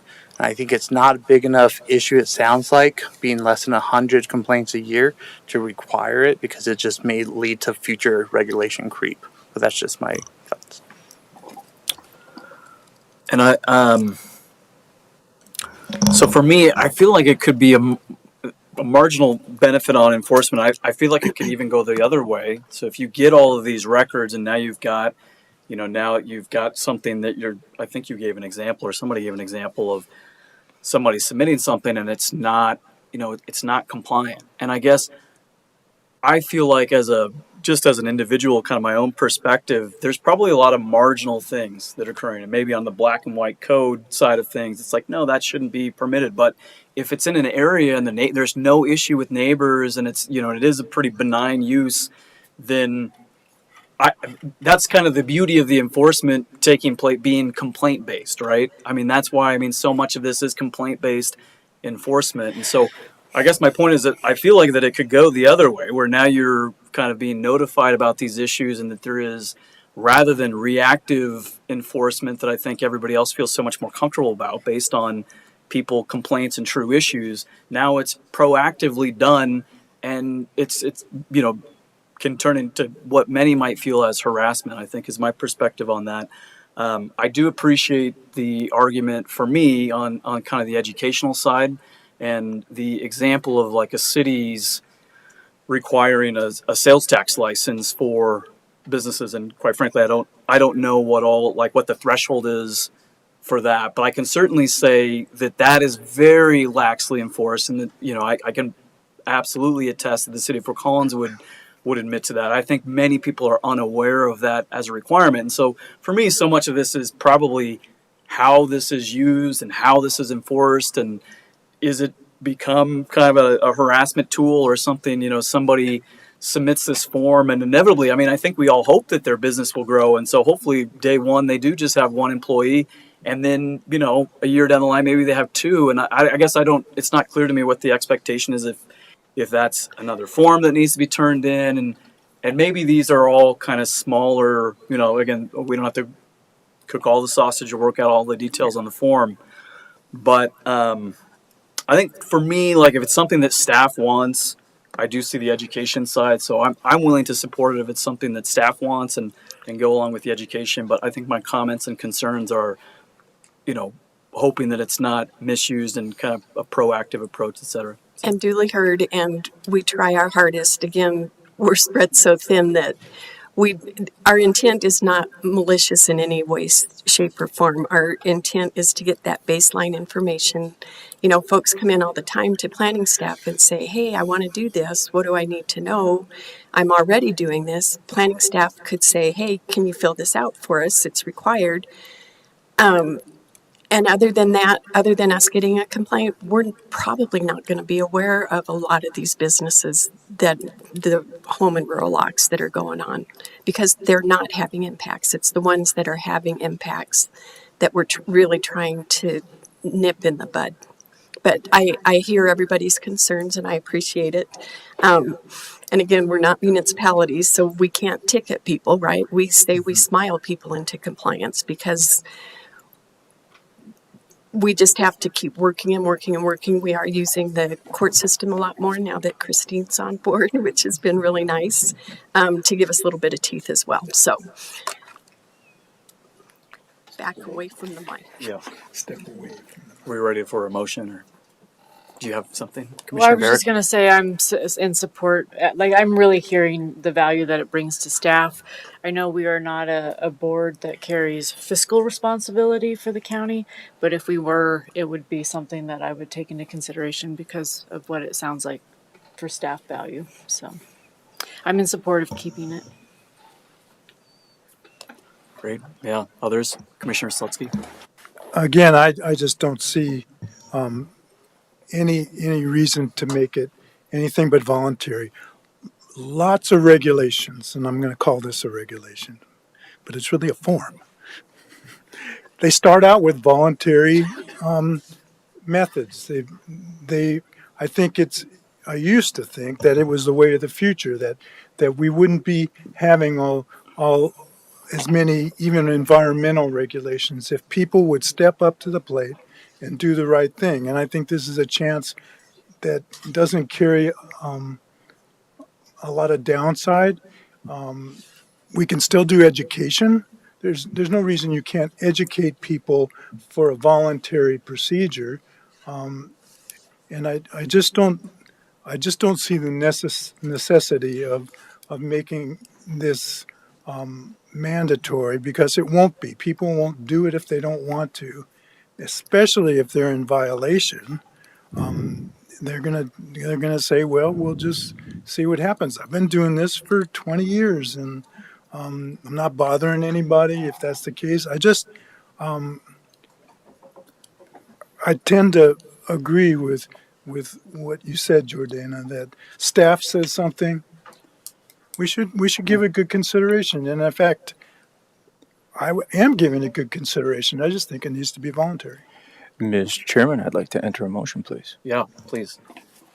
I'd like to enter a motion that the Planning Commission recommend to the Board of County Commissioners approval of the Land Use Code amendments, which generally include clarifying the intent and applicability of setbacks and standards, adding and updating various use allowances and use descriptions, and refining processes, procedures, and standards for clarity and ease of use as found in file number 24, code 0278, subject to the following condition.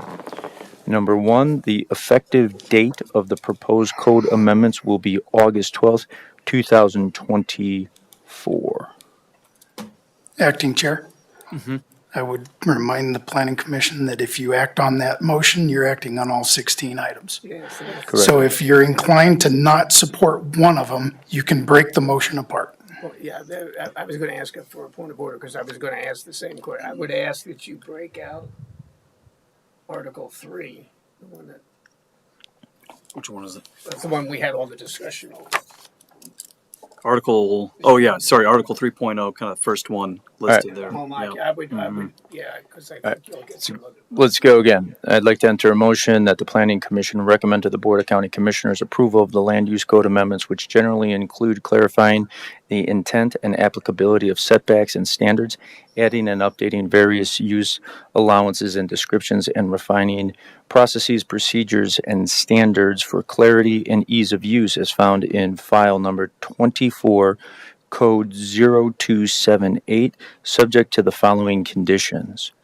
The effective date of the proposed code amendments will be August 12th, 2024. Number two, that item 3. Item 1. That item 1. Yes.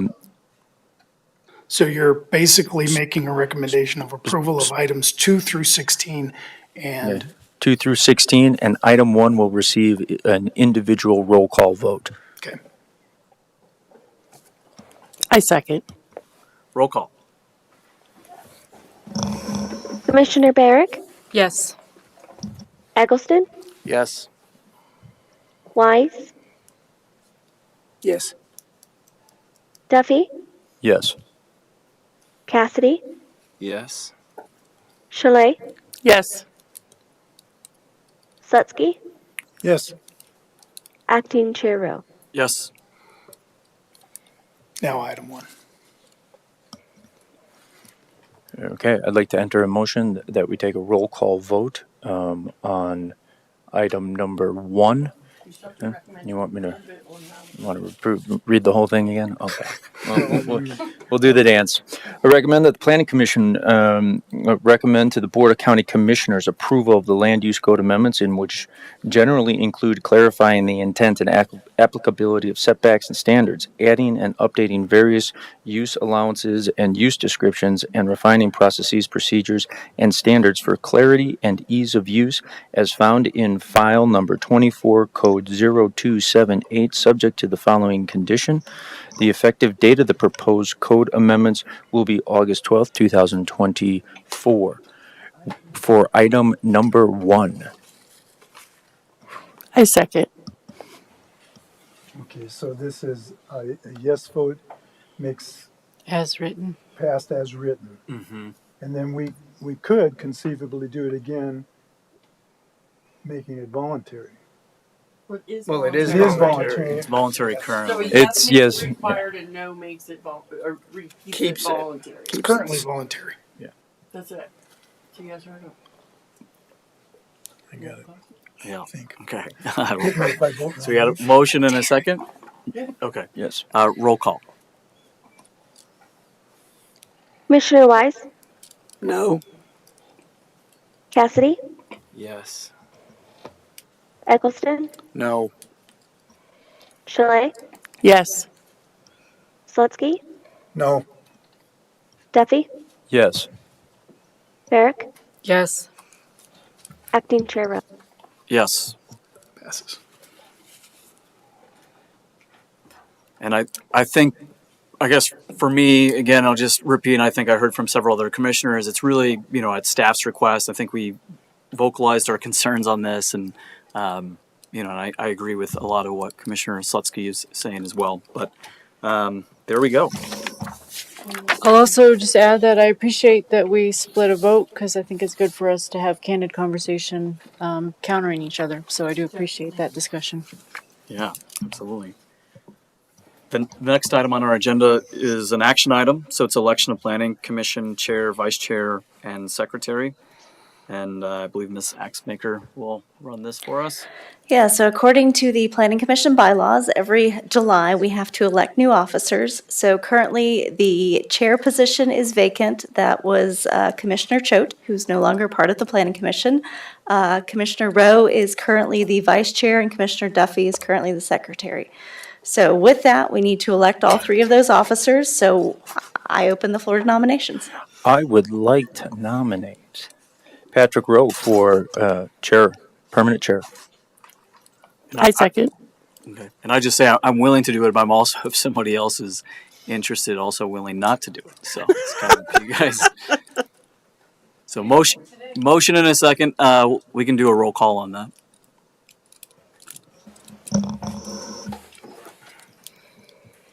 Or would it make sense to do all of the positions and then, is that faster probably? Do kind of a roll call for each. Okay.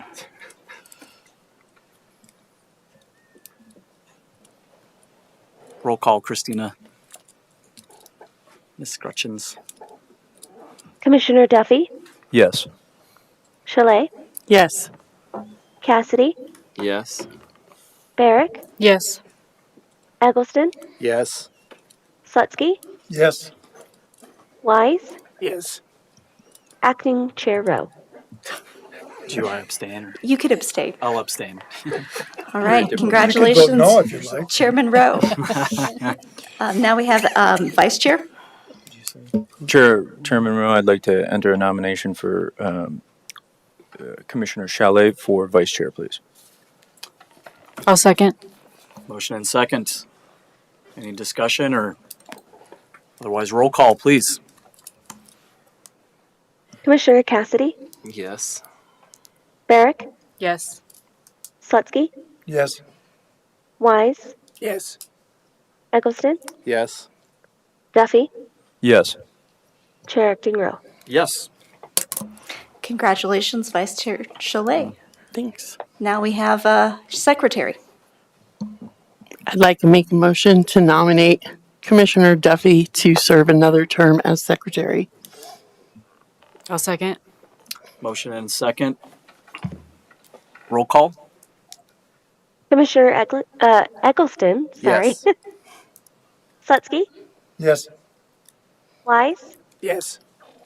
Cassidy, Yes. Barrick, Yes. Chalet, Yes. Acting Chair. Yes. Congratulations, Secretary Duffy. And with that, I'd like to add that we have no staff reports. Okay. Great. Meeting is adjourned. Thanks. Thank you very much.